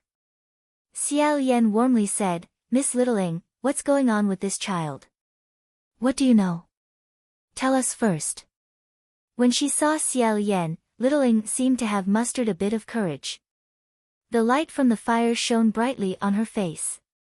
She didn't try to hide anymore. Instead, she wrung her hands and said, "He really didn't do anything bad. This child only lives on Mount Yujun. Sometimes, when he's hungry, he would run down the mountain to steal some food. One time, he just happened to steal it from my house. I saw that he didn't really know how to speak, and his face was also injured, so I found some cloth to wrap it up for him. Sometimes, I would also send him some food. Xiao Yan originally thought that they might be a couple. But now, it seemed that little Ying's protection of this youngster was more like that of an older sister. She was even like an elder who took care of him. She continued, later on, a lot of people thought that he was the ghost bridegroom. I also couldn't say anything. I could only hope that we could catch the real scourge as soon as possible. I thought that since young master had such great abilities, if you wanted to disguise yourself as a bride to catch the ghost bridegroom, then at least you wouldn't catch the wrong person. Because he absolutely wouldn't go and rob the bridal sedan chair. Who knew that when I went out, I would hear that the little Pang and the others were also going to search the mountain today. I was really worried, so I secretly followed them to take a look. She moved in front of the youngster to protect him, as if she was afraid that someone would hit him again. She explained, he really isn't the ghost bridegroom. Look at him. Just a few people and he's already beaten to this state. How could he beat so many military officials escorting the bride's sedan chair? Xiao Yan and Nan Feng glanced at each other. They both felt a headache coming on. If what she said was true, then didn't that mean that this youngster had absolutely nothing to do with this matter? The bandaged youngster, the fierce ghost bridegroom, the near absolute Qing Gui, and also the silver butterfly master whose background wasn't small. Just the mention of the heaven realm heavenly officials would cause their expressions to change. A small Mount Yujun unexpectedly had an unending stream of strange guests. It was truly hard to deal with. Who was who? What was the relationship between who and who? Xiao Yan felt his head grow several times bigger. He rubbed the space between his eyebrows. For the time being, he didn't think about whether little Ying's words were true or false. Suddenly, he thought of something he always wanted to ask. He asked, Miss Littling, have you always lived near Mount Yujun? Littling replied, yes. I've always lived here. I can guarantee that he hasn't done anything bad here. Xiao Yan replied, no, I want to ask you another question.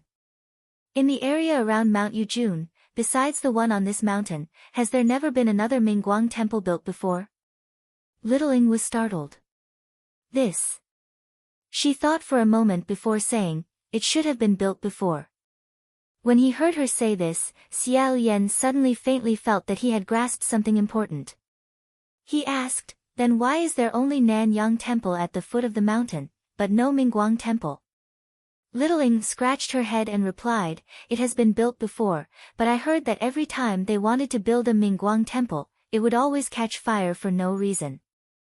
Some people said that they were afraid that General Mingguang couldn't keep this place under control for some reason, so they replaced him with General Nanyang. Nan Feng noticed that Xiao Yan's expression froze and asked, what's wrong? Xiao Yan suddenly discovered that it was too simple. The bride that couldn't smile, the temple that caught fire for no reason, the Mingguang temple that was locked in the mountain by a maze, the imposing General Pei's martial god statue, and the ghost bridegroom that disappeared after being injured by Rui Silk. That it was too simple. It was just that there had always been other things that had been interfering with his line of sight, causing him to not notice such a simple fact from the start. He suddenly grabbed Nan Feng and said, lend me a bit of your magic power. Nan Feng was startled by his grab. He hastily exchanged a palm strike with Xiao Yan in the air and asked, what's wrong? Xiao Yan pulled him and started running. He said, I'll explain later. First, think of a way to suppress the corpses of those 18 brides. Nan Feng said, are you muddled? There are only 17 brides' corpses. Including you, that's only the 18th.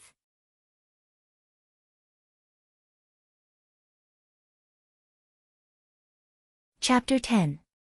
The two of them ran back to Mingguang Temple. However, the back of the main hall was already empty. The place where the group of brides used to stand was only a mess of red veils. Seeing this, Xiao Yan thought in his heart, not good, not good. I'm going to die, I'm going to die. he quickly picked up the veils on the ground. Just as he finished picking them up, he heard a burst of exclamations coming from outside the temple. The two of them looked out through the window and saw more than 10 women in scarlet wedding clothes forming an encirclement. They were slowly approaching the group of villagers.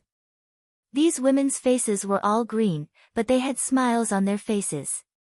Their hands were raised horizontally in front of them. These were the corpses of the brides from before. Seeing them getting closer and closer, no one could remain calm. Everyone simply couldn't care less about the bandaged teenager and broke into a run. Littling hurriedly went over to support him. Xiao Yan helplessly said, "Don't run." He didn't know how many times he had said this tonight. Every time something happened, he would say it at least 30 or 40 times. However, there would always be people who turned a deaf ear to him. He waved his hand and the silk cloth rui flew into the sky. He casually made a hand seal and the silk cloth started spinning in the air on its own. It was as if a celestial maiden was dancing wildly. It was very eye-catching. The group of brides saw that there was a very active thing that was spinning around happily. Its tail would occasionally whip at them. Many of them were attracted over. There were also 7 that were attracted by the smell of blood in the depths of the forest and slowly jumped over. Xiao Yan said, "Nan Feng, chase them. Don't let them go down the mountain." Needless to say, Nan Feng had already caught up. The 2 brides attacked Xiao Yan. Their fingers were bright red and their nails were sharp. Xiao Yan took out the red veils he had picked up from the ground and suddenly threw them with both hands. The 2 veils spun and flew out, covering the heads of the 2 brides. Their movements instantly became sluggish. Sure enough, the thick red veil covered the eyes and nose of the bride's corpse. She couldn't see or smell any human aura. Moreover, because their corpses were stiff, they couldn't bend their arms to take off the veils. They could only stretch out their hands and randomly grab everywhere, as if they were playing hide and seek. This scene was truly terrifying and comical. Xiao Yan stood in front of them and tentatively waved his hand in front of the 2 brides. Seeing them blankly groping in another direction, he thought for a moment and finally couldn't help but say, "Excuse me." Grabbing their arms, he placed their hands on each other's necks. The 2 brides suddenly touched something. Their bodies trembled, but they couldn't see what it was, so they fiercely pinched each other. Xiao Yan hurriedly ran away. With another wave of his hand, the silk rui also flew away in a streak of white light, soundlessly leaving behind a large white ring on the ground. He said to the fleeing crowd, "Get into the circle." The group hesitated as they ran, but Littling hurriedly helped the bandaged youth to stand up. After thinking for a bit, she ran out of the room and dragged the unconscious youngster inside. At this time, a bride jumped to the edge of the white circle and tried to grab it with her claws, but it was as if she was suddenly blocked by an invisible wall. Littling found that she could not jump in no matter how hard she tried. She quickly shouted, "Everyone, come in. They can't enter this circle." Seeing this, everyone rushed in like a swarm of bees. Fortunately, Xiao Yan had made the silk rui grow several times in advance, so the circle was large enough. Otherwise, he would really be worried that someone would be squeezed out. The brides couldn't jump into the circle, so they knew that they couldn't move. They all turned around and attacked Xiao Yan while screaming. On the other hand, Xiao Yan had been waiting for a long time. He took out a handful of veils from his sleeves, and 4 or 5 pieces of red cloth flew up and down in his hands. His feet didn't stop moving, and his hands didn't stop moving. He covered one bride after another, and every time he covered a bride, she would begin to slowly fumble around like a blind man touching an elephant. His veil was spinning so fast that it dazzled everyone's eyes. He tossed the veil back and forth between his hands, creating several red shadows in the air. Everyone in the white circle couldn't help but cheer, "Good! Amazing, amazing, truly amazing. He must have practiced this kung fu before." When Xiao Yan heard this, he habitually blurted out, "It's all right, it's all right. Everyone, if you have money, please support me. If you don't have money, please support me, eh? As soon as the words left his mouth, he realized they weren't right. He had unexpectedly blurted out the words he used to say in the acrobatics class. Thus, he hurriedly stopped himself. While he was speaking, several more brides jumped up. One jump was more than 7 feet high, and one jump was more than 10 feet away. In an instant, they arrived in front of him, bringing with them a putrid smell. Xiao Yan's feet tapped the ground, and his body also flew out. In the air, he hurriedly chanted the spiritual password 3 times before saying, Ling Wen knows everything. Let me ask a question. Do you know if the martial god of the north, General Ming Guang, has any female confidants? Ling Wen's voice rang in his ear. Your Highness, why are you asking this?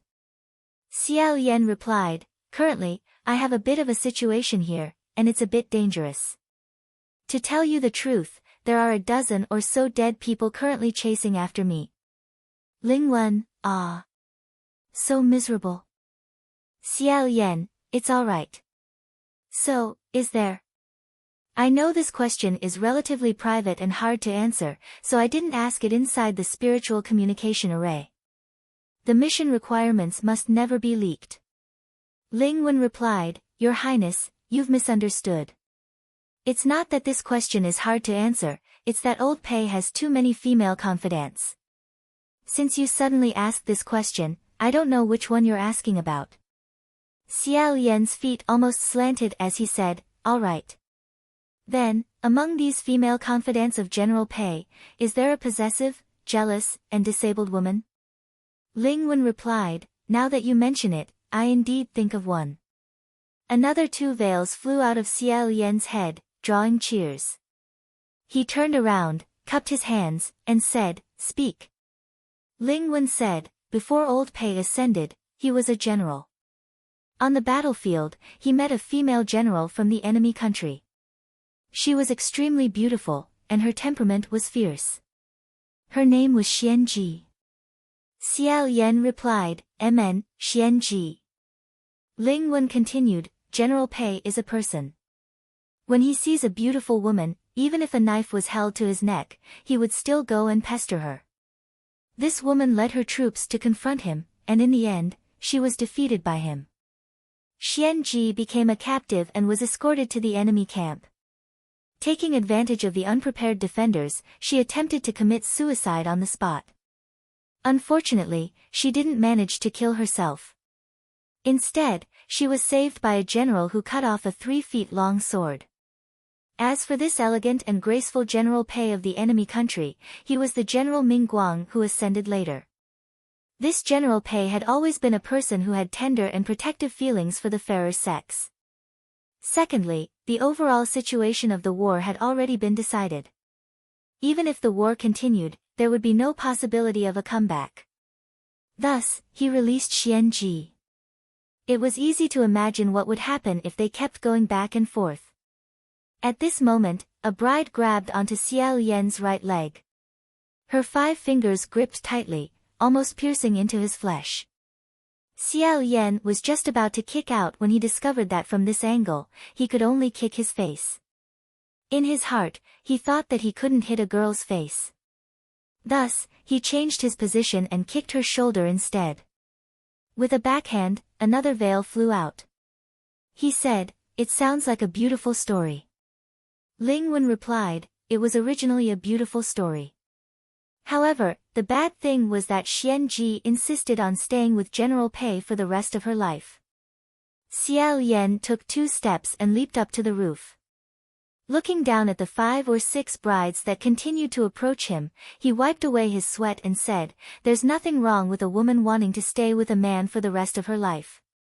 Ling Wen replied, that's right.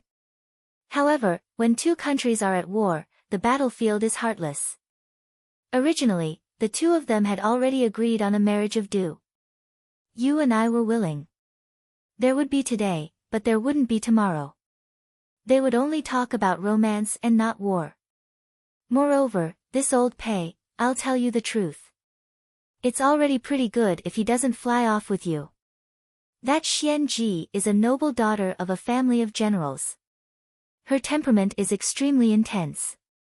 If she wants something, she would definitely grab it to death and not let go.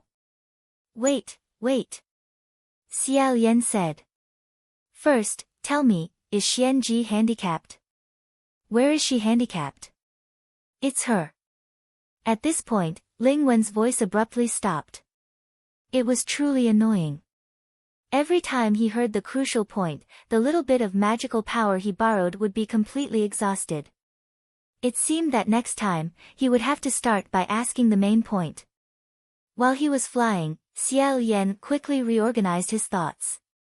If the bandaged teenager wasn't the ghost bridegroom, and this group of villagers had mutually confirmed that there wasn't a ghost bridegroom among them, then the only place he could hide in was the pile of 17 brides.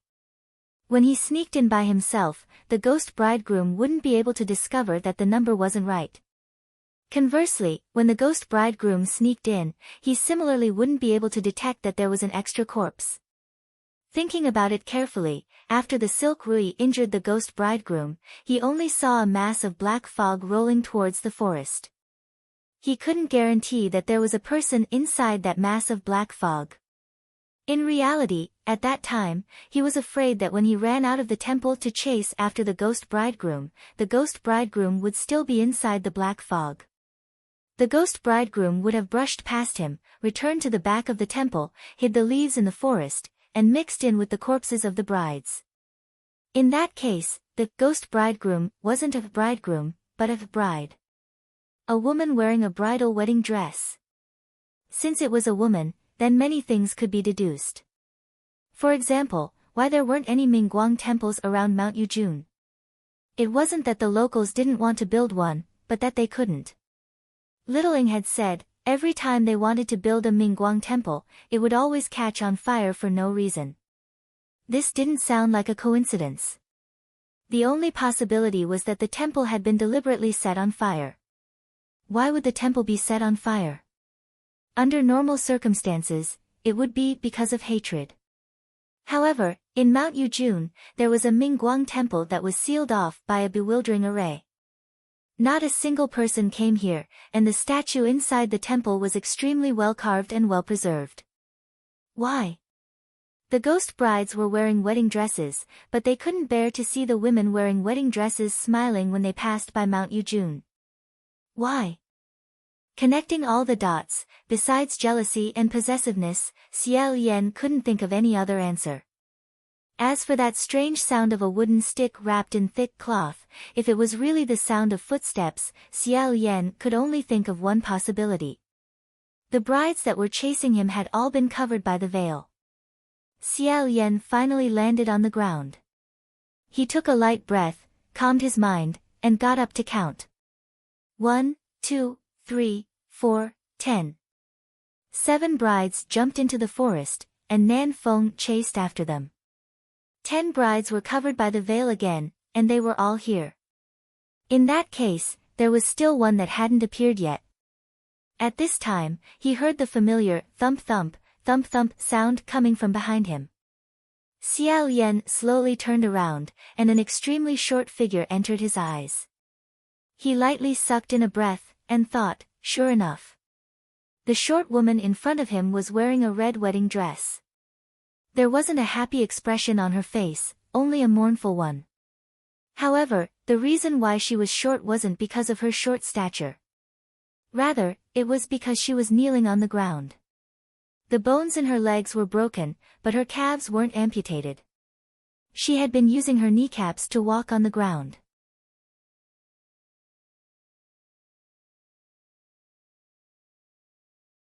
Chapter 11. That female ghost had a long face and raised eyebrows. She was indeed very beautiful. Originally, there was a hint of heroism in her beauty, but now, there was resentment in her beauty. It was as if she had been confined to a narrow place all year round, unable to see the clear sky.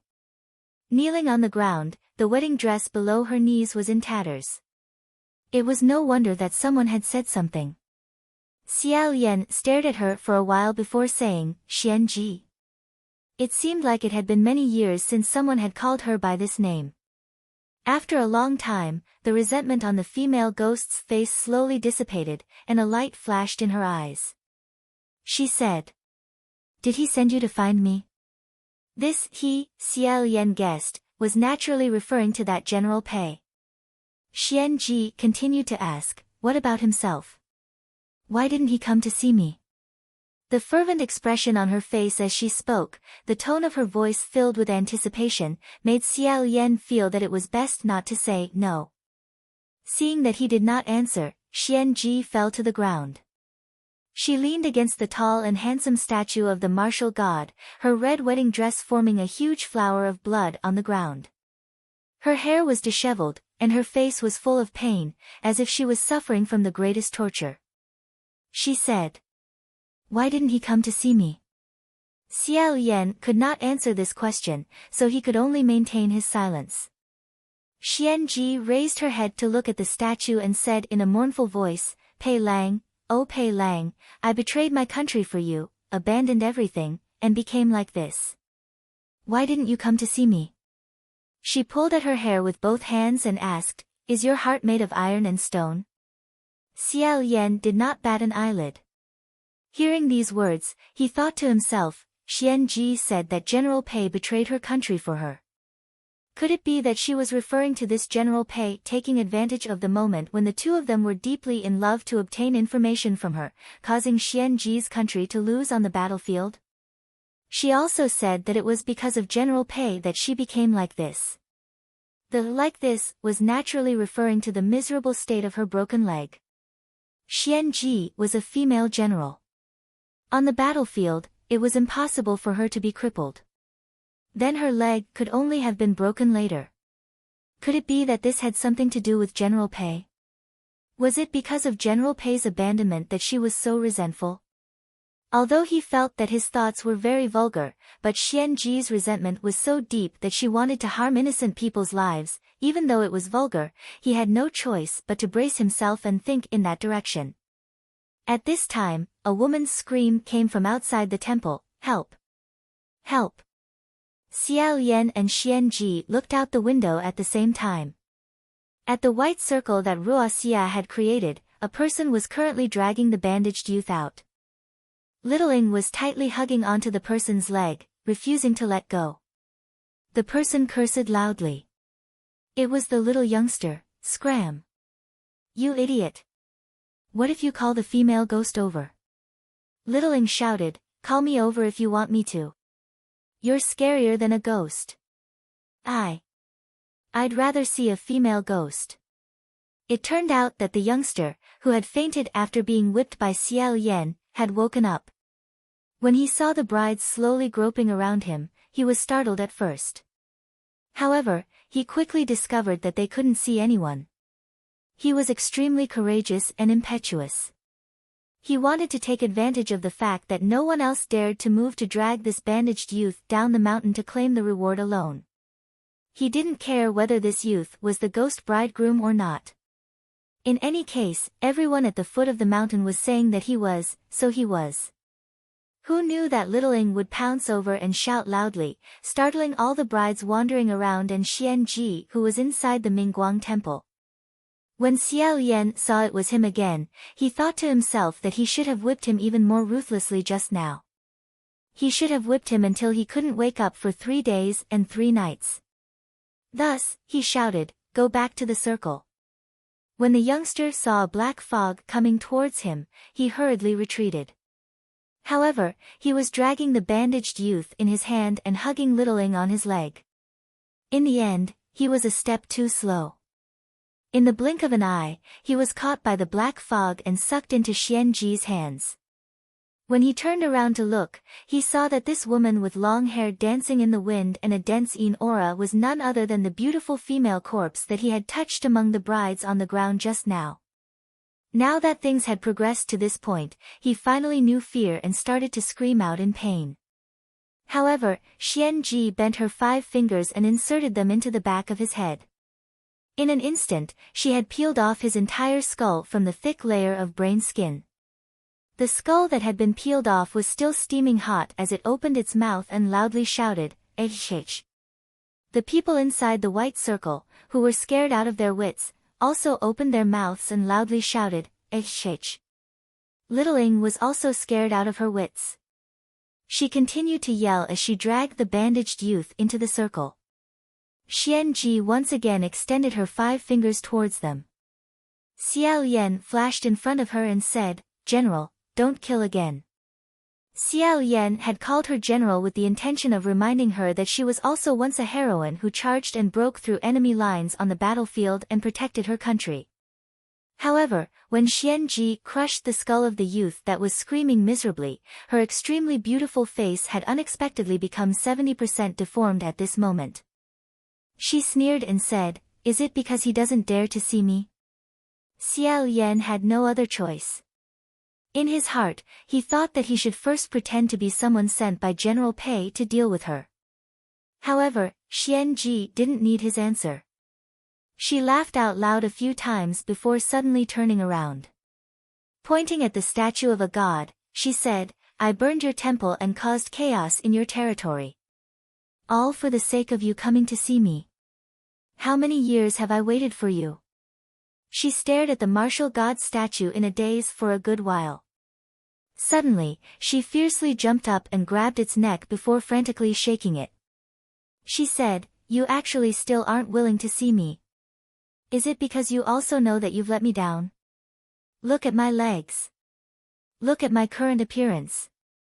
I did all of this for you, for you. Could it be that your heart is made of iron and stone?"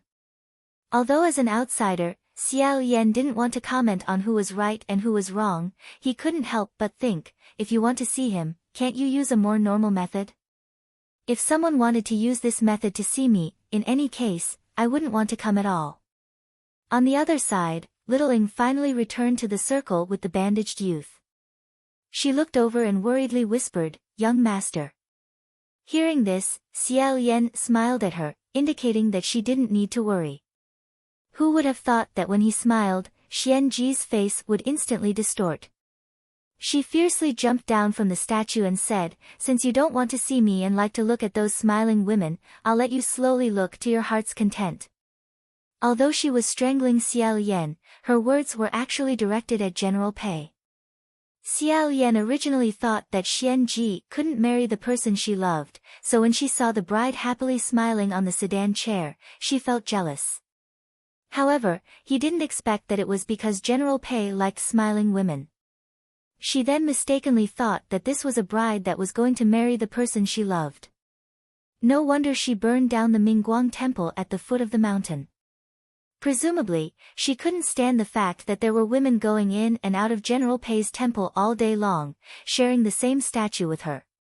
This female ghost was worthy of being called fierce. Even though her legs were broken, her movements were extremely ghostly and swift. Furthermore, even after being struck by Ruoxi, she still possessed such boundless strength.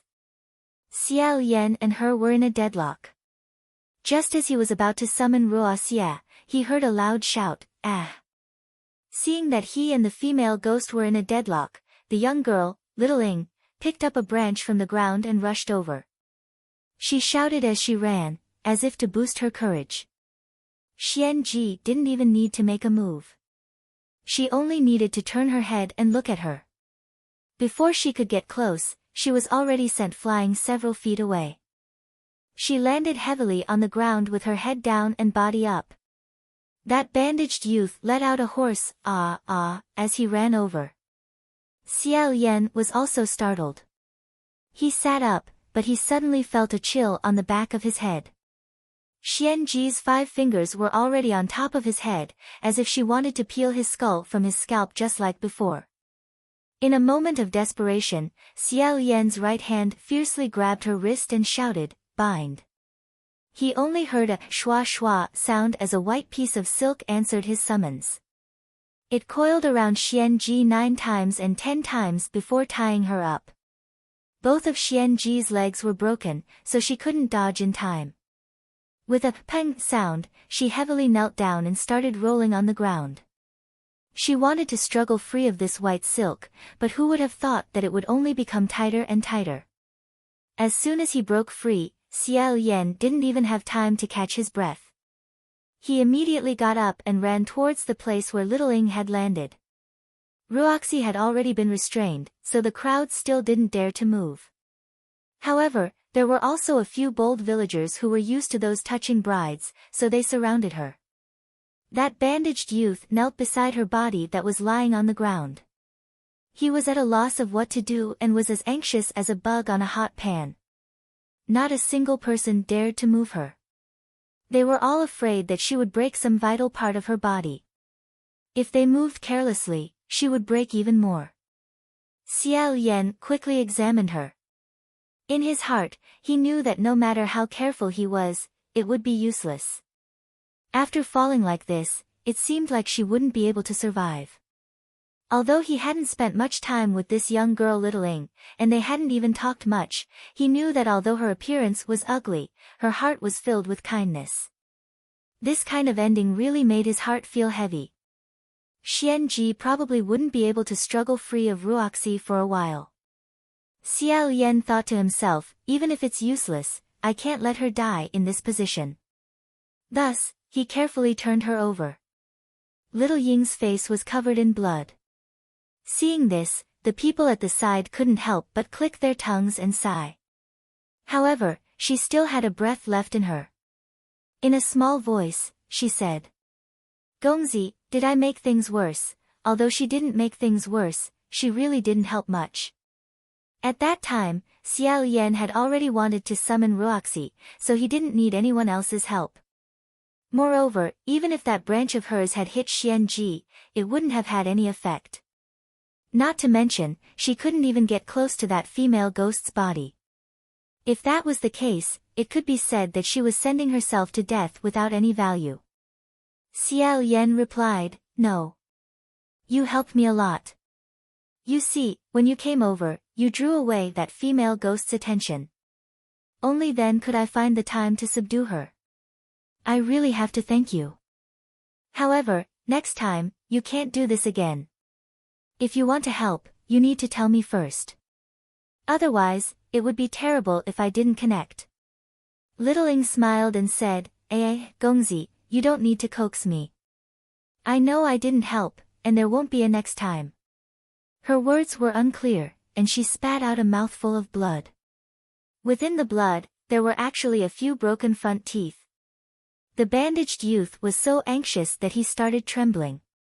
It was unknown what he wanted to say. Little Ing said to him, In the future, don't go down the mountain to steal things to eat. If someone finds out, they'll beat you to death. Xiao Yan said, If he's hungry, he can ask me for something to eat. Hearing this, Little Ying's eyes brightened. She said, Really? Then I really have to thank you. As she smiled and smiled, 2 streams of tears suddenly flowed down from her pair of small eyes.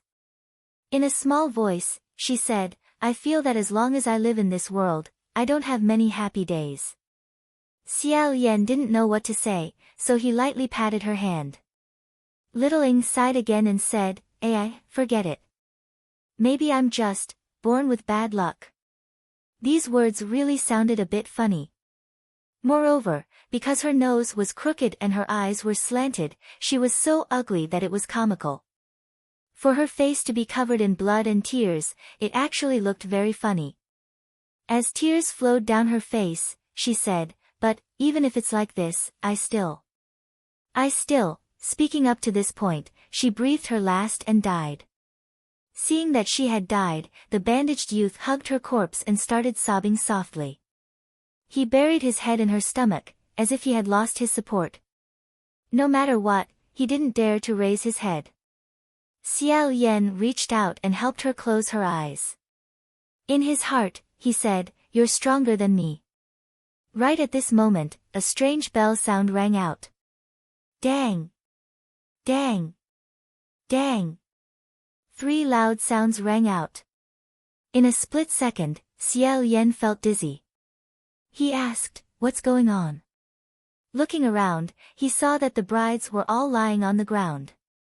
Only their arms were still raised straight into the sky. A group of villagers had also fallen to the ground and couldn't get up. It was as if they had all simultaneously fallen unconscious from the deafening sound of the bell. Xiao Yan was also a bit dizzy. He supported his forehead with one hand and forced himself to stand up. His legs went soft and he half knelt on the ground. Fortunately, someone supported him. Looking up, he saw that it was Nan Feng. It turned out that after the 7 brides entered the forest, they immediately scattered in all directions. Nan Feng had practically run all over Mount Yujun before he managed to capture every single one of them. He had just returned. Seeing that he was very calm, Xiao Yan immediately asked, "What's with this bell sound?" Nan Feng said, "Don't worry, they're reinforcements." Following his gaze, Xiao Yan discovered that at some unknown time, a row of soldiers had appeared in front of Mingguang Temple. This row of soldiers were all clad in armor. They were in high spirits and gave off an awe-inspiring aura. Their bodies were all shrouded in a faint layer of spiritual light.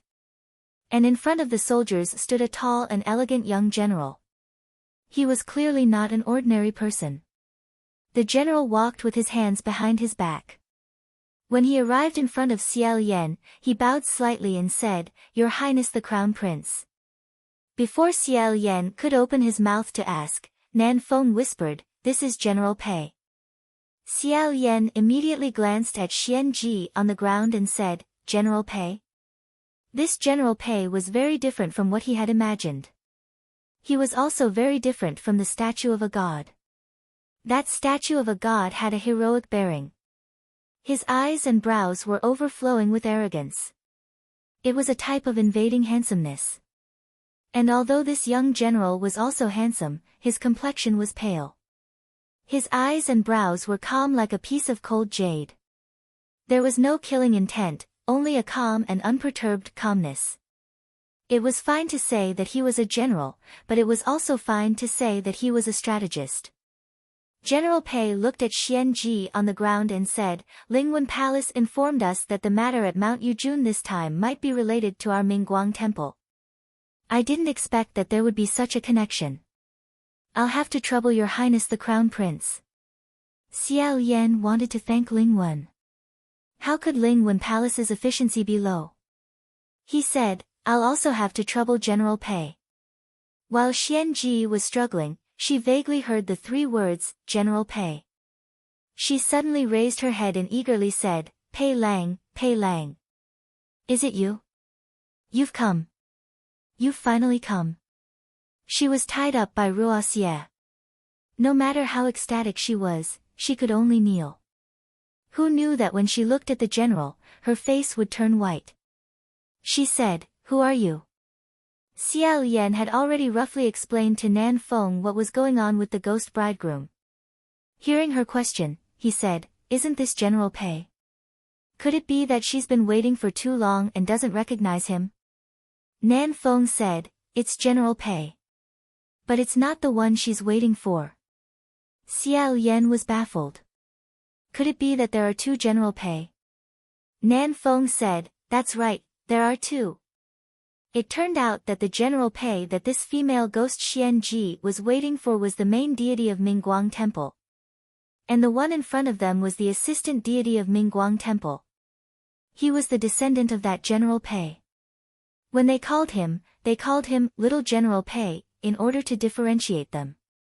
In the Orthodox Mingguang Temple, one had to worship the 2 of them. General Pei was the main deity of the main temple. His statue faced the temple door, while Little General Pei's statue was behind him. Although they were the younger generation, they looked no different from brothers. For one family to ascend to the heavens, it could be considered a wonderful story. Xian Ji looked around and didn't see the one she wanted to see among the soldiers. She said mournfully, "Where's Pei Ming? Why isn't he here?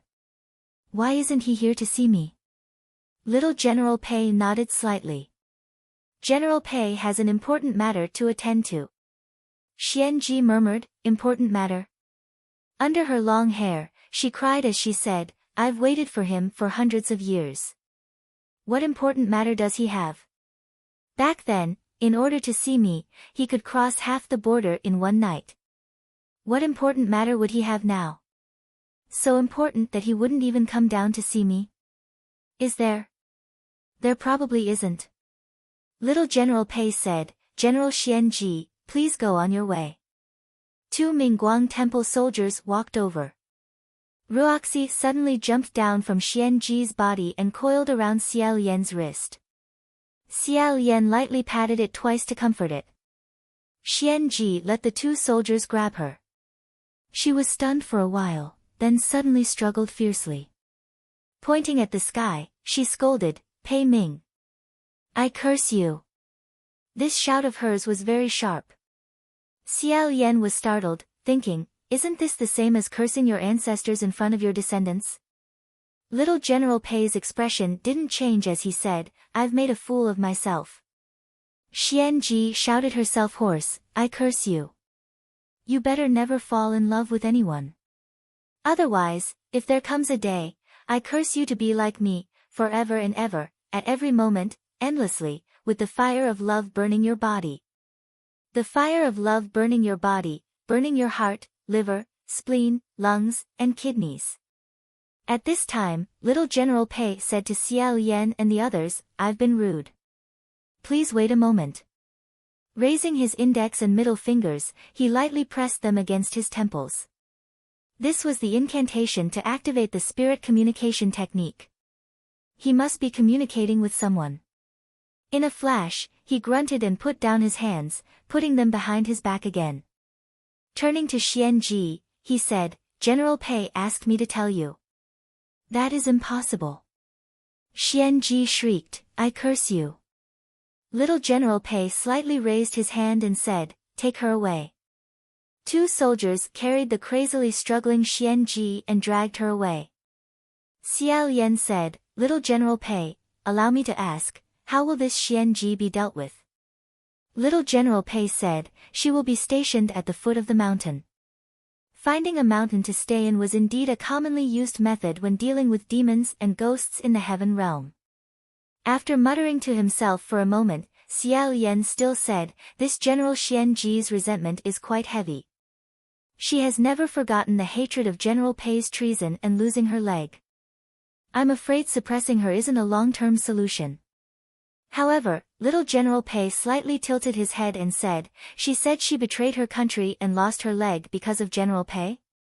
Xiao Lian said, she indeed said it was because of General Pei that she became like this. As for what the truth is, I don't know. Little General Pei said, if you must say it that way, that's fine.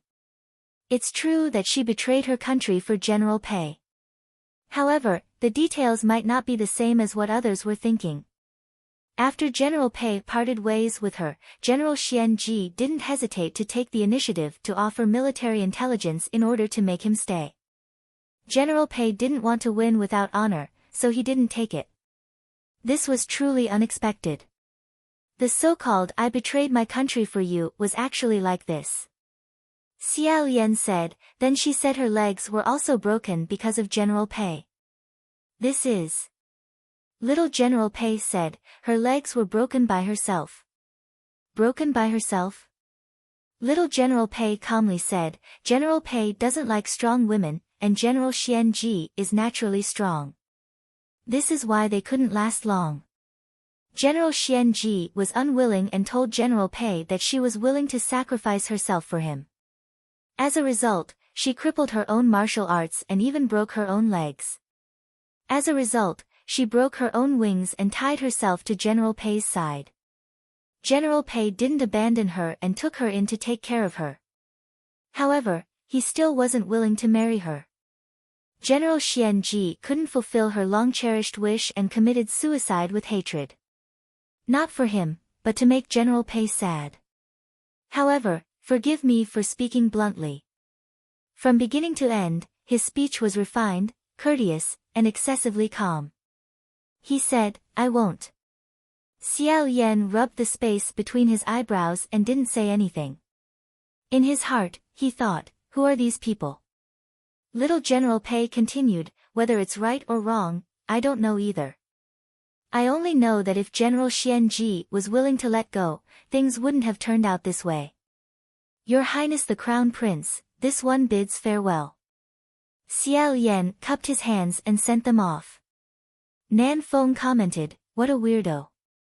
Xiao Yan thought to himself, "I'm also a laughingstock of the three realms, a famous weirdo, so I shouldn't talk about others." This matter between General Pei and Xian Ji wasn't a part of the plot, so there was no need to discuss who was right and who was wrong. It was just that those 17 innocent brides, as well as the military officials and sedan bearers who were escorting them, had suffered an undeserved calamity. At the mention of the brides, he immediately turned to look. He saw that the 17 brides' corpses on the ground had all changed to varying degrees. Some had already turned into white bones, while others had begun to rot and emit waves of stench. The stench awoke everyone on the ground. They slowly woke up, and when they saw this scene, they were once again shocked. Taking advantage of this opportunity, Xiao Yan rambled on about karma and retribution, warning everyone to pray for the brides after they left the mountain and think of a way to notify the brides' families to come and claim the corpses. They must not engage in the shady business of selling corpses, and they must not do anything shameful. After such a thrilling night, and with no one to take the lead, no one dared to say anything else when they heard him speak. They all trembled with fear as they agreed, feeling as if they had just had a nightmare. Only now did they realize why they seemed to have been possessed last night. With so many corpses, how could they still think of nothing but making money? Thinking back on it, even they felt terrified. Last night, everyone had been doing it. Relying on the fact that there were many people, and with someone taking the lead, they had muddle-headedly followed. Now that they were afraid of the lingering fear, they sincerely repented and prayed for blessings. The sky hadn't even brightened yet, and there were still wolf packs waiting to cause trouble in the mountain. Nan Feng had just finished running a large circle around the mountain, and now he had to bring such a large group of people down the mountain. He didn't complain. He made an appointment with Xiao Yan to discuss the aftermath of the upside-down forest of corpses later. After the bandaged teenager woke up, he once again sat next to little Ying's corpse. He hugged her without saying anything. Xiao Yan also sat next to the teenager. After thinking for a long time, he was just about to say something to comfort him when he suddenly discovered that the teenager's head was bleeding. If it was blood from the forest of corpses, it should have already dried up. However, this blood was still continuously flowing, so it could only mean that the teenager was injured. At that moment, Xiao Yan said to him, "Your head is injured. Take off the bandage and I'll help you take a look." The teenager slowly raised his head. His two bloodshot eyes looked at Xiao Yan, seeming timid and hesitant. Xiao Yan faintly smiled and said, "Don't be afraid. If there's an injury, it definitely needs to be bandaged. I promise I won't be scared by you." The teenager hesitated for a moment before turning around. Then, one round at a time, he slowly took off the bandage on his head. His movements were very slow. Xiao Yan patiently waited for him. In his heart, he was already pondering the next question. This teenager definitely can't stay on Mount Yujun anymore. Then where can he go? He can't possibly follow me back to heaven. I don't even know where my next meal will be, so I need to think of a safe way to settle him down. There's also Qing Gui, Qi Rong. At this moment, the teenager finished taking off the bandage and turned around.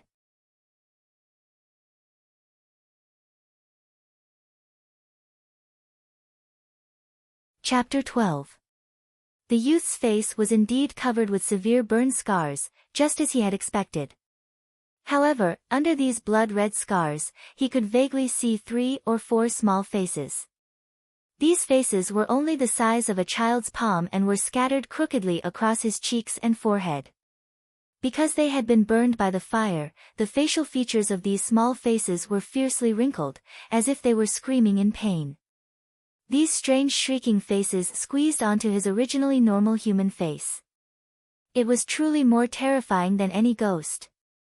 The moment he saw this face, Xiao Yan felt as if he had fallen into a nightmare. The great fear made his entire body numb, to the point that he didn't even know when he stood up. He also didn't know what kind of expression appeared on his face, but it was definitely very frightening. The young man slowly took off the bandages. He was already anxious, but after seeing Xiao Yan's reaction, he also took 2 steps back. As if he knew that Xiao Yan couldn't accept this face, as if to protect himself, he suddenly covered the horrifying face and jumped up from the ground. With a loud shout, he fled into the depths of the forest. Only then did Xiao Yan come back to his senses. Wait!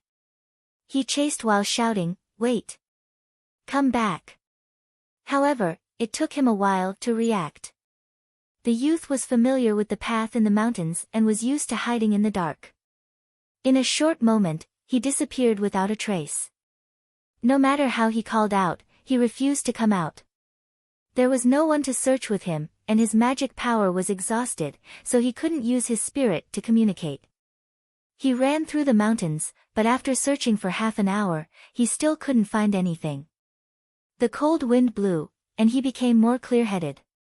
He knew that running around like a headless fly wasn't a solution. He forced himself to calm down and thought, maybe he will go back and take little Ying's body. He first returned to the front of Mingguang Temple, but he was startled. He saw many black-clothed people gathered in the forest behind the temple. Their expressions were solemn as they carefully put down the 40 or so corpses that had been hung upside down. In front of the forest, there was a tall figure with his arms crossed, watching. When he turned his head, he saw the elegant and cold face of a youth. It was Fu Yao. It seemed that he had gone back and brought a group of mysterious Truth Palace officials down to help.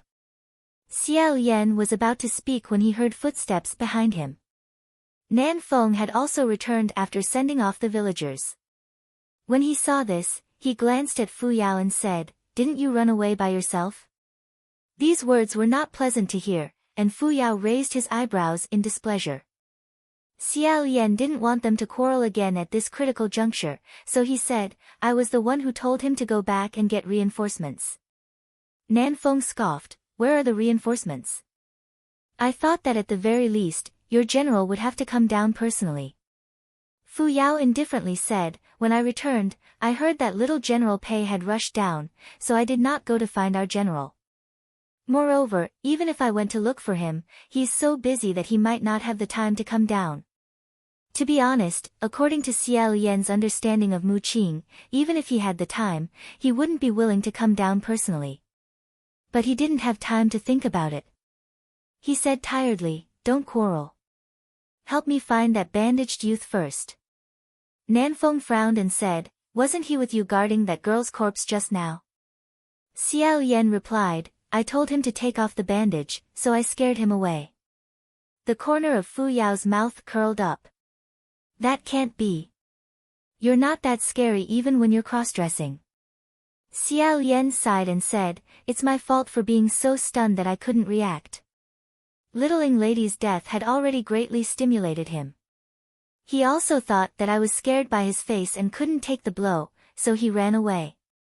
Fu Yao wrinkled his nose and said, "He's really ugly to that extent?" Xiao Yan said, "It's not a question of whether he's ugly or not. He has a human face plague." Hearing those 3 words, Nan Feng and Fu Yao's movements and expressions instantly froze.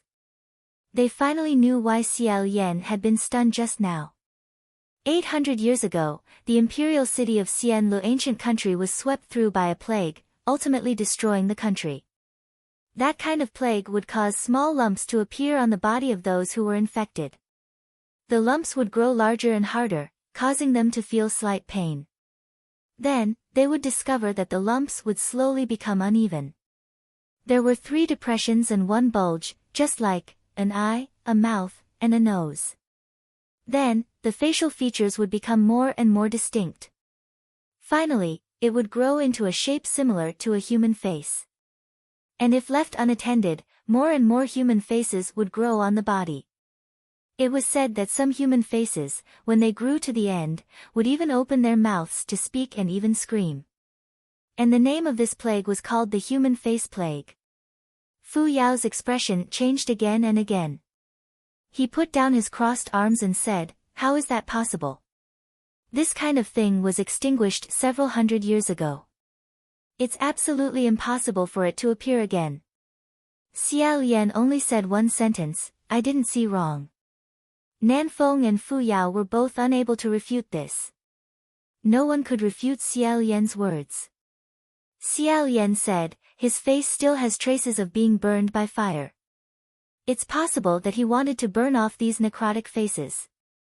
For those who were infected with the human face plague, many people's first reaction would be to use a knife to cut off this terrifying thing or use fire to burn it to death.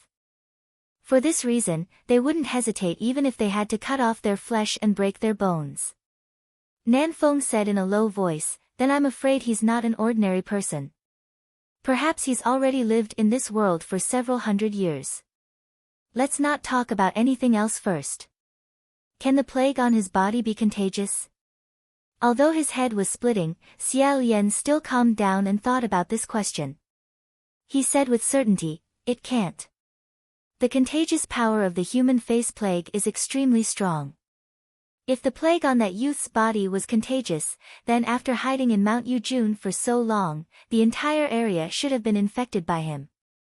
His plague should have already been cured. It's just that the scars left behind previously can't be removed."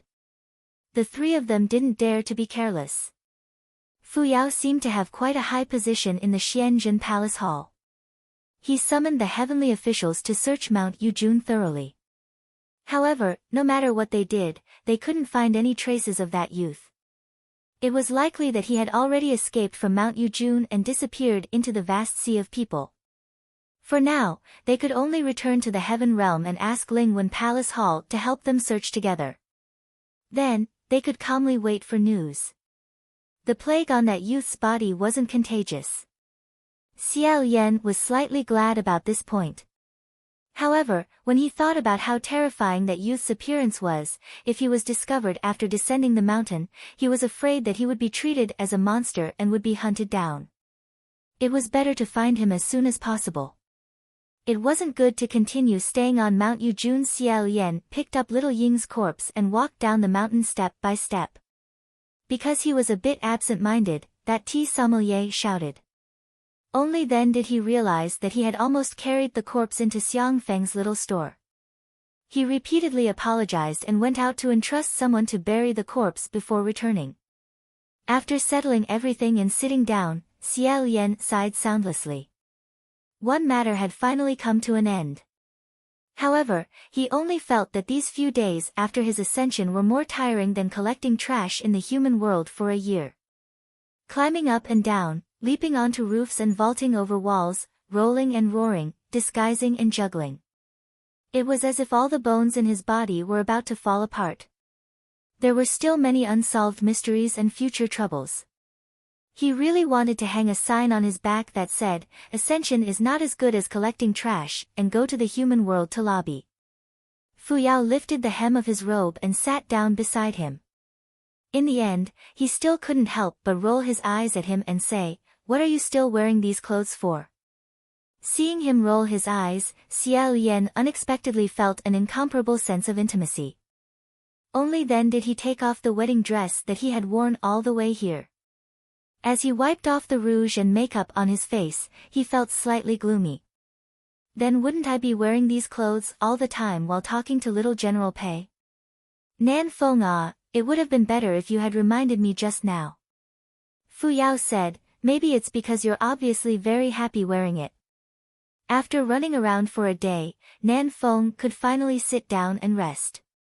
He said, "There's no need to remind me. It's not like little General Pei cares what you wear. Even if you dress 10 times weirder, he still won't say a word to anyone when he gets back." Xiao Yan felt that tonight had really been hard on this little heavenly official. He poured him a cup of tea, then thought of that little General Pei's cold and cheerless demeanor. Comparing it to Xian Ji's crazy state, he said, "This little General Pei is really calm and collected. He's really able to keep his composure." Nanfeng drank the tea and said, "Don't look at that little General Pei's refined and courteous appearance. He's just like his ancestors, not easy to deal with." Xiao Yan was naturally able to see this. Fu Yao actually agreed with this and said, "Pei Su is a new noble that ascended in the last 100 or 200 years. However, his momentum is very fierce and he climbed very quickly. When he was appointed by General Pei, he was only 20 years old. Do you know what he did at that time? Xiao Yan said, what? Fu Yao coldly spat out 2 words. Massacre the city. When Xiao Yan heard this, he looked pensive, but he wasn't surprised. In the heavenly court, emperors, kings, generals, and ministers walked everywhere. As for the matter of conquering and defending the country, it was said that a general success was built on the bones of 10,000 people. If one wanted to become an immortal or god, one must first become a hero. Beneath the feet of a hero was a bloody road.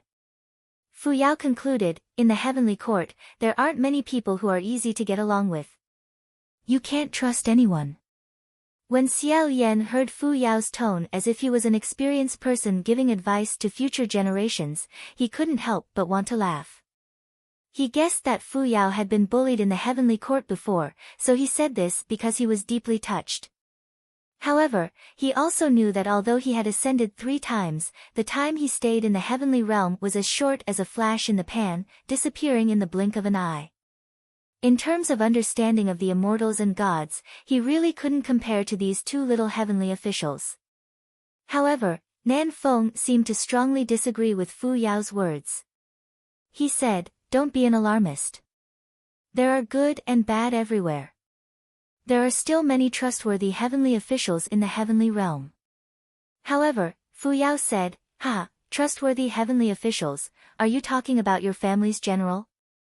Nan Feng said, whether it's my family's general or not, I don't know. In any case, it definitely isn't your family's general. Faced with this kind of situation, Xiao Yan had long since become accustomed to it. In addition, he had something on his mind, so he didn't even have the strength to pull them apart. After wrapping things up in the north and returning to the heavenly realm, he first went to Lingwen Palace Hall and told them about the bandaged teenager. He then entrusted Lingwen to cast a net in the human realm to find him. When Lingwen heard this, her expression became solemn. She agreed and finally said, Lingwen Palace Hall will definitely search with all their strength. However, I really didn't expect that this trip to the north would involve so many things. This time, it has really been hard on your highness. Xiao Yan said, this time, I still need to thank those 2 little heavenly officials who volunteered to go down and help, as well as Mingguang Palace Hall's little General Pei. I really don't know how to thank them. Ling Wen said, since this is a disaster caused by old Pei's ill-fated relationship, it's naturally up to little Pei to clean it up. He's used to cleaning things up, so there's no need to thank him. When your highness has some free time later, I'll have to trouble you to enter the spiritual communication array. Everyone still needs to gather to discuss this matter. Xiao Yan also had many unanswered questions. After exiting Lingwen Palace Hall, he took a detour until he found a small stone bridge. The stone bridge crossed over a gurgling stream. The river water was extremely clear, and one could see clouds and mist flowing under the water. Even through the flowing water and mist, one could see the undulating mountain ranges and large square-shaped cities of the lower realm. In his heart, he thought, this is a good place. Thus, he sat down at the head of the bridge, silently recited the password, and entered the array. As soon as he entered, the inside of the spiritual communication array of the heavenly court was unexpectedly bustling with activity. Numerous voices flew back and forth inside the array, creating a chaotic scene. The first thing he heard was Feng Xian's cursing. Fuck. Have you guys chosen which mountain to guard under yet? That female ghost Xian Ji is a lunatic. No matter what we ask her, she'll keep clamoring to see General Pei. She's basically not willing to tell us where Green Ghost Chi Rong is. Little General Pei then said, General Xian Ji's temperament has always been stubborn and intense. Feng Xian's voice sounded extremely angry. Little General Pei, has your General Pei returned yet? Hurry up and let her see him. Ask her about Green Ghost Chi Rong's whereabouts, then quickly send her away. Feng Xian was the least accustomed to dealing with women. Unexpectedly, he was actually sent to do this interrogation work. Xiao Yan couldn't help but feel a bit of sympathy. Little General Pei said, "It's useless even if she sees him, she'll go even crazier." A voice said, "It's the forest of hanging corpses again. Qi Rong's taste has really always been this low, making people unhappy. Even their ghost realm disdains his low taste. It can be seen that his taste is really very low." The heavenly officials conversed without any gaps. It could be seen that they were all very familiar with each other. As a newcomer who had ascended 800 years ago, Xiao Yan was supposed to silently lie on the ground and not speak. However, after listening for a long time, he still couldn't help but interject. "Everyone, what's going on with the forest of hanging corpses on Mount Yujun? Is Green Ghost Qi Rong also nearby?" Because he didn't often speak inside the spiritual communication array, his voice was unfamiliar. The heavenly officials didn't know whether to answer. The first one to answer him was actually Feng Xian. He said, "Green Ghost Qi Rong isn't on Mount Yujun. However, that forest of hanging corpses is due to the female ghost Xianji following his request and giving him an offering." Xiao Yan asked, "Xianji is Green Ghost's subordinate?" Little General Pei replied, "Precisely. General Xianji has already been dead for several hundred years. Although she had resentment before, she had always been powerless to stir up trouble. It wasn't until 100 years ago that Green Ghost Qi Rong took a liking to her. He admired her greatly and took her in as his subordinate. Only then did her magic power greatly increase." In reality, the meaning behind his words was that the female ghost Xianji causing trouble couldn't be blamed on General Pei, because she originally didn't have that much ability. If someone was to blame, then blame Green Ghost Qi Rong. It was because he had taken in Xianji that she had the ability to come out and harm people. All the heavenly officials originally felt that this matter was actually caused by General Pei himself. It was just that they didn't say it out loud, yet Xiao Yan was actually able to sense it. In such a manner that was neither light nor heavy, it was just right to remind them. At that moment, they hid their thoughts even more deeply between their words. Xiao Yan then asked, "Then has Mount Yujun been thoroughly investigated? There should still be a child's spirit." This time, Mu Qing's voice emerged, neither cold nor warm. "Child's spirit? What child's spirit?" Xiao Yan thought that it was probably because Fu Yao hadn't told him the details. Perhaps even coming out to help had been hidden from him. He didn't mention Fu Yao to avoid giving him trouble. He said, "When I was on the palanquin, I once heard the laughter of a child who used a nursery rhyme to warn me. At that time, there were 2 minor military officials from the martial god hall beside me, but none of them sensed it. Presumably, this child's magic power is also quite exceptional." Mu Qing said, "We didn't find any child spirits in Mount Yujun." Xiao Yan was baffled. Could it be that the child's spirit had specially come to warn him? Thinking of this, he suddenly remembered something he had been thinking about along the way. He asked, "Speaking of which, this time in Mount Yujun, I encountered a youth who could control silver butterflies. Does everyone know who this youth is?" The spirit communication array was originally noisy and busy, but when he said this, it suddenly became silent. Xiao Yan had long since expected this kind of reaction. He waited very patiently. After a while, Ling Wen finally asked, "Your Highness, what did you just say?" Mu Qing coldly said, "He just said that he encountered Hua Cheng." Finally knowing the name of the red-clothed youth, Xiao Yan's mood was inexplicably good. He smiled and said, "So he's called Hua Cheng. This name is quite suitable for him." Hearing his tone and words, the heavenly officials in the spirit communication array were somewhat speechless. After a moment, Ling Wen lightly coughed and said, "This. Your Highness, have you heard of the so-called 4 great scourges?"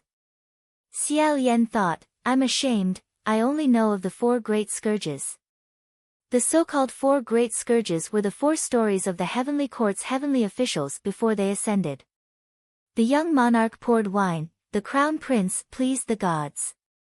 The general broke his sword, the princess cut her own throat. Among these, The crown prince pleased the gods, referred to Xian Li's crown prince's shocking martial Dao. To be able to rank among the 4 great scourges wasn't necessarily because the heavenly officials' magic power was the strongest. It was only because their legends were the most widely spread and people took delight in talking about them. Xiao Yan had always been slow to react to this kind of news from the outside world. It could be said that he was ignorant and inexperienced. It was only because he was one of the 4 great scourges that he had a slight understanding of. These 4 great scourges were probably a new saying that became popular much later on. Xiao Yan had never heard of it. Since the word scourge was used, it definitely wasn't anything good. He said, "I'm ashamed, I've never heard of it." "May I ask what the 4 great scourges are?" Mu Qing coolly said, "Your Highness, the Crown Prince, has tempered yourself in the mortal realm for several hundred years, yet you're unexpectedly so ill-informed. It really makes one curious. Just what have you been doing down there?" "That was naturally eating, sleeping, performing, and collecting junk." Xiao Yan smiled and said, "As a person, there are a lot of things that need to be busy, and they're also very complicated. It's not as easy as being a heavenly official." Ling Wen said, "Your Highness, please remember these 4 great scourges. They are, black water sinks the boat, green lantern roams the night. White clothes brings calamity to the world, blood rain explores the flower."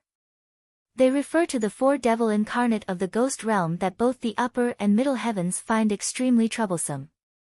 People, if they walked upwards, they would become gods. If they walked downwards, they would become ghosts. The various immortals and gods established the heaven realm as their residence, separating themselves from the mortal realm. They looked down upon the mortal realm from a high vantage point, placing themselves above all living beings. However, the so-called ghost realm had yet to be separated from the mortal realm. Demons, ghosts, and monsters shared the same piece of land as humans. Some lurked in the darkness, while others disguised themselves as humans. They mixed in with the crowd and wandered the mortal realm. Ling Wen continued, "Black water sinks the boat" refers to a big water ghost. Although he's already in a hopeless situation, he rarely comes out to cause trouble. He's very low-key, so not many people have seen him. Green lantern roams the night refers to our green ghost Chi Rong, who has low taste and likes to hang upside down in the forest of corpses. However, he's the only one among the 4 great scourges who isn't in a hopeless situation. Why is he here? Maybe it's because he's always causing trouble and is very annoying, or maybe it's just because adding him to the 4 of them is easier to remember, so I won't mention it. White clothes brings calamity to the world. Your Highness, the Crown Prince, should be more familiar with this one. He has a name, Bai Wuxiang. When Xiao Yan, who was sitting on the stone bridge, heard this name, he suddenly felt a throbbing pain that spread from his heart to his limbs and bones. The back of his hands faintly trembled, and he unconsciously clenched his fists. He was naturally familiar with this name. It's said that when a Jew appears, it can bring disaster to a country. And when this Bai Wuxiang appeared, the first country he destroyed was the Xianlu country. Xiao Yan was silent. Ling Wen continued, "However, Bai Wuxiang has already been destroyed. I won't mention it. Even if he's still alive, I'm afraid it's not his turn to take the limelight. Your Royal Highness, the silver butterfly you saw on Mount Yujun is also called the Dead Spirit Butterfly. Its master is the last of these 4, and also the one that the heaven realm doesn't want to provoke the most. Blood rain testing the flower, Hua Cheng. In the heaven realm, the ones who were worthy of being called great names were the divine martial emperor and the Xianlu crown prince. Although the meanings of these 2 were completely opposite, the degree of their thunderous reputation was basically the same. And in the ghost realm, if you want to pick a great name that was on par with them, other than Hua Cheng, there was no second. If you want to understand a heavenly official, go out and walk around on the road, find a temple and enter it.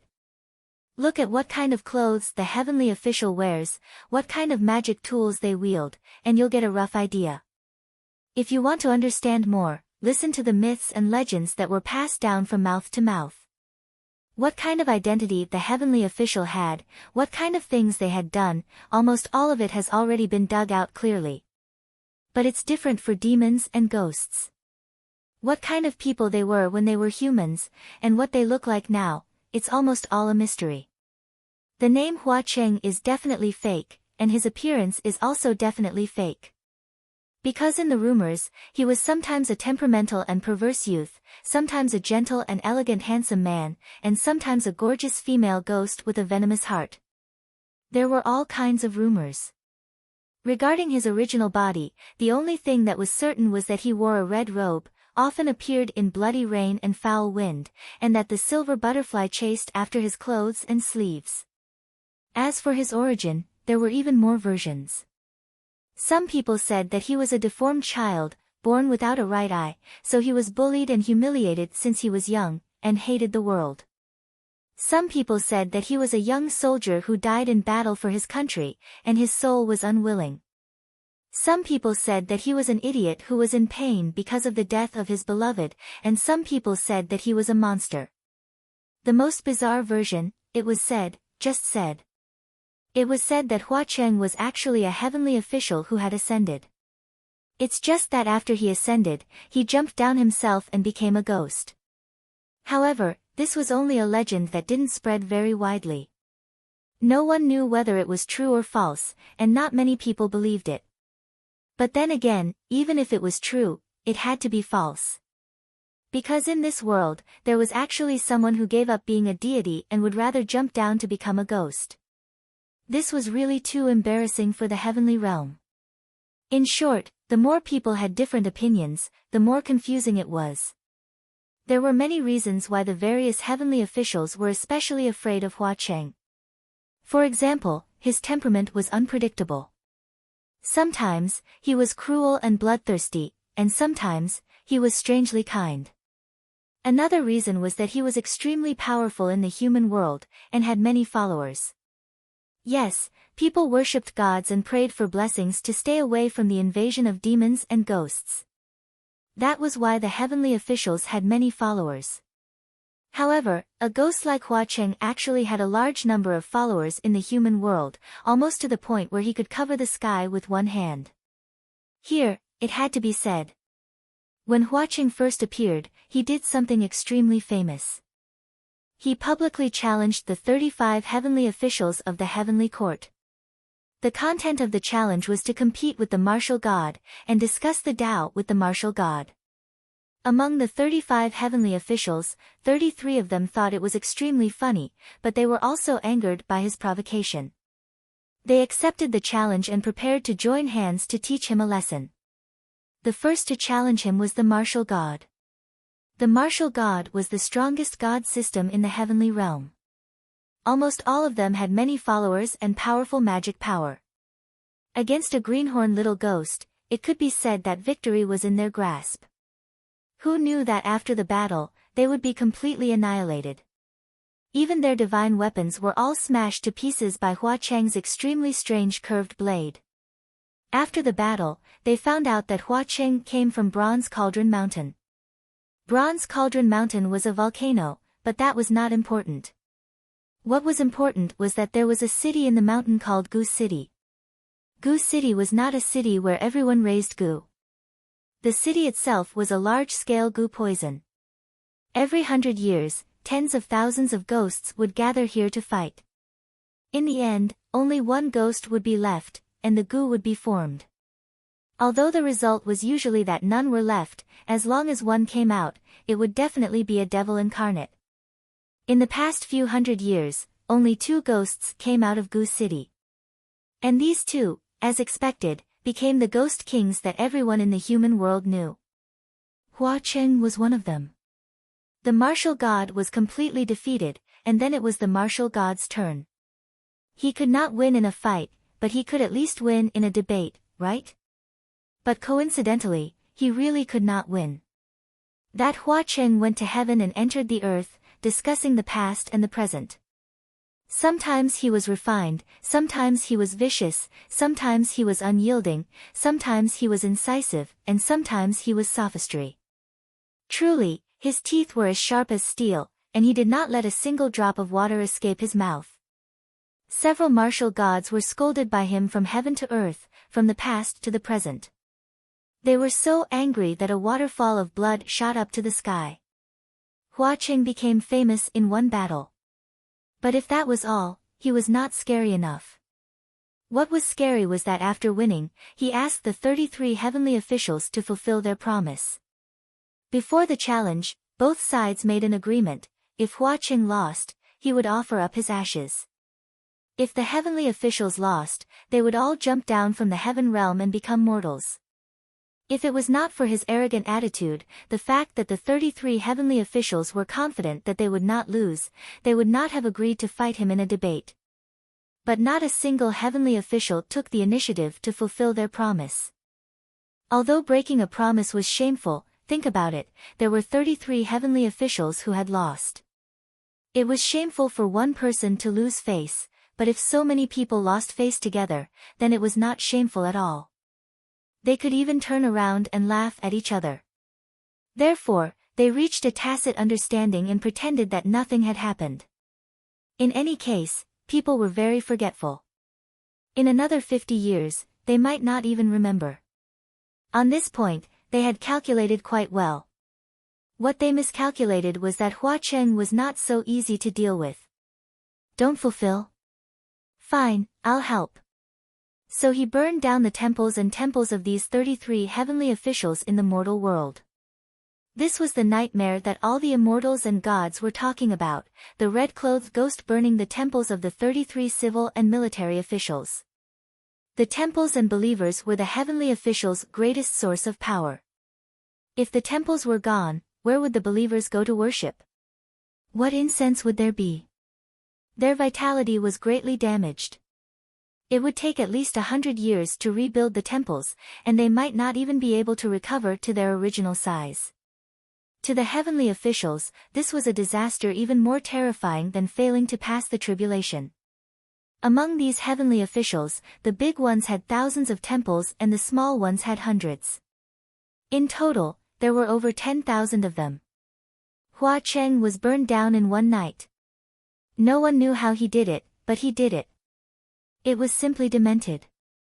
The heavenly officials complained to Jun Wu, but Jun Wu was helpless. There was nothing he could do. At first, the heavenly officials were the ones who accepted the challenge and made the promise. Hua Cheng was also very cunning. He only destroyed the temples and didn't hurt anyone. It was equivalent to digging a hole and asking them if they wanted to jump in. So they dug a bigger hole and jumped in. Now, what else could they do? Originally, the 33 divine officials wanted to defeat this arrogant little demon in front of the world, so they chose the location of the martial arts competition in the dreams of many of the aristocrats in the mortal world. Their purpose was to show their divine might in front of the great believers. Who knew that the aristocrats would see them being utterly defeated in the battle? So, after they woke up from this dream, many nobles no longer worshipped the heavenly officials, but instead worshipped ghosts. These 33 heavenly officials lost their believers and temples and gradually disappeared. It wasn't until a new generation of heavenly officials ascended that a large number of vacancies were filled. From then on, many heavenly officials in the heavenly realm trembled in fear at the mention of the name, Hua Cheng. Even the mention of red clothes and silver butterflies made their hair stand on end. Some were afraid of provoking him, and if he was unhappy, he would challenge them first, and then burn down the temple. Some were afraid of provoking him because he had something on them, and they could not move at all. Some were afraid of Hua Cheng's power in the human world, and sometimes some heavenly officials had to ask him for help when they needed to do something. After a long time, some of the heavenly officials, out of a strange mentality, began to worship him. So, towards this person, the heavenly realm really hated, feared, and respected him. And among the 35 heavenly officials, the two martial gods who didn't accept the challenge were Xianjin General Mu Qing and Nanyang General Feng Xian.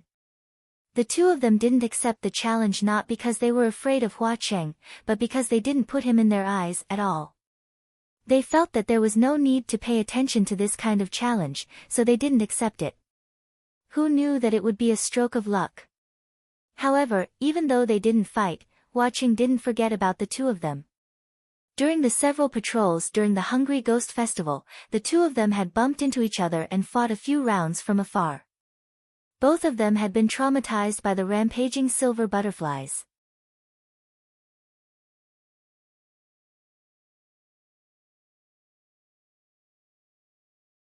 Chapter 13. Of course, he definitely wouldn't say this out loud. However, it was no wonder that Nan Feng and Fu Yao's expressions changed when they heard about the silver butterfly. They must have suffered at the hands of the silver butterfly master along with the two heavenly officials they served. One of the heavenly officials asked, "Your Highness, you met Hua Qing. He. What did he do to you?" This tone sounded more like he was asking, "Are you missing an arm or a leg?" Xiao Yan replied, "He didn't do anything, it's just." At this point, he was at a loss for words and pondered, "Just what?"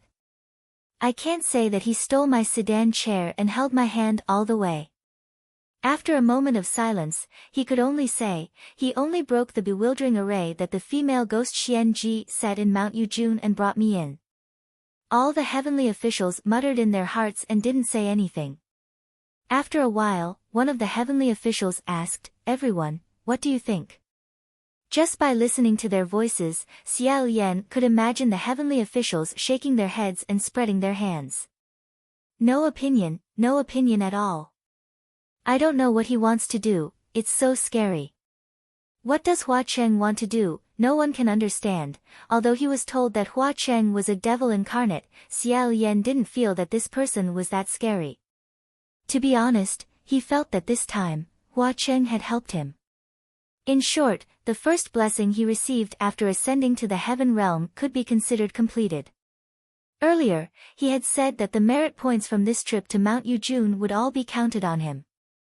Even though that official only remembered to repay the vow after a long time because of his daughter's death, and he had to repay the vow with grief, it was inevitable that the merit points would be discounted. But with all kinds of leniency, the 88 million merit points wouldn't be too far off. Xiao Yan's body was light and his mind was clear. He felt happy and refreshed, so he decided to be a good god. It would be best if he could become half friends with the heavenly officials. Although the spirit communication array of the celestial heavens was quiet, it was still noisy when it got busy. Usually, when the heavenly officials were in a good mood or saw something interesting, they would talk about it inside the array and tease a few words when it was appropriate. Although he couldn't tell who was who, he still listened quietly. But he couldn't keep silent forever. So, after listening for a long time, he would occasionally pop up and say gently, "It's really interesting. I've read a beautiful poem, and I'd like to share it with everyone. I have a very effective little secret for treating back and leg pain. I would like to share it with everyone." Regrettably, every time he sent out these carefully selected and very beneficial contents, there would be a period of silence in the spirit communication formation. In the end, Ling Wen really couldn't bear it anymore. She said to him in private, "Your Highness, although the things you sent out in the spirit communication array are all very good, even if it's a heavenly official who's a few hundred years older than you, they still wouldn't send them out." Xiao Yan felt a little depressed. In fact, he clearly wasn't the oldest, but why did he seem like an old man who couldn't keep up with the conversation of the young? It was probably because he had been away from the heavenly realm for too long, and he had always been ignorant and inexperienced, not caring about the matters of the outside world. Since he could not be saved, it was fine. After giving up on this matter, he was no longer depressed. But there was another problem. Up until now, no one in the human world had built a new temple for him. Perhaps there was, but since the heavenly realm couldn't find it, there was no record of it. One must know that even the land had a temple. He was a heavenly official who had ascended 800 years ago, and had even ascended 3 times. Up until now, he didn't have a temple, nor did he have a believer to worship. This was really very embarrassing. However, it was only the other heavenly officials who felt embarrassed for him. Xiao Yan himself still felt that it was okay. Moreover, one day, he had a sudden impulse and suddenly thought, if no one wants to worship me, then I should be able to worship myself. All the heavenly officials didn't know how to respond. Who the hell had ever heard of a heavenly official worshipping themselves? Being a god to such a miserable extent, what taste was there left? And Xiao Yan had long been used to the awkward silence as soon as he opened his mouth. He felt that this kind of self-entertainment could also be considered an interesting matter. Once he made his decision, he jumped down to the human world again. This time, the place he landed was a small mountain village called Puchi Village. Although it was called a mountain village, it was actually just a small dirt slope.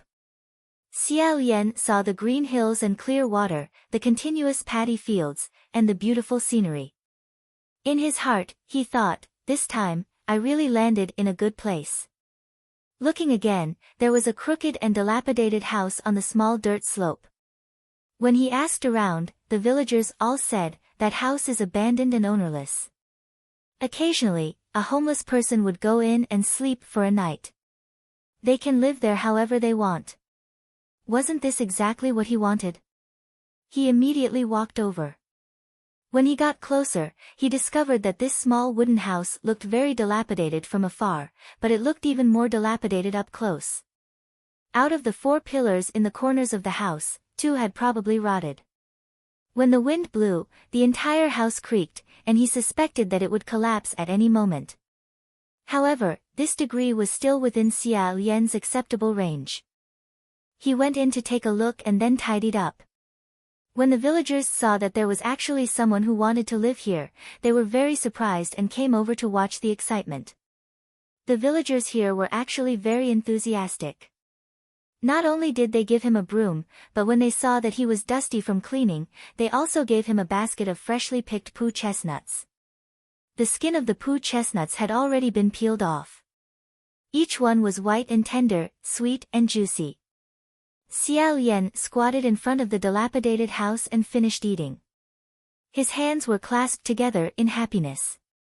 In his heart, he decided to call this place Pu Chi Monastery. There was originally a small table in Pu Chi Monastery. After wiping it a few times, it could be used as an offering table. Xiao Yan busied himself. When the surrounding villagers saw that this young man was actually going to make a small Taoist monastery, they became even more curious. One after another, they asked, "Who are you going to worship in this monastery?" Xiao Yan lightly coughed and said, "This monastery is going to worship the Crown Prince of Xianlu." Everyone was dumbfounded. "Who is that?" Xiao Yan replied, I don't know either. I think it's a crown prince." "Oh, what does he do?" "It's probably to ensure safety." Everyone eagerly asked, "Then does this crown prince care about attracting wealth and treasures?" In his heart, Xiao Yan thought that it was already pretty good that he didn't owe money. In a warm voice, he said, "Unfortunately, it seems that he can't." One after another, everyone gave him suggestions. "It's better to be a water supplier. Attracting wealth. The incense will definitely be prosperous. How about we worship Ling Wenjinjuan? Who knows, our village might have a top scholar." A girl shyly and timidly said, "That. Do you have that?" Xiao Yan maintained his smile and said, "Which one?" "General Zhu Yang." If he really opened a Zhu Yang monastery, he was afraid that Feng Xian horse would shoot an arrow from the heavens.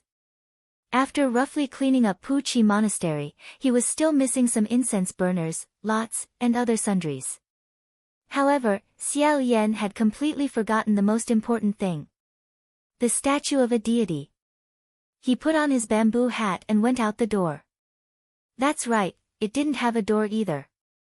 After thinking for a bit, he decided that this house definitely needed to be repaired. Thus, he wrote a sign and placed it at the door. "This monastery is a dilapidated building. Sincerely seeking kind-hearted people to donate money to repair it and accumulate merit."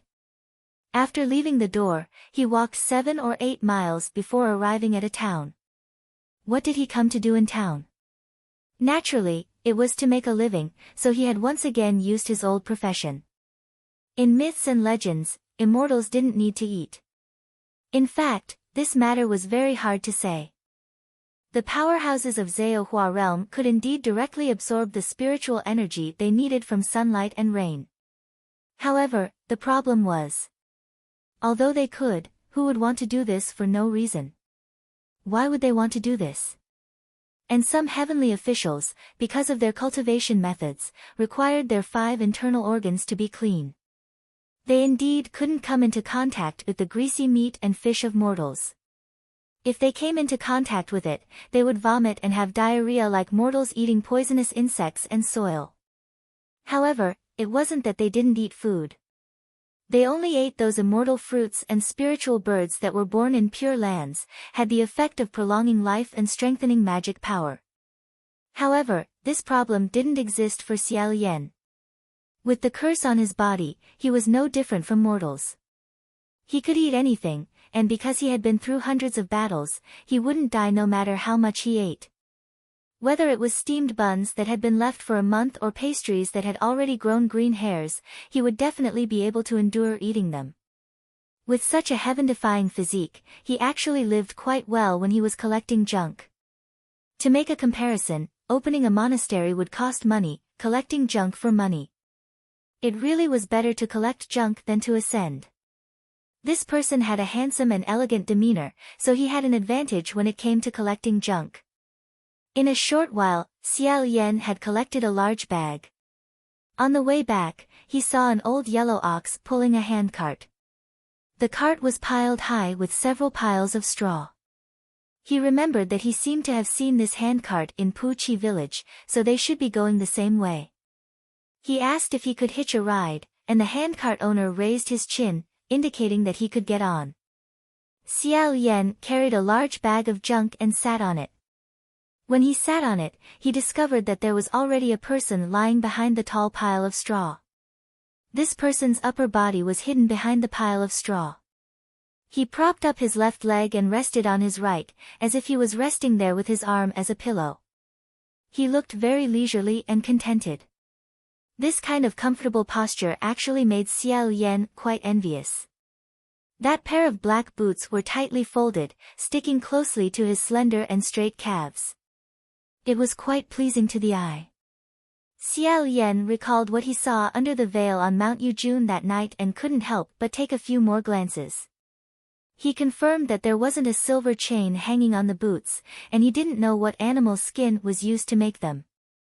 He thought to himself, which family's young master ran out to play? The handcart slowly swayed on the road.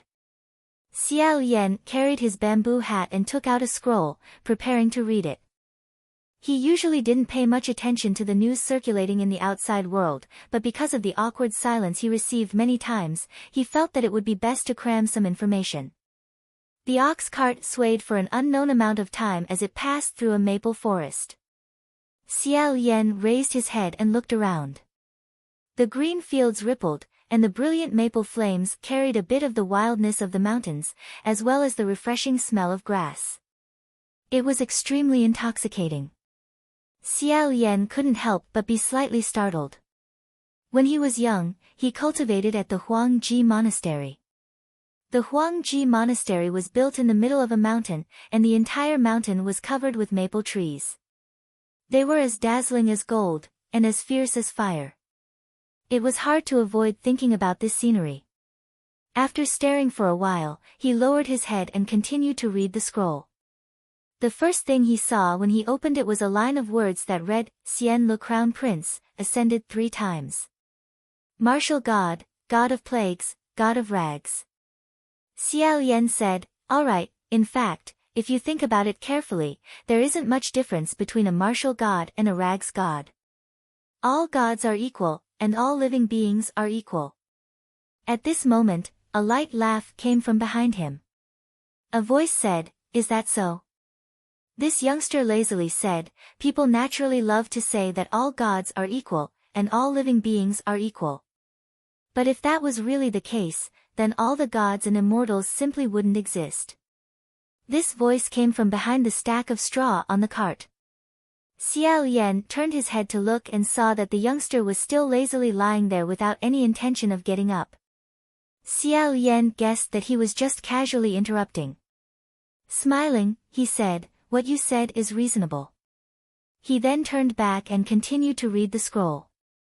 At the bottom, it was written, "Many people believe that as a god of plagues, the Xian Lu Crown Prince's handwriting or portrait had the effect of a curse.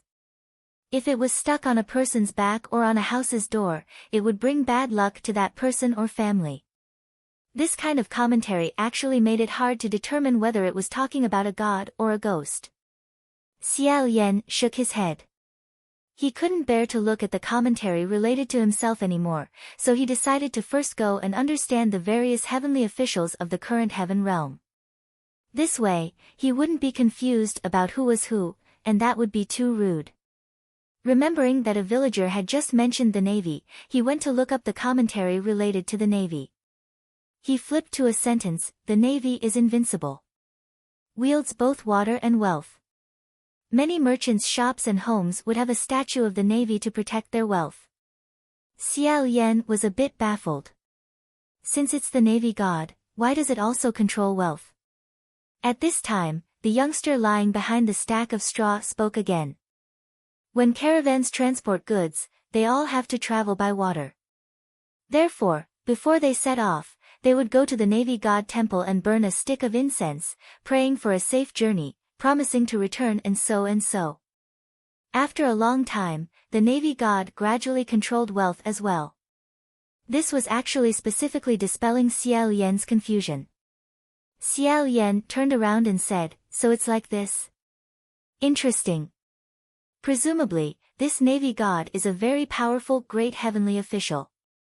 That youngster sneered and said, "The heavenly water god." Listening to his tone, it seemed like he didn't place this heavenly official in his eyes at all. It also didn't seem like he was saying anything good. Xiao Yan asked, "What is the heavenly water god?" That youngster unhurriedly said, "The ship passes through a large river. Whether it leaves or stays, it all depends on his words. If you don't give him offerings, he will flip. He's quite unreasonable, so I gave him a nickname, the Heavenly Water God. It's more or less the same as General Zhu Yang and the floor-sweeping general. Heavenly officials with resounding reputations would more or less have a few nicknames in the mortal world and heaven. For example, Xiao Yan, the laughingstock of the three realms, a famous weirdo, a jinx, a stray dog, cough cough cough, and so on. Usually, using a nickname to address a heavenly official was a very rude thing to do. For example, if someone dared to call Mu Qing, floor-sweeping general, in front of him, Mu Qing would definitely fly into a rage. Xiao Yan remembered that he couldn't call him that and said, "So that's how it is. Many thanks for your explanation." Pausing for a moment, he felt that this youngster's way of talking was quite amusing. Then, he said, "This friend, you're so young, yet you know quite a lot." That youngster replied, "Not much. Idle. When I'm free, I just look around." Among the common people, one could see a large number of mythological booklets everywhere. All of them talked about the stories of gods, ghosts, and gods. From the big ones to the small ones, there were real ones and there were fake ones. This youngster knew a lot, so it couldn't be considered strange. Xiao Yan put down the scroll and said, "Then, this friend, you know a lot about gods, but do you know anything about ghosts?" That youngster asked, "Which ghost?" Xiao Yan replied, "Blood rain probing flowers, Flower City." Hearing this, that youngster let out two low laughs before finally sitting up. When he turned his head, Xiao Yan's eyes suddenly lit up. He saw that this youngster was approximately 16 or 17 years old. His clothes were a shade of red, his skin was as white as snow, and his eyes were as bright as stars. He had a smile on his face as he looked at Xiao Yan from the corner of his eye. He was exceptionally handsome, yet there was an indescribable hint of wildness in his expression. His black hair was loosely tied up, some would ask you. He looked extremely casual.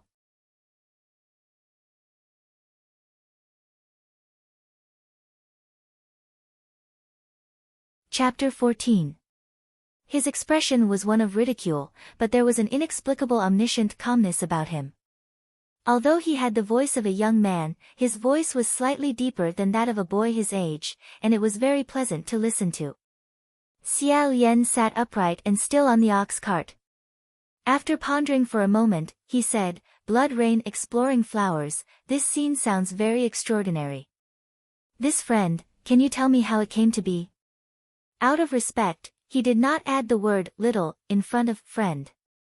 The young man sat casually with one arm resting on his raised knee. He adjusted the cuffs of his arrow's sleeves and said casually, "No big deal." However, there was one time when he destroyed another ghost's lair, and it rained blood all over the mountain. When he was leaving, he saw a flower by the side of the road, which was badly hit by the blood rain, so he tilted his umbrella and blocked it. Xiao Yan imagined that scene and felt that amidst the bloody rain and foul wind, there was an indescribable sense of elegance. He then recalled the legend of the ghost in red who burned down the 33 temples. He laughed and asked, "Does this Hua Cheng often go around fighting?"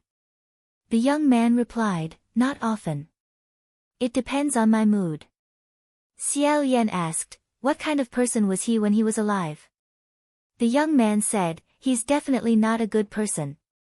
Xiao Yan asked, "What does he look like?" When he asked this question, the young man looked up at him, tilted his head, and stood up.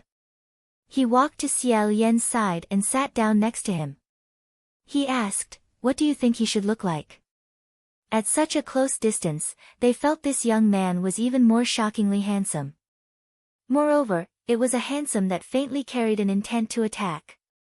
It was like an unsheathed sword that was dazzling to the extreme, and it actually caused others to not dare look directly at him. After staring at him for only a moment, Xiao Yan found it a bit hard to keep up. Slightly tilting his head, he said, "Since it's a great ghost king, its form must be ever-changing, having many different appearances." Seeing him turn around, the youth raised an eyebrow and said, "Yes. However, sometimes he would still use his true colors." "Of course, we're talking about the main body." Xiao Yan didn't know if it was an illusion, but he felt that the distance between the two of them seemed to be a little too far. So he turned his face back and said, "Then I feel that his original self might be a youth like you." The young man's lips curled up when he heard this. "Why?" Xiao Yan replied, "No reason. You can say whatever you want, and I'll think about it. Just do whatever you want." The young man laughed and said, "Who knows? But he's blind in one eye." He pointed at his right eye and said, "This one." This statement was not strange at all. Xiao Yan had heard about it before. In some versions of the legend, Hua Cheng wore a black blindfold over his right eye, covering the eye that he had lost. Xiao Yan said, "Then do you know what's going on with that eye of his?" The young man said, "Yes, many people want to know the answer to this question." Others wanted to know what caused Hua Cheng to lose his right eye, but in fact, they wanted to know what Hua Cheng's weakness was. Xiao Yan asked this purely because he wanted to know. Before he could reply, the youngster said, "He dug it himself." Xiao Yan was startled and asked, "Why?" The young man said, "Crazy. When he went crazy, he even dug out his own eyes." Xiao Yan was getting more and more curious about this red-robed ghost king. He didn't think that it was as simple as going crazy, but since he had already said so, there shouldn't be any more details. He continued to ask, "Then what is Hua Cheng's weakness?" He didn't expect the young man to answer this question, so he just casually asked. If Hua Cheng's weakness could be so easily known, then he wouldn't be Hua Cheng. Unexpectedly, the young man answered without hesitation, "Ashes. If you could obtain the ashes of a ghost, then you could control the ghost. If the ghost didn't listen to the command and destroyed the ashes, then the ghost's body and soul would be destroyed." This was common sense. However, this common sense didn't have much meaning when applied to Hua Cheng. Xiao Yan smiled and said, "I'm afraid no one can obtain his ashes. Therefore, this weakness is equivalent to having no weakness." The young man said, "Not necessarily. There is a situation where the ghost will voluntarily give away the ashes. Xiao Yan said, like when he challenged the 33 heavenly officials, he would hand it over as a bet. The young man sneered, how could that be? Although he didn't say everything, Xiao Yan could still understand what he meant. How could Huaqing lose? He said, there is a custom in the ghost realm. If a ghost chooses a person, then they will entrust their ashes to that person. That was the same as handing over one's life to another person. With such deep affection, what kind of touching story would it be? Xiao Yan said with interest, so the ghost realm actually has such a passionate custom. The young man said, there is. But not many people dare to do it. Xiao Yan expected this to be the case. In this world, not only were there demons who deceived people's hearts, there were also humans who deceived demons. There would definitely be a lot of exploitation and betrayal. He said, if you give your all with infatuation, but in the end, your bones are broken and your ashes scattered, it would truly be heartbreaking. The young man laughed and said, what's there to be afraid of? If it were me, I would give away my ashes. Who cares if he wants to break my bones and scatter my ashes? Xiao Yan smiled. He suddenly remembered that the two of them had talked for so long, yet they still didn't know each other's names. He said, friend, how should I address you? The young man raised his hand to cover his eyebrows, blocking the wine-red afterglow of the setting sun. He squinted his eyes as if he didn't like sunlight. He said, me? I'm the third child in my family, so everyone calls me San Lang. He didn't take the initiative to say his name, so Xiao Yan didn't ask anymore. He said, my surname is Xia, and my name is a single character, Lian. You're walking in this direction, are you also heading to Puqi village? San Lang leaned back against the haystack. Using his hands as a pillow, he crossed his legs and said, I don't know. I'm just randomly walking around. Hearing that there seemed to be some inside information in his words, Xiao Yan asked, what's wrong? San Lang sighed and unhurriedly said, my family quarreled, so I was chased out. I walked for a long time, but I had nowhere to go. Today, I was so hungry that I almost fainted on the streets, so I casually found a place to lie down. Although this young man's clothes seemed casual, the material was excellent. In addition, his way of talking was extraordinary, and he seemed to be very idle every day, looking at this and that. He seemed to know everything. Xiao Yan had long guessed that he was the young master of some rich family who had run out to play. For a pampered young man to walk alone for so long, his road must have been full of hardships. Xiao Yan deeply understood this point. Hearing him say that he was hungry, Xiao Yan rummaged through the small bag he carried with him, only to find a steamed bun. In his heart, he rejoiced that it hadn't hardened yet. He asked the young man, do you want to eat? The young man nodded, and Xiao Yan gave him the steamed bun. San Lang looked at him and asked, you don't have any? Xiao Yan said, I'm okay, not too hungry. San Lang pushed the steamed bun back to him and said, I'm okay too.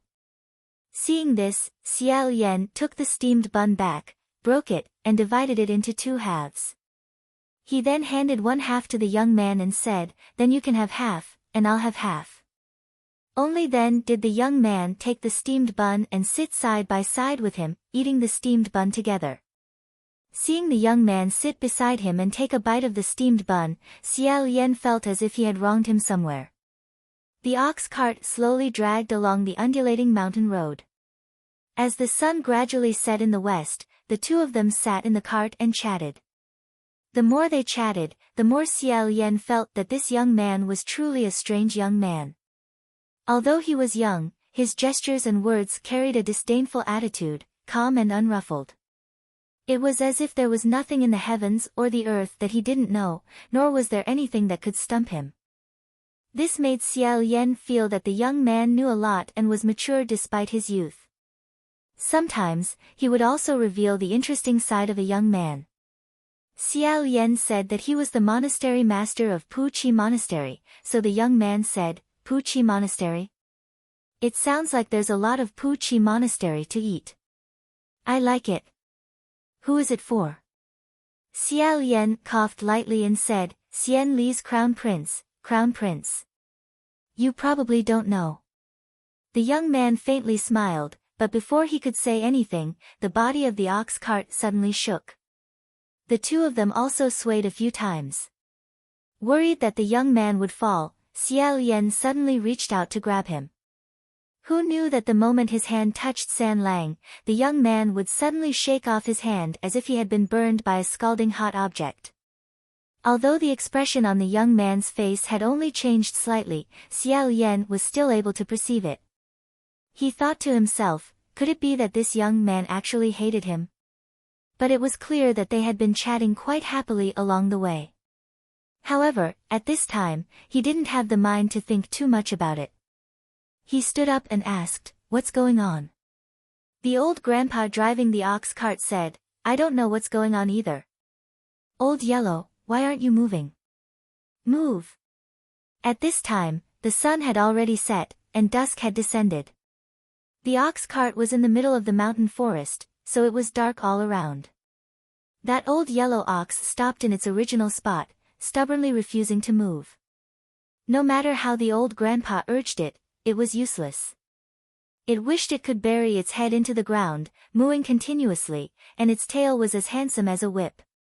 Xiao Lian saw that the situation wasn't right and was about to jump off the cart. Suddenly, the old grandpa pointed ahead and shouted. In front of the mountain road, he saw many clusters of green flames faintly burning in the east and west. A group of people dressed in white were holding onto their heads as they slowly walked towards them. Seeing this, Xiao Lian immediately said, protect. Roaxia broke free from his wrist and flew around the ox cart. In midair, she formed a floating circle, protecting the three people and the animal. Xiao Lian turned his head and asked, what day is today? Before the old grandpa could reply, the young man behind him answered, Zhongyuan. In the middle of the 7th month, the gates of hell opened. When he went out, he didn't look at the date. Today actually happened to be the Zhongyuan festival.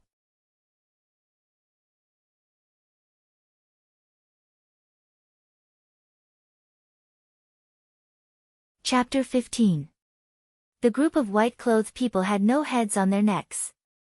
They were wearing prisoner uniforms, and each of them was holding a head, as if they were a group of prisoners who had been beheaded. They walked slowly towards the cart, the heads in their arms still twittering.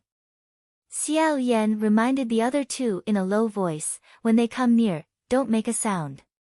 San Lang tilted his head and asked, this older brother, you're actually an extraordinary person. His tone was filled with interest. Xiao Lian replied, I can't say I'm an eccentric, but I know a little. They can't see us now, but it's hard to say when they get closer. The old man who was driving the cart was already dumbfounded when he saw the white silk flying, and then when he saw the headless people, he was so scared that his eyes rolled back. He shook his head in shock and said, no, no. I'm afraid I can't hold it in. What about the Taoist? Xiao Lian said, then, there's still a way. Sorry for the offense. After he finished speaking, he quickly tapped the old man's back. The old man immediately fell onto the cart and fainted. Xiao Lian gently caught him and placed him on the cart. He sat in the driver's seat and suddenly felt a movement behind him. He turned around and saw that the young man was also sitting behind him. He asked, are you all right? San Lang propped up his chin with one hand and said, there's something. I'm scared. Although he didn't hear any fear in his voice, Xiao Lian still comforted him, don't be afraid. Stay behind me, nothing can hurt you. The young man smiled and did not speak.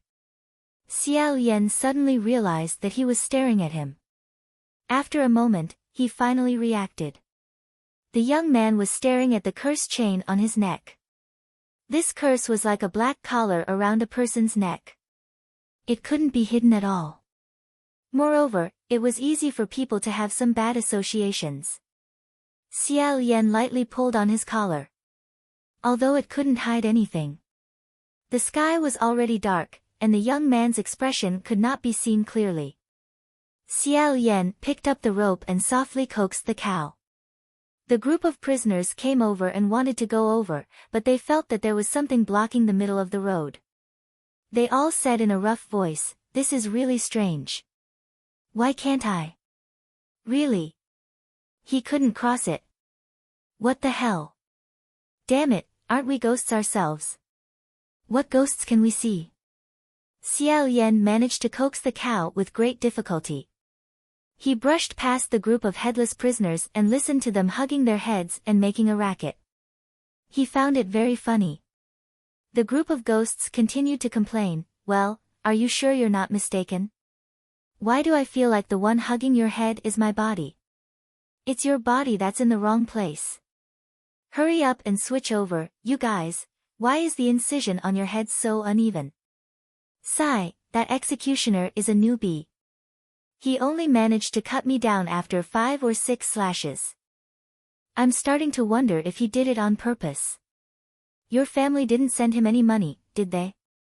Next time, remember to prepare in advance and give me a quick and clean cut." There's no next time. The Hungry Ghost Festival on the 15th day of the 7th month was the biggest festival in the world of ghosts and souls.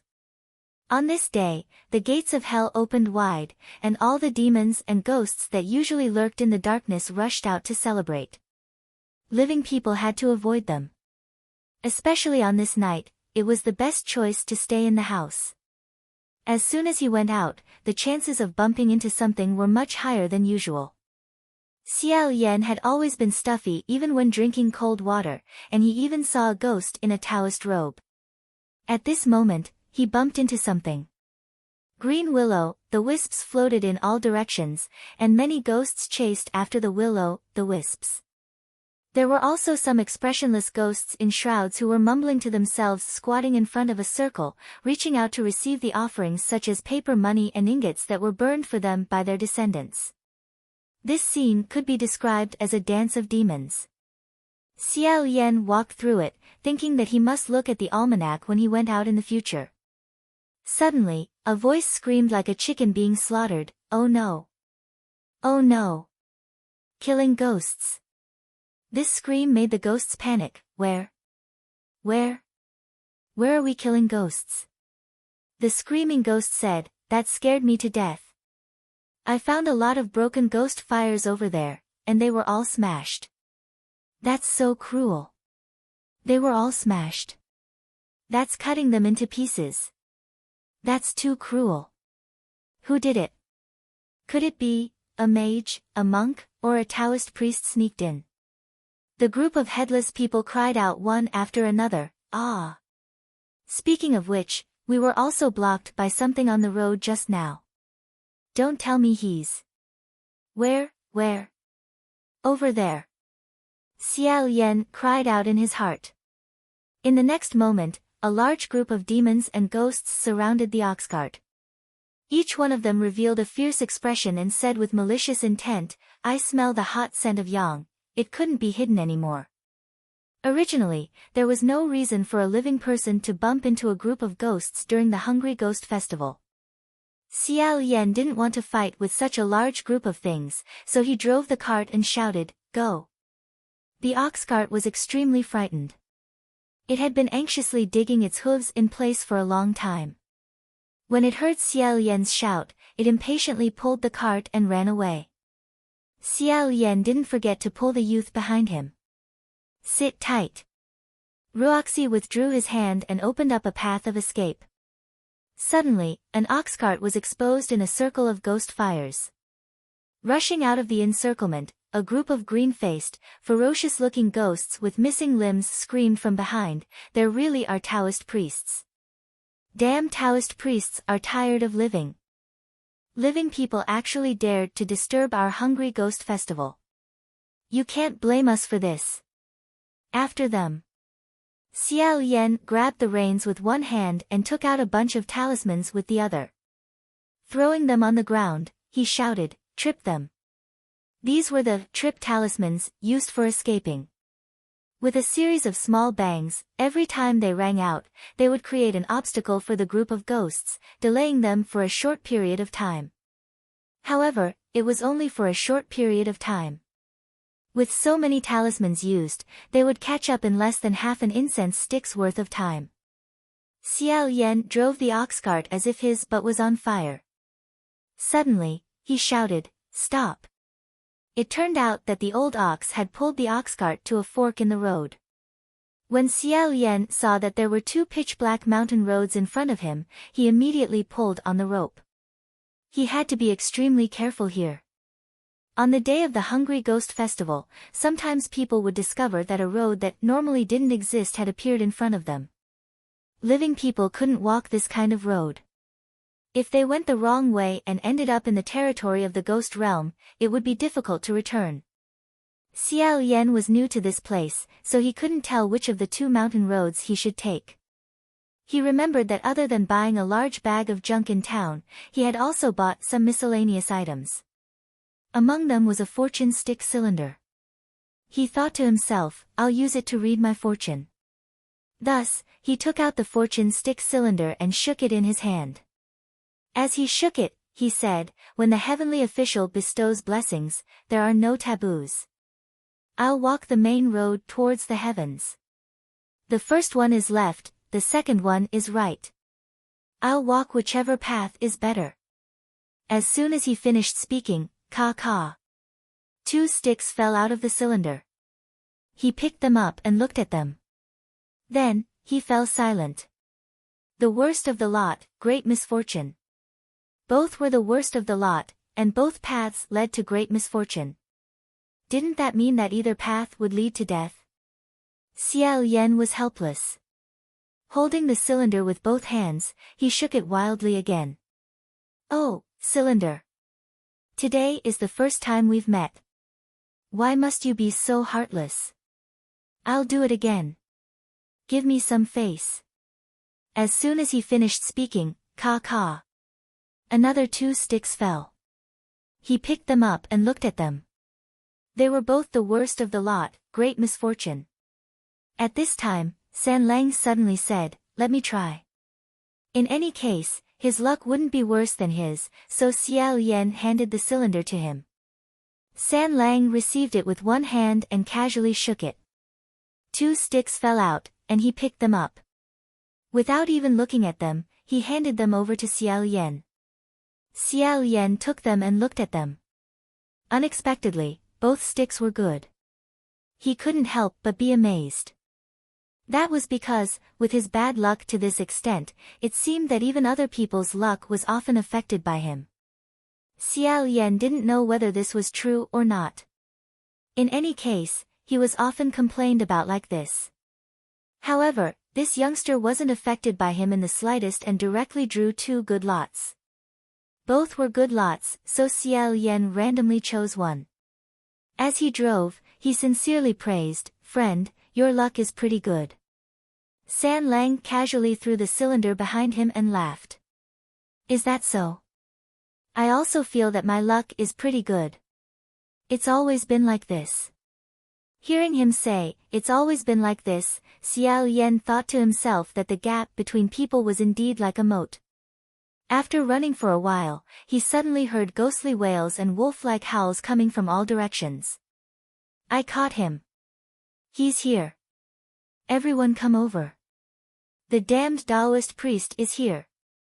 One by one, ghost heads popped out. Xiao Yan said, I actually still chose the wrong one." The effect of the tripping talisman had already worn off, but they were still surrounded. There were at least 100 of these demons and ghosts. They surrounded them in 3 layers, and their numbers were still increasing. He really didn't know why there were so many non-human beings gathered here, but he didn't have the time to find it strange. Xiao Yan warmly said, "Offending everyone wasn't my original intention. I hope everyone can be magnanimous." A headless ghost said, "Hey! Smelly Taoist priest, why didn't you be magnanimous first? The ones who scattered the ghost fire over there were you guys, right?" Xiao Yan innocently said, "It wasn't us. To tell you the truth, I'm actually just a trash collector. Don't quibble. How could there be a trash collector like you? You're clearly a Taoist priest. Aside from you, is there another Taoist priest here who would do such a cruel thing? Xiao Yan said, scattering the ghost fire doesn't necessarily mean you're a Taoist priest. Then what else could it be? A ghost? Xiao Yan quietly put his hands into his sleeves and said, it's not impossible. Ha ha ha ha ha, damned Taoist priest. You. The group of ghosts that had been laughing at him suddenly froze. Xiao Yan said, what about me? The moment he asked, the group of ghosts didn't even freeze. They stared at Xiao Yan as if they had seen something extremely terrifying. They either opened their mouths wide or tightly shut them. Several headless death row prisoners were so scared that the heads they were holding in their hands fell to the ground. Xiao Yan probed, everyone. You guys. Who knew that before he could finish asking, the group of ghosts would scatter like birds and beasts? Xiao Yan was stunned. It can't be. He still hadn't taken out the talismans he had in his sleeves, yet they had already discovered him. Were they that sharp? Moreover, it wasn't like those talismans were that powerful. Xiao Yan felt extremely strange. Were they really looking at him? Or was it something behind him?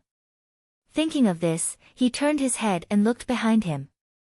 Behind him, there was only the fainted owner of the ox cart and the youth in red who was still leisurely resting his chin on his hand. Seeing him look back, San Lang faintly smiled and put down his hands. Taoist priest, you are so valiant and heroic. Those demons and ghosts have all been scared away by you. Xiao Yan also faintly smiled. Is that so? I also didn't expect that I would be so amazing. At that moment, he pulled on the rope a few times and the ox cart slowly began to roll again. The rest of the journey was smooth. In less than half an hour, the ox cart slowly climbed out of the forest and arrived at the flat mountain road. Pu Chi village was already at the bottom of the hill. Clusters of warm and bright lights. It really was a road of good luck. It was more daunting than dangerous. As the night wind blew, Xiao Yan once again turned his head. San Lang seemed to be in a good mood as he laid down and used his hands as a pillow to look at the bright moon. Under the faint moonlight, that youth's eyes didn't seem like a real person. After muttering to himself for a moment, Xiao Yan revealed a smile and said, friend. San Lang asked, what? Xiao Yan asked, have you ever done fortune-telling? San Lang turned his head and said, I haven't. Xiao Yan asked, then, do you want me to help you read your fortune? San Lang looked at him and smiled. You want to help me read my fortune? Xiao Yan replied, I kind of want to. San Lang slightly nodded his head and said, all right. He sat up and leaned his body slightly towards Xiao Yan. How do you want to read my fortune? Xiao Yan said, read my palm. How about it? Hearing this, the corner of San Lang's mouth slightly curved. It was hard to tell what that smile meant. Xiao Yan only heard him say, all right. As he said this, he extended his left hand towards him. The fingers on this left hand were long and slender with distinct knuckles. It was extremely pleasing to the eye. Furthermore, it definitely wasn't the kind of weak and pleasing to the eye. Instead, it was filled with hidden strength. No one would want to have their throat clutched by this kind of hand. Xiao Yan remembered the slight change in San Lang's expression when he touched him just now. He especially took care to avoid physical contact and not directly touch San Lang's hand. Instead, he lowered his head and carefully examined it. The moonlight was pure and white. If one were to say it was dark, it wouldn't be dark. If one were to say it was bright, it wouldn't be bright either. Xiao Yan looked at it for a while. The ox cart was still slowly crawling on the mountain road. The wheels and wooden axles creaked. San Lang said, how is it? After a short while, Xiao Yan slowly said, your fate is very good. San Lang said, oh. How is it good? Xiao Yan raised his head and warmly said, you have a persevering temperament and are extremely persistent. Although you have met with ups and downs, you will always stick to your original heart. Often, you will turn misfortune into fortune and misfortune into fortune. Friend, your future will inevitably blossom like a blooming flower, perfect and bright. The above few sentences were all made up on the spot. They were all nonsense. Xiao Yan simply didn't know how to read people's palms. In the past, when he was demoted, there was a period of time when he often regretted not learning palm reading and physiognomy from the state preceptors of Huangji Temple. If he had learned it, he wouldn't have to always play the drums, and perform on the streets. The reason why he wanted to read wasn't to see how this youngster's fate would be. Rather, he wanted to see whether or not this youngster had palm prints and fingerprints. Ordinary demons and ghosts could transform into a fake body and pretend to be a living person. However, the minute details of this body, such as palm prints, fingerprints, and the ends of hair, generally couldn't be so detailed. Not only did this youngster's body not have any fluctuations of magic power, he couldn't detect any clues, and his palm prints were also very clear.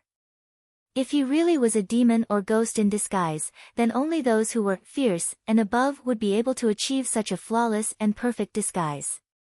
However, for a ghost king of that level, why would he follow him to a small mountain village and sit on an ox cart all the way to pass time? Just like how the heavenly officials of the heavenly realm all had to attend to a myriad of affairs every day, they were also very busy. Xiao Yan pretended to be very confident and braced himself to make up a few sentences. In the end, he couldn't make up any more. San Lang stared at him without blinking. While listening to his nonsense, he let out a low laugh that was very thought-provoking. He said, anything else? Xiao Yan couldn't be thinking that he still had to make up stories, right? He said, what else do you want to read? San Lang said, since it's fortune-telling, don't tell me that you don't also need to calculate marriage fate? Xiao Yan coughed lightly and solemnly said, my skills aren't good enough, so I don't really know how to calculate marriage fate. However, thinking about it, you probably don't need to worry about this. San Lang raised an eyebrow and said, why do you think I don't need to worry about this? Xiao Yan smiled and said, there will definitely be a lot of girls who like you. San Lang said, then why do you think there will definitely be a lot of girls who like me? Xiao Yan was about to open his mouth and answer along with him when he suddenly reacted. This little friend was actually thinking of a way to lure him into directly opening his mouth to praise him. Helpless and amused, Xiao Yan didn't know what to say. Rubbing the space between his eyebrows, he said, San Lang ah. This was the first time Xiao Yan had called him San Lang. When the youngster heard this, he laughed out loud and finally let him go. At this moment, the ox cart had already climbed into the village while panting. Xiao Yan turned around and slightly held his forehead before hurriedly getting off the cart. San Lang also jumped off the cart. Unexpectedly, when Xiao Yan raised his head, he discovered that just now, he had been lazily lying on the ox cart. Now that the two of them were standing together, this youngster was actually taller than him. The two of them were actually unable to look at each other at eye level. San Lang stood in front of the cart and stretched his body. Xiao Yan said, San Lang, where are you going?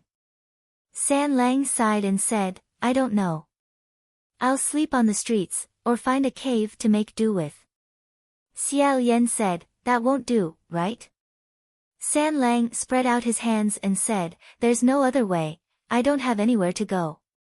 He cast a sidelong glance at Xiao Yan and laughed twice before saying, thank you very much for telling my fortune. Thanks for your auspicious words, we'll meet again someday. Hearing him mention fortune-telling, Xiao Yan blushed with shame. Seeing that he really did turn around, Xiao Yan hurriedly said, wait, if you don't mind, do you want to come to my monastery? San Lang's footsteps paused. Turning around halfway, he said, can I? Xiao Yan said, that house originally wasn't mine. I heard that in the past, many people would often spend the night there. It's just that it's a lot more simple and crude than you think. I'm afraid you won't be able to live there. If this youngster really was a young master who ran away from home, then he couldn't just let him run all over the place like this. Xiao Yan very much suspected that the youngster had only eaten that half a steamed bun for the entire day. If this youngster relied on his body to act willfully and recklessly like this, sooner or later, he would really faint on the streets. Hearing him say this, San Lang finally turned around. He didn't reply, but instead walked in front of Xiao Yan and leaned his upper body forward. Xiao Yan still hadn't figured out what he wanted to do.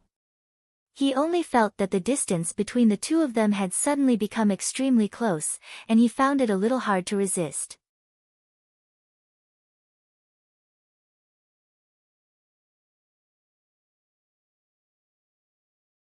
Chapter 16. Xiao Yan froze on the spot. Looking at the slender figure of the young man, he was helping him carry a large bag of junk, and he even carried it so calmly. This made him feel guilty repeatedly in his heart. San Lang took a few steps and had already walked out. Xiao Yan was about to chase after him when he suddenly remembered that the old man driving the carriage was still lying in the carriage. He immediately turned back and stretched out his hand to wake the old man up. Xiao Yan repeatedly warned him not to tell anyone about what happened tonight. The old man had seen his abilities on the way here, so how could he dare to go back on his word? He nodded repeatedly and pulled old Huang back home. The only thing left on the cart was a roll of mat. Xiao Yan put it on his back. When he looked back, San Lang was already single-handedly carrying that big bag of messy things, leisurely walking up the hill. Arriving in front of the crooked Puchi monastery, San Lang lowered his head and burst into laughter, as if he had seen something interesting. Only when Xiao Yan got closer did he realize that he was looking at the sign asking for donations. He coughed lightly and said, "Look, it's like this. That's why I said you might not be used to it." San Lang said, "Pretty good." In the past, Xiao Yan had always been the one to say, it's all right, to others. Today was the first time he heard someone say this to him. It was hard to describe what he was feeling. The original wooden door of Puchi Monastery had long since decayed. Xiao Yan tore it down and replaced it with a curtain. Stepping forward, he lifted the curtain and said, "Come in." San Lang followed behind him and entered. The furnishings in this small wooden house could be seen at a glance. There was only a rectangular offering table, 2 small wooden stools, a small prayer mat, and a merit box. Xiao Yan took the things in San Lang's hands and placed the fortune sticks, incense burner, paper, pen, and other items he had bought on the offering table. He then lit a red candle that someone had conveniently stuffed into his hand when he was collecting junk. In a flash, the room was brightened. San Lang casually picked up the lot holder, shook it, and put it down. He said, "So, is there a bed?" Xiao Yan turned around and silently put down the scroll on his back, handing it over to him. San Lang raised an eyebrow and asked, "Only one?" Xiao Yan had only met this youngster on his way back from town, so naturally, he hadn't thought about buying an extra card in advance. He said, "If you don't mind, we can squeeze together tonight." San Lang said, "That works too." Xiao Yan picked up the broom and swept the floor again. San Lang looked around the monastery and said, "Brother Daozhang, is there something missing in your monastery?" Xiao Yan had finished sweeping the floor and was squatting on the ground to spread the mat. When he heard this, he said, "I think, besides believers, there shouldn't be anything missing." San Lang also squatted down. Propping his chin in his hand, he asked, "Where's the statue?" With his reminder, Xiao Yan suddenly remembered that he had actually forgotten the most important thing, the statue of God. What kind of view is a view without a statue of a deity? Although his main body was already here, he couldn't possibly sit on the altar every day. After pondering for a moment, Xiao Yan found a solution and said, "I just bought a brush and paper. I'll draw a portrait tomorrow and hang it up." If news of him hanging a portrait of himself in his own monastery were to spread to the heavenly realm, he would probably be laughed at for another 10 years. However, sculpting a statue of a god was costly and time-consuming. In comparison, Xia Lian chose to be laughed at for 10 years. Unexpectedly, San Lang said, "Painting? I will. Do you need help?" Xia Lian was startled. Smiling, he said, "Then I'll thank you first. However, I'm afraid you don't know how to paint a portrait of the Xian Le Crown Prince." After all, almost all of his portraits had been burned 800 years ago. No matter how many survived today, perhaps not many people had seen them. San Lang said, "Of course. I will. When we were in the carriage just now, weren't we talking about this crown prince?" Xia Lian remembered. "Indeed, on the road just now," he said. "You probably haven't heard of him," but San Lang didn't reply. Now that he heard him say this, he was slightly surprised. He laid out the mat and straightened his body, saying, "Could it be that San Lang really knows him?" San Lang sat down on the mat and said, "I know." The expression and tone of this youth's words were very interesting. He often smiled, but it was hard to tell whether his smile was sincere or mocking the other's mental retardation. Xia Lian listened to him talk about everything under the sky and was quite interested in his evaluation. He also sat down next to him and said, "Regarding this Xian Le Crown Prince, San Lang, what do you think?" The two of them looked at each other under the lantern, the red candlelight trembling slightly. San Lang carried the candlelight on his back, his black eyes sunk into the shadows, making it impossible to see his expression. After a while, he said, "I think, Junwu must hate him very much." Xia Lian didn't expect such an answer. Startled, he asked, "Why do you think so?" San Lang said, "Otherwise, why would he demote him twice?"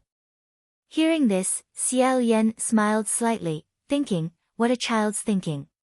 He lowered his head and slowly undid his belt as he said, "This has nothing to do with hate or dislike. There are many things in this world that can't be explained simply with hate and like." San Lang said, "Oh." Xia Lian turned around and took off his white boots, saying, "Moreover, if you do something wrong, you should accept punishment. The emperor has only fulfilled his duty twice." San Lang didn't comment, saying, "Perhaps." Xia Lian took off his coat and folded it, preparing to place it on the offering table. He wanted to say something more, but when he turned around, he saw San Lang's gaze fixated on his feet. That gaze was extremely strange. It could be said to be ice cold, but it also felt scalding and piercing. It could be said to be blazing hot, but it also faintly revealed a chill. Xia Lian lowered his head to look and understood. What the youth was looking at was the black cursed shackle on his right ankle. The first cursed shackle was firmly wrapped around his neck, while the second was tightly bound around his ankle. These two cursed shackles, no matter which one, weren't locked in the right place, and there was no way to hide them.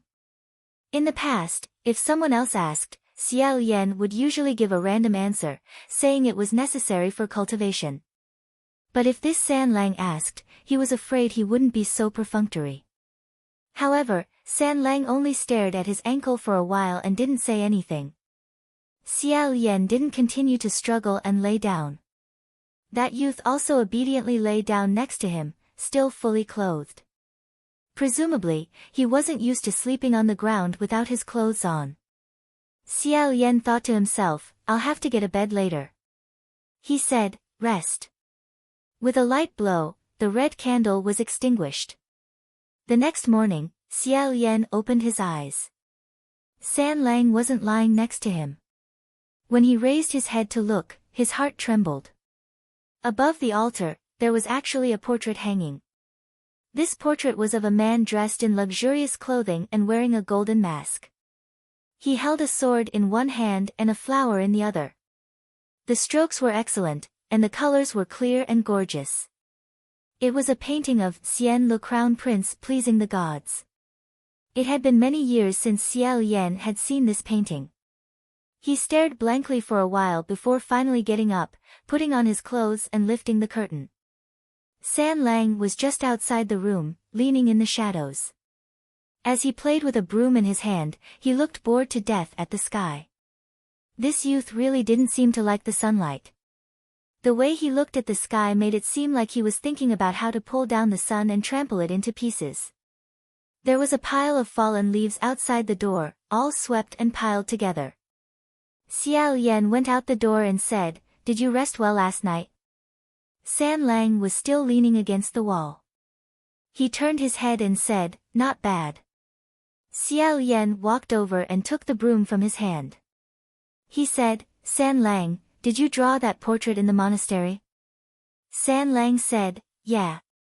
Xiao Yan said, "It was really well drawn." The corner of San Lang's mouth curled up, but he didn't say anything.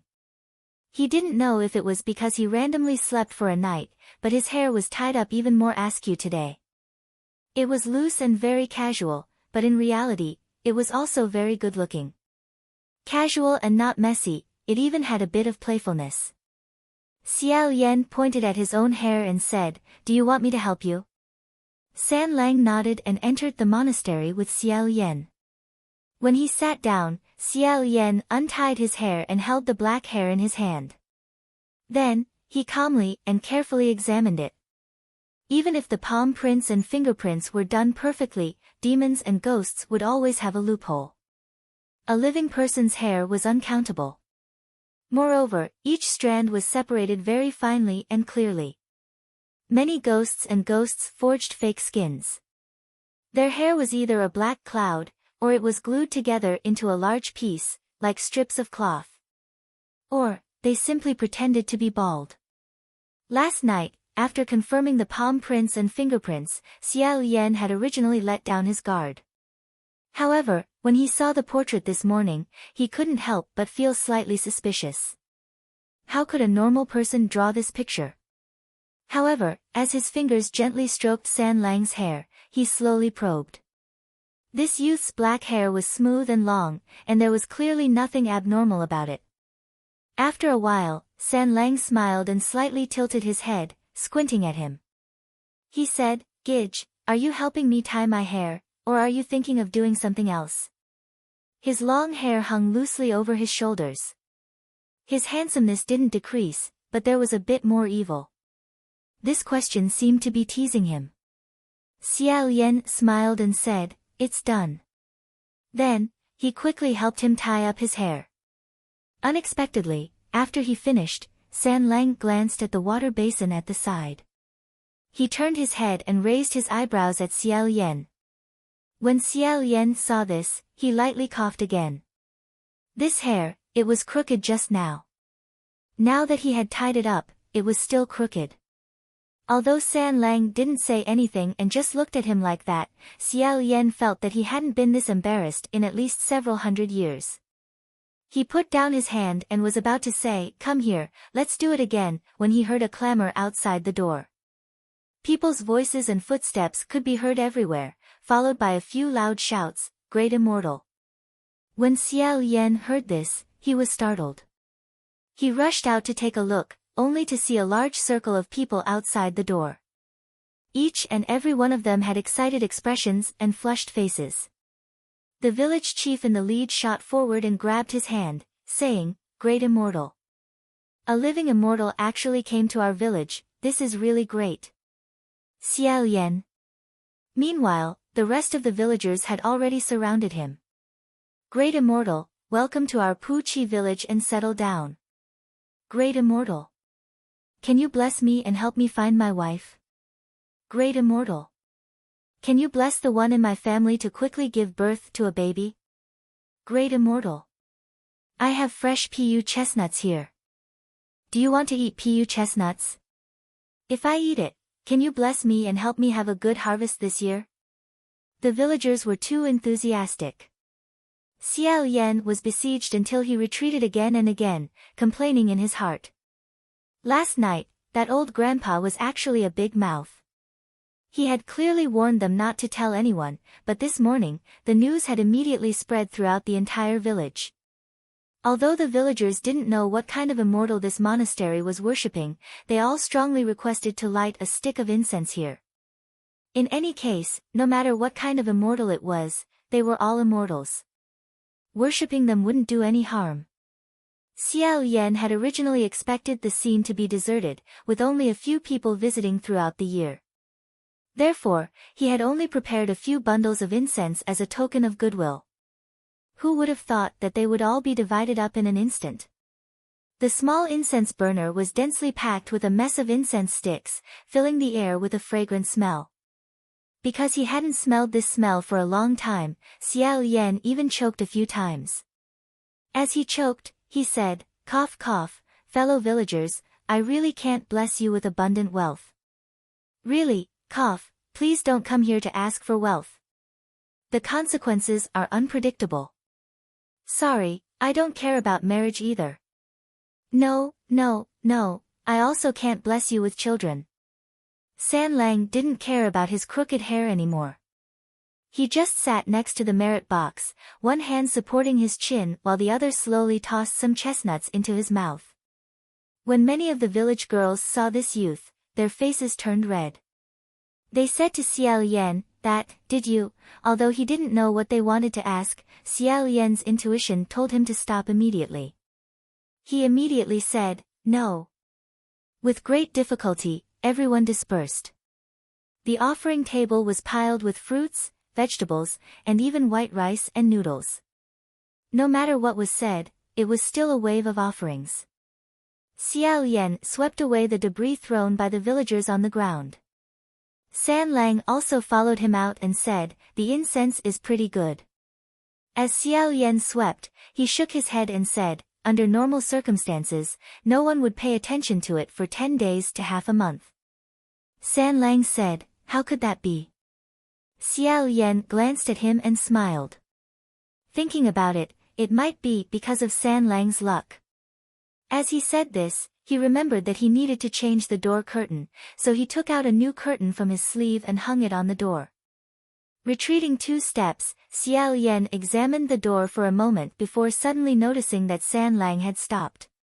Turning his head, he asked, "What's wrong?" He saw San Lang stare at the door curtain with a pensive expression. Following his gaze, Xiao Yan discovered that San Lang was looking at the talisman drawn on the curtain. This talisman was something he had casually drawn before.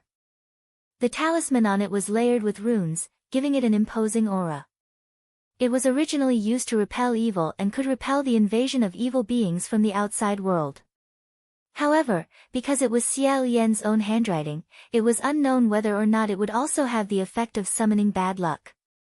However, since there wasn't even a door, it would be safer to draw this row of talismans on the curtain. Seeing the youth standing motionless in front of the talisman curtain, Xiao Yan's heart stirred. San Lang.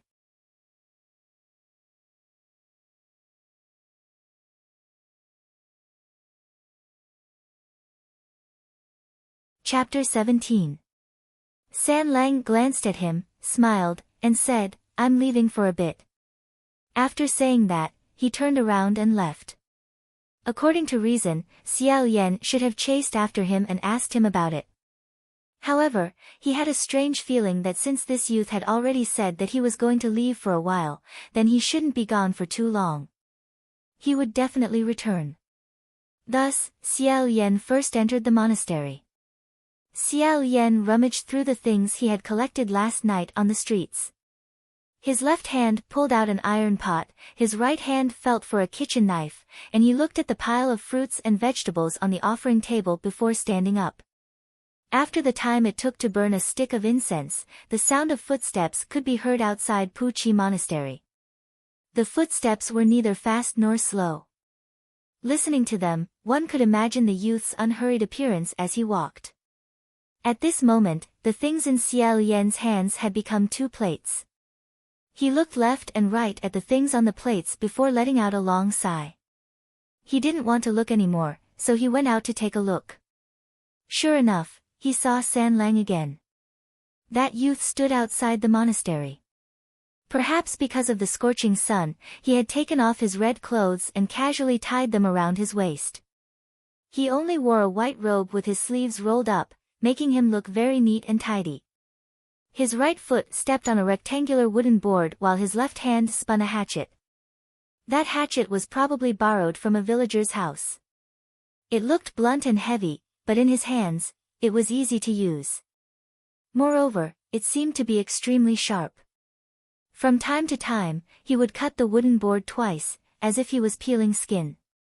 He glanced over and saw Xiao Yan come out. "I'm making something." Xiao Yan went over to take a look. He was actually making a door leaf. Moreover, the size was just right. It was neat and beautiful, and the surface was very smooth. His craftsmanship was excellent. Because this youth seemed to have a big background, Xiao Yan thought he was the type who didn't know how to distinguish between 5 grains and 4 limbs. Who knew that he would be very efficient in his work? "You've worked hard, San Lang." San Lang smiled and didn't reply. He casually tossed the hatchet aside and installed it for him. He knocked on the door and said to him, "Since you're going to draw talismans, wouldn't it be better to draw them on the door?" After he finished speaking, he nonchalantly lifted the curtain and entered. It seemed that the strict talisman on the curtain did not have any effect on him, and San Lang did not care about it at all.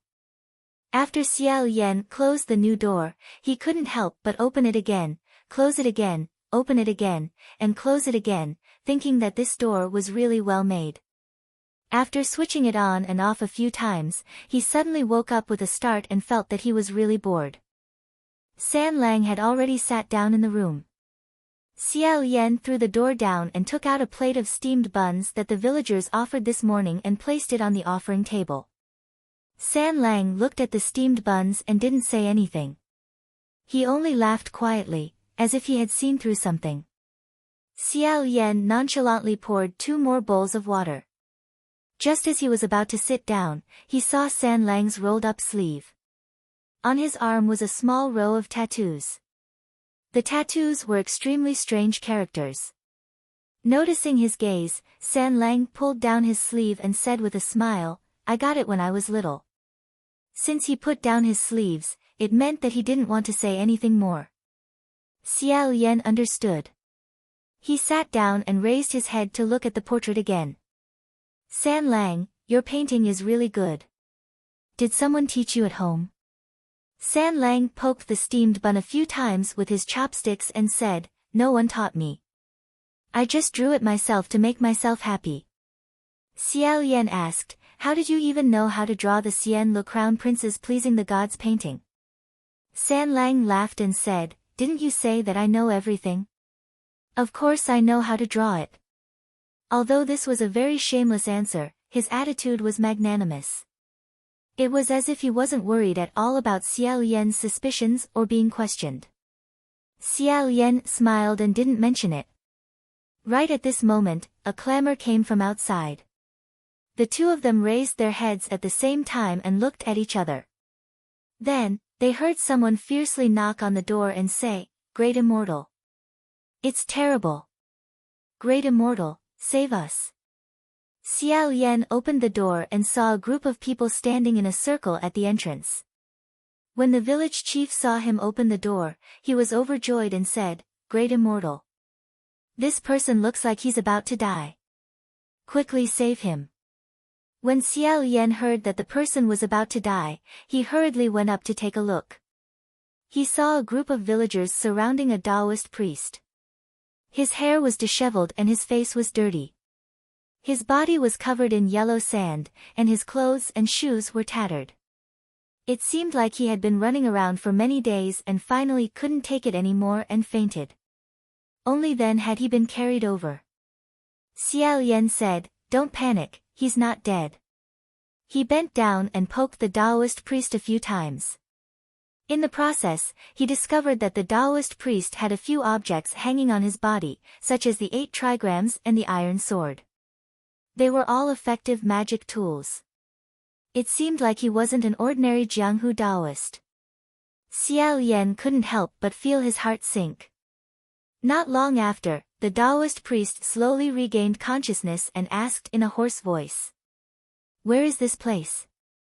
The village chief said, "This is Pu Chi village." The Taoist priest mumbled, I'm out, I've finally escaped." He looked around and suddenly opened his eyes wide. He said in alarm, Save me, save me." Xiao Yan had long since expected this kind of reaction. He said, "Fellow Taoist, what happened? Whose life did you save? What happened?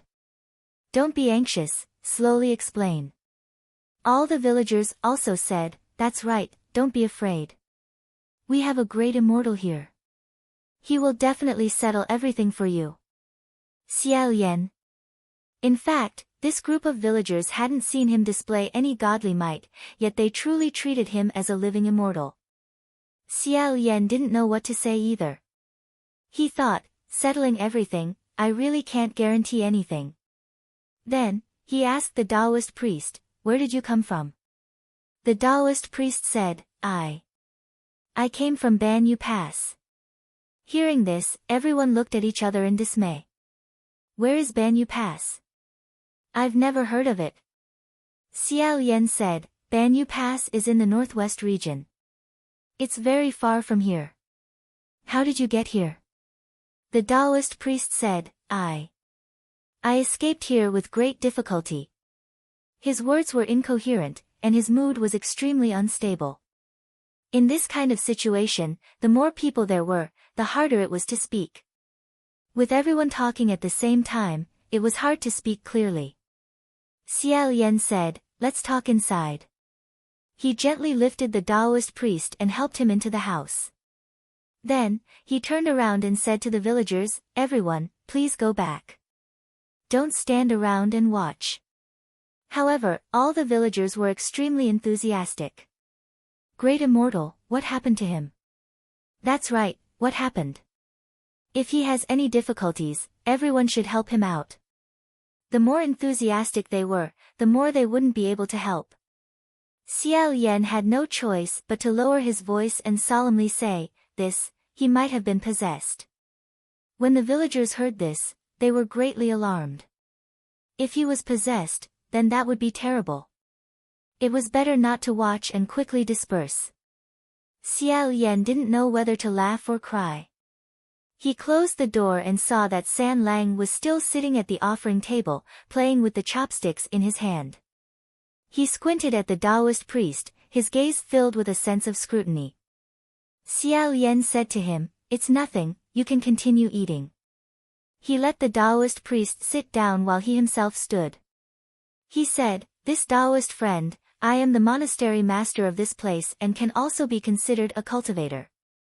You don't need to be nervous. If there's anything you need, you can say it. If there's anything I can help with, perhaps I can do my bit." "What did you say just now? What happened to Banyu Pass?" The Taoist priest gasped for breath a few times. It seemed like he had arrived at a place with few people, and after hearing Xiao Yan's words of comfort, he finally calmed down and said, "You've never heard of this place?" However, Xiao Yan said, "I've heard of it. Banyu Pass is located in an oasis in the desert. The scenery on the night of Banyu Pass is very beautiful. It could even be said to be a bright and beautiful scene, hence the name." The Taoist priest said, "Oasis? Beautiful scene? That was something from 100 or 200 years ago. Now, it's more appropriate to call it Banyu Pass." Xiao Yan was slightly startled and asked, "What do you mean?" The Taoist priest's complexion turned green, so green that it was frightening. He said, "Because no matter who passes through that place, at least half of them will disappear without a trace." Could it be that it isn't a Banyu Pass? This was truly something he had never heard of before. Xiao Yan asked, "Who did you hear this from?" The Taoist priest said, "I didn't hear it from anyone, I saw it with my own eyes." The Taoist priest sat up and said, "There was a caravan that wanted to pass through that place. Knowing that this place was strange, they invited our entire sect to escort them. In the end," he said in grief and indignation, "in the end, after this trip, I'm the only one left." Xiao Yan raised his hand, indicating that he should sit properly and not get agitated. He asked, "How many people are there in your party?" The Taoist priest said, my entire sect, including the caravan, has around 60 people. 60 people. That female ghost Xianji had been wreaking havoc for 100 years. In the end, Lingwen Palace had calculated that the number of people who had been killed didn't even reach 200. Listening to the Taoist priest's words, it seemed that this kind of thing had already been going on for over 100 years. If so many people went missing every time, then when added together, it would truly be no small matter. Xiao Yan asked, when did Banyu Pass turn into Banyu Pass? The Taoist priest said, about 150 years ago, after that place became the domain of the demonic path. Xiao Yan still wanted to carefully ask him about the matter of them being killed on this trip and the demonic path he spoke of. However, from the start of the conversation until now, he had a faint feeling that something wasn't right. At this point, he couldn't conceal the strange feeling in his heart no matter what, so he stopped talking and frowned slightly. At this time, San Lang suddenly said something. He said, you escaped all the way back from Banyu Pass. The Taoist priest said, yes, AI. 9 out of 10, 1 out of 10. San Lang let out an, oh, and didn't say anything else. However, with just this one sentence, Xiao Yan had already sensed that something was wrong. He turned around and said in a warm voice, then you must be thirsty after escaping all the way back. The Taoist priest was startled. Meanwhile, Xiao Yan had already placed a bowl of water in front of him and said, there's water here. Fellow Taoist, come and have a sip. Facing this bowl of water, the Taoist priest had a flash of hesitation on his face for a moment. Meanwhile, Xiao Yan stood to the side with his hands in his sleeves, quietly waiting. Since this Taoist priest had come from the northwest and had fled in panic all the way, he must be thirsty and hungry. Looking at his appearance, it didn't seem like he had had the leisure to eat or drink on the way. However, after he woke up and said so much, he hadn't made any requests for food or drink. After he entered the room, he didn't have the slightest desire for the food and water on the offering table. He didn't even glance at them.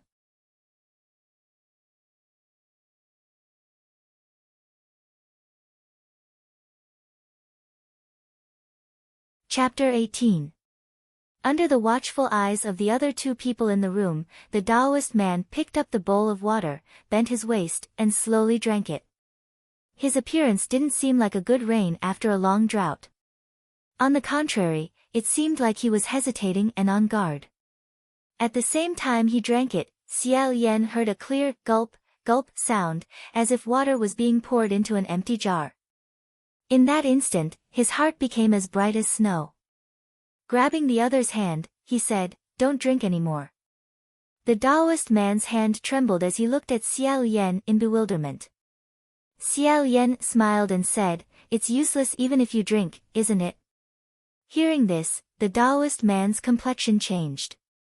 His other hand unsheathed the iron sword at his waist and stabbed towards Xiao Yan's face. Xiao Yan stood still and raised his hand. With a dang sound, he lightly flicked away the edge of the sword. The Taoist man saw that Xiao Yan was still tightly holding his hand and clenched his teeth. Xiao Yan only felt his arms suddenly deflate like a deflated ball. With a chi sound, it broke free from Xiao Yan's grasp. As soon as the Taoist man broke free, he fled towards the door. Xiao Yan wasn't in a hurry. In this kind of place where there were no external obstructions, even if the Taoist man escaped another 10 feet, Ruoxi would still be able to drag him back. Unexpectedly, just as he raised his wrist, an extremely sharp sound of something breaking through the air passed by his side. That sound was as if someone had shot a sharp arrow from behind him, directly piercing through the Taoist man's abdomen and nailing him to the door. Xiao Yan focused his eyes and saw that it was actually a bamboo chopstick. He turned his head to look and saw that San Lang had calmly stood up from the table. Brushing past him, San Lang pulled out the bamboo chopstick and waved it in front of Xiao Yan's face a few times before saying, it's dirty. I'll throw it later. As for the Taoist man who had suffered such a heavy injury, he actually didn't cry out in pain at all. Instead, He silently leaned against the door and slowly slid down. What flowed out of his abdomen wasn't blood, but clear water. It was precisely the bowl of water he had just drunk. The two of them squatted down beside the Taoist. Xiao Yan pressed on the wound and felt that the wound was like a punctured balloon. Cold air was leaking out, and the corpse of the Taoist was also gradually changing. Just now, he was clearly a burly man, but now he seemed to have shrunk a size. His face and limbs were somewhat shriveled, and they were still shrinking. He looked like a small old man. Xiao Yan replied, "It's an empty shell." Some demons and ghosts were unable to transform into a perfect human form, so they would think of another method, creating an empty shell.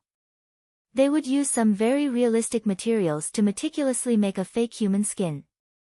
Such a skin bag would often refer to a real living person. Sometimes, it would even be made directly from a person's skin. The palm prints, fingerprints, and hair would naturally be perfect.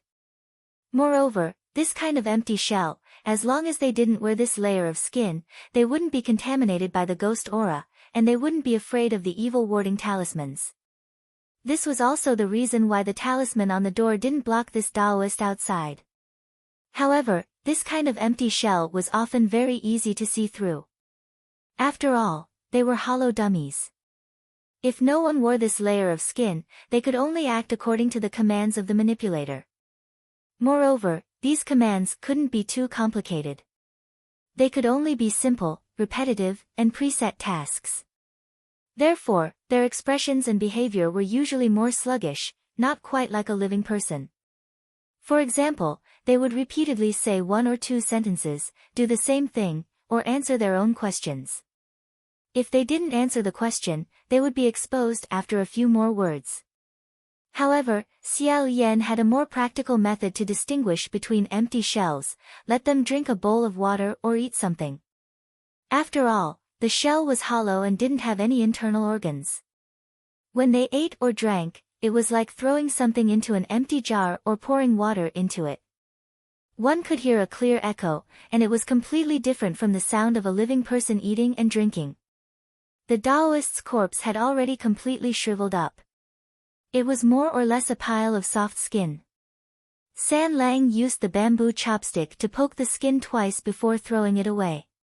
He said, "This shell is a bit interesting." Xiao Yan knew what this youngster was referring to. This Taoist's expression and behavior were all seen in their eyes. Not only was it lifelike, it was practically a living person. When communicating with him, the Taoist was able to answer fluently. It could be seen that the manipulator's power was astonishing. Xiao Yan glanced at him and said, "It seems that San Lang has also dabbled in this kind of special technique." San Lang smiled and said, "Not much." This empty shell had specifically come knocking on his door and told him about the matter of Ban Yu Pass. Regardless of whether it was true or false, its purpose was to lure him to Ban Yu Pass. In order to be safe, he still needed to go on the spiritual communication array and ask. Xiao Yan pinched his fingers and calculated that his remaining power was enough to support him using it a few more times. Thus, he made a hand seal and went on the spiritual communication array. As soon as he entered the array, the inside was unexpectedly lively. Moreover, it wasn't because they were busy with official business. Instead, it seemed as if everyone was playing some kind of game, laughing and giggling. Xiao Yan was quite amazed when he heard Ling Wen say, "Your Highness has returned. How have you been down there these past few days?" Xiao Yan said, "Not bad, not bad." "What is everyone doing? Why are they so happy?" Ling Wen said, "The Wind Master has returned and is currently dispersing his merits. Shouldn't your Highness go and snatch some?" Sure enough, Xiao Yan heard several heavenly officials inside the array shouting themselves hoarse, 100 merits. "I snatched it. Why does mine only have 1 merit? 1,000. 1,000. Ah. Thank you, Wind Master. Ha ha ha ha ha." He thought to himself, could it be that this is money falling from the sky and everyone is picking it up? Although his merit box was completely empty, Firstly, he didn't know how to snatch it. Secondly, the other heavenly officials were all familiar with each other, so snatching and playing around wasn't a big deal. But him suddenly inserting himself was a bit strange. Thus, he didn't mind it. He minded his own business and asked, "Everyone, do you know of Banyu Pass?" As soon as these words came out, the spiritual communication array that was excitedly snatching merits instantly went silent. Xiao Yan once again felt a bit depressed. In the past, when he sent out some poems and secret recipes, it was fine if everyone went silent because the other heavenly officials also didn't send out these things. In that case, the words he sent out might indeed be out of place. However, inside the spiritual communication array, there were often heavenly officials opening their mouths to ask some official questions. For example, who knows which ghost? Is it easy to deal with? Whose territory is there? Can you help me out? At this time, everyone also expressed their own opinions. Those who had suggestions gave their suggestions, while those who didn't said that they would help you ask when they had time. Him asking about Banyu Pass was also considered official business. There was no reason for everyone to go deathly silent the moment he opened his mouth. After a long while, someone suddenly shouted, "Wind Master has scattered another 100,000 merits." The spiritual communication array instantly became lively again. The heavenly officials all went to snatch merits, and no one cared about the question he had just asked. Xiao Yan knew that this matter wasn't simple. He probably wouldn't be able to ask anything inside the array. He thought to himself that this Wind Master was really generous, scattering 100,000 merits in one go. How amazing! Just as he was about to withdraw, Lingwen suddenly sent him a private message. Lingwen asked, "Your Highness, why did you suddenly ask about Banyu Pass?" Xiao Yan then told her about an empty shell that had come to find him. He said, that shell pretended to be a survivor that escaped from Banyu Pass. He must have a purpose. I don't know if what he said is true or false, so I came to ask. What's wrong with this place? Lingwen muttered to herself for a moment, then said, "Your Highness, I advise you not to get involved in this matter." Xiao Yan had more or less expected that there would be such a sentence. Otherwise, it wouldn't have continued for 150 years without anyone asking about it. Moreover, when he asked about it, the entire court fell silent. He said, "Is it true that more than half of the people who pass the pass go missing?" After a long while, Lingwen said, "It's not good for everyone to say too much about this matter." Xiao Yan could hear the deliberation in her voice. There was definitely something difficult going on. He said, "Okay, I understand. Since it's not convenient for you, then don't say anything more. We've also never discussed this topic in private." Withdrawing his spiritual sense, he exited the spiritual communication array. Xiao Yan stood up and used a broom to sweep the fake skin bag to the side. After muttering to himself for a moment, he raised his head and said, "San Lang, I'm afraid I'll have to go on a long journey." From Lingwen's attitude, it was clear that this matter involved no small matter. Since this empty shell had delivered itself to his door, it must have wanted to trick him into going. It definitely wouldn't be a good place. However, San Lang said, "Okay, Gidge. You don't mind taking me with you, right?" Curious, Xiao Yan asked, "The journey is long, and the sandstorms are tough. Why do you want to go?" San Lang smiled and said, "Do you want to know what's going on with that half-moon demonic path?" Xiao Yan paused and said, "You even know about this?" San Lang crossed his arms and unhurriedly said, "Half Moon Pass wasn't originally called Half Moon Pass. 200 years ago, it was the location of the half-moon ancient country." He slightly straightened his body, his eyes bright as he said, "Half-moon demonic path is." Xiao Yan leaned the broom against the wall and was about to sit down to listen in detail. At this time, a series of knocking sounds came from outside the door. At this time, the sky was already dark. Those villagers had all been scared by Xiao Yan's previous words of bewitched and had shrunk back into their houses, not daring to come out. So who would be knocking? Xiao Yan stood at the door and held his breath for a moment. He didn't feel any strange movements from the talisman on the door. Then, he heard two more knocking sounds. Listening to these sounds, it seemed like two people were knocking at the door at the same time. He pondered for a moment before opening the door. Sure enough, two black-clothed teenagers were standing at the door. One was handsome, the other elegant. It was Nan Feng and Fu Yao. Xiao Yan said, "You too." Fu Yao was the first to roll his eyes. Nan Feng opened his mouth and asked, "Are you going to Half Moon Pass?" Xiao Yan asked, "Where did you hear that?" Nan Feng said, "Several heavenly officials chatted a bit on the road. I heard that you asked about Half Moon Pass in the Spirit Communication Array today." Xiao Yan understood. With both hands hidden in his sleeves, he said, "I understand. I'm willing, right?" Both of them had a twisted expression on their faces as they said, "That's right." Xiao Yan couldn't help but laugh and said, I understand. However, I'll say this in advance. If you encounter anything you can't handle on the way, you're welcome to run away at any time."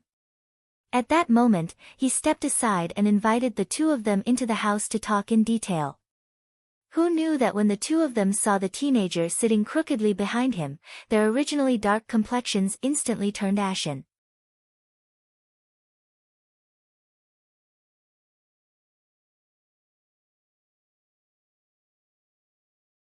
Chapter 19.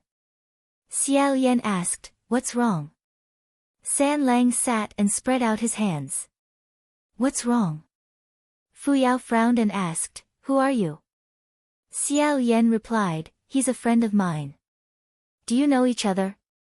San Lang's face was full of innocence. "Brother, who are these two people?" Hearing him call him brother, Nan Feng's mouth twitched and Fu Yao's eyebrows twitched. Xiao Yan raised his hand at San Lang and said, "It's nothing, don't be nervous." Nan Feng shouted, "Don't talk to him." Xiao Yan asked, "What, do you know each other?" Fu Yao coldly said, "No." Xiao Yan said, "If you don't know each other, then why are you?" Before he finished speaking, he suddenly felt something glowing beside him. Inadvertently turning his head to look, he saw that the two people had gathered a ball of white light in their right hands. A bad premonition spontaneously arose and he hurriedly said, Stop. Don't be impulsive." The two balls of white light that appeared out of nowhere looked very dangerous. They definitely weren't things that could appear in the hands of ordinary people. San Lang clapped his hands twice and politely said, "Amazing. These two words of praise were truly insincere. Xiao Yan finally managed to hug the two people's arms. Nan Feng turned his head to look at him and angrily said, "Where did you meet this person? What's his name? Where does he live? What's his background? Why is he with you?" Xiao Yan said, "I met him on the road. He's called San Lang.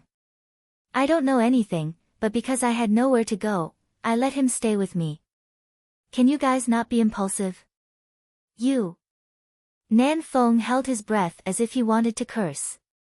He forcefully swallowed it and asked, "You don't know anything and you dare let him in? What if he has bad intentions?" Xiao Yan thought to himself, why does Nan Feng's tone sound like he's his father? If it was another heavenly official or another person, hearing someone younger than them speak like this would have long since made them unhappy. However, Xiao Yan had long since become completely indifferent to all kinds of scolding and ridicule. Secondly, he knew that these two people ultimately had good intentions, so he didn't care. At this time, San Lang said, "Brother, are these two your servants?" Xiao Yan warmly said, "Servant isn't the right word. To be more precise, it should be assistant." San Lang smiled and said, "Is that so?"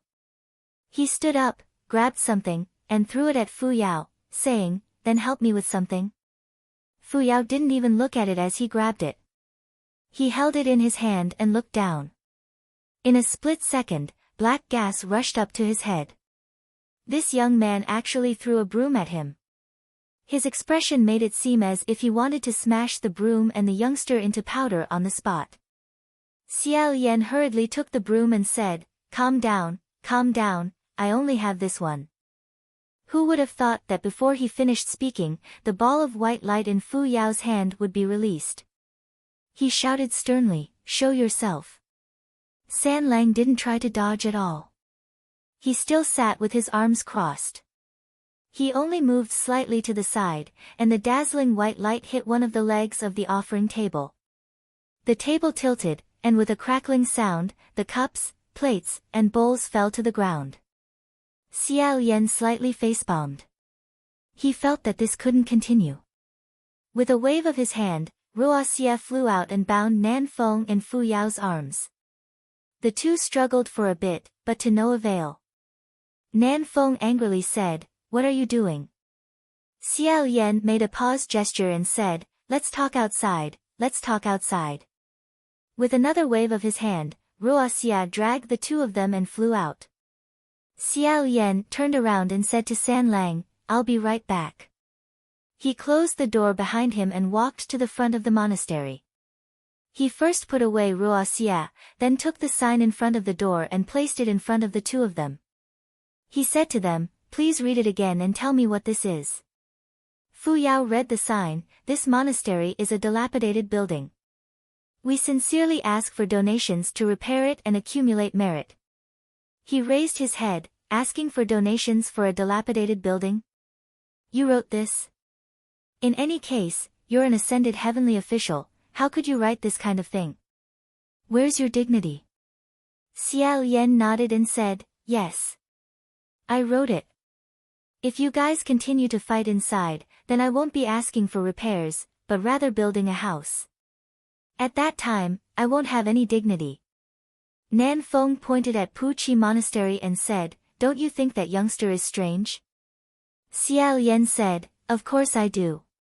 Nan Feng said, then you clearly know that he's dangerous, yet you still dare to keep him by your side? Xiao Yan saw that they had no intention of donating, so he put the sign back and said, Nan Feng, what you said is wrong. People in this world have countless temperaments and fortuitous encounters. Being strange doesn't equate to being dangerous. You must know that in the eyes of others, I definitely look very strange. But do you guys think I'm dangerous? This was something that couldn't be refuted. This person clearly had the demeanor of an immortal, yet he just happened to be collecting trash all day long. Wasn't this extremely strange? Fu Yao said, aren't you afraid that he has some ulterior motive? Xiao Yan asked, what do you guys think I have to plot? When these words came out, Nan Feng and Fu Yao were immediately at a loss for words. This question was indeed very reasonable. If a person was plotted against by others, it was usually because they were guilty of possessing a treasure. But what made people sad was that when they thought about it carefully, they actually couldn't think of anything worth plotting against the current Xiao Yan. If he wanted money, he didn't have money. If he wanted treasures, he didn't have treasures. Could it be that he still wanted the trash he collected every day? Xiao Yan continued, moreover, it's not like I haven't tested him before. The two people's expressions froze as they asked, how did you test him? What was the result? Xiao Yan then told them about those times and said, there was no result. If he isn't an ordinary person, then there is only one possibility left. Absolute. Fu Yao sneered, what if he really is absolute?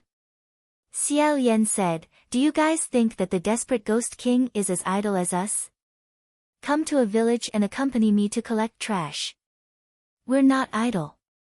Yes, on the small hillside, outside the Pu Chi monastery, the three people could only hear the sound of that youngster leisurely walking back and forth inside the house. He sounded very satisfied, as if he wasn't worried about anything at all. Nan Feng said in a low voice, no. We still have to think of a way to test whether or not he is absolute. Xiao Yan rubbed the space between his eyebrows and said, then you guys can try. However, don't go too far. Maybe he really is just a young master who ran away from home. I hit it off with this little friend. You guys should be more friendly and don't bully him. Hearing the words "don't bully him," Nan Feng's expression was one of speechlessness. Meanwhile, Fu Yao's eyes were practically about to roll to the back of his head. After warning them, he opened the door. San Lang had his head lowered as if he was examining the foot of the offering table. Xiao Yan coughed lightly and asked, "Are you all right?" San Lang smiled and said, "I'm fine. I'm just looking at whether or not this table can be fixed." Xiao Yan warmly said, "What happened just now was just a misunderstanding. I hope you don't mind." San Lang smiled and said, "Since you said it, why would I mind? Maybe they thought I looked familiar." Fu Yao coldly said, "Yes. They looked a bit familiar, so I might have made a mistake just now." San Lang giggled and said, "Oh. What a coincidence, I also thought these two people looked a bit familiar." Although the two people were still vigilant, they didn't make any more extreme movements. Nan Feng said in a muffled voice, "Clear a place for me to draw the thousandly shrink array." Thousandly shrink was the earth-shrinking technique. As the name implied, it could shrink 1,000 li of mountains and rivers into a single step. Other than the fact that it consumed a large amount of transcendence energy every time it was used, it was incomparably convenient. Xiao Yan put away the mat on the ground and said, "Draw here." Just now, when Fu Yao had entered, he hadn't taken a good look at the furnishings in the temple. Now, after standing in this crooked little rundown house for a while, he looked around with an uncomfortable expression. Frowning, he asked, "You live in a place like this?" Xiao Yan brought him a stool and said, "I've always lived in a place like this." Hearing this, Nan Feng's movements paused for a moment. After a moment, he continued drawing the array. Fu Yao didn't sit down. His expression also slightly froze for a moment. It was hard to tell what kind of expression he had on his face. It was 90% stunned, and 10% gloating. However, he quickly put away this strange expression and said, "Where's the bed?" Xiao Yan hugged the mat and said, "This is it." Nan Feng raised his head and glanced at the mat, then lowered his head again. Fu Yao glanced at San Lang beside him and said, "You sleep with him?" Xiao Yan asked, "Is there a problem?" After a while, the two of them didn't say anything else. It seemed like there was no problem. Xiao Yan turned his head and asked, "San Lang, just now you were interrupted halfway through your sentence. What is the half-moon demonic Taoist? Can you continue?" San Lang had been staring at them with a thoughtful expression. His eyes were pitch black, but when he heard Xiao Yan's question, he snapped back to reality and smiled slightly. "All right." After a pause, he said, "The half-moon demonic Taoist is the state preceptor of the half-moon ancient kingdom. He is one of the dual demonic Taoist masters." Xiao Yan said, "Of course there are two dual demonic Taoist masters. Then who is the other one?" San Lang answered every question and said, "It has nothing to do with the half-moon kingdom. It is a demonic Taoist from the central plains called State Preceptor Fang Xian." Xiao Yan slightly widened his eyes and continued to listen. As it turned out, the people of the half-moon kingdom were extremely strong and had a fierce and aggressive temperament. Moreover, they were located in a strange location, which was one of the most important checkpoints between the central plains and the western regions. The two countries often clashed at the border and had constant friction. Their state preceptor was proficient in demonic arts, so the soldiers of the half-moon kingdom trusted him very much and followed him with all their hearts. However, 200 years ago, a dynasty from the central plains finally sent troops to attack and flatten the half-moon kingdom.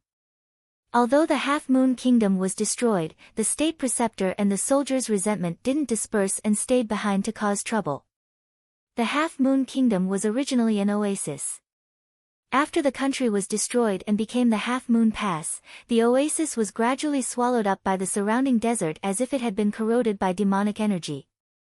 It was said that at night, people could often see tall soldiers of the Half-Moon Kingdom with maces in their hands wandering around the desert, patrolling and hunting. Originally, there were tens of thousands of residents here, but they gradually couldn't survive and moved away. At the same time, there was also a legend that, every time a border was crossed, more than half of the people would disappear. As long as someone from the Central Plains passed through here, they would leave behind half of their toll money. Human lives. Fu Yao put on a fake smile and said, "This young master, you really know a lot." San Lang smiled and said, "Not at all, not at all. You guys just know a little less." You're tuning in to the Blissful Bookshelf YouTube channel. We're so grateful for your support, and don't forget to subscribe to join us on this incredible journey through captivating stories. Your generosity through donations truly makes a world of difference, as it's the primary source of revenue that allows me to expand and enhance this channel for you. Thank you from the bottom of my heart for being a part of this adventure.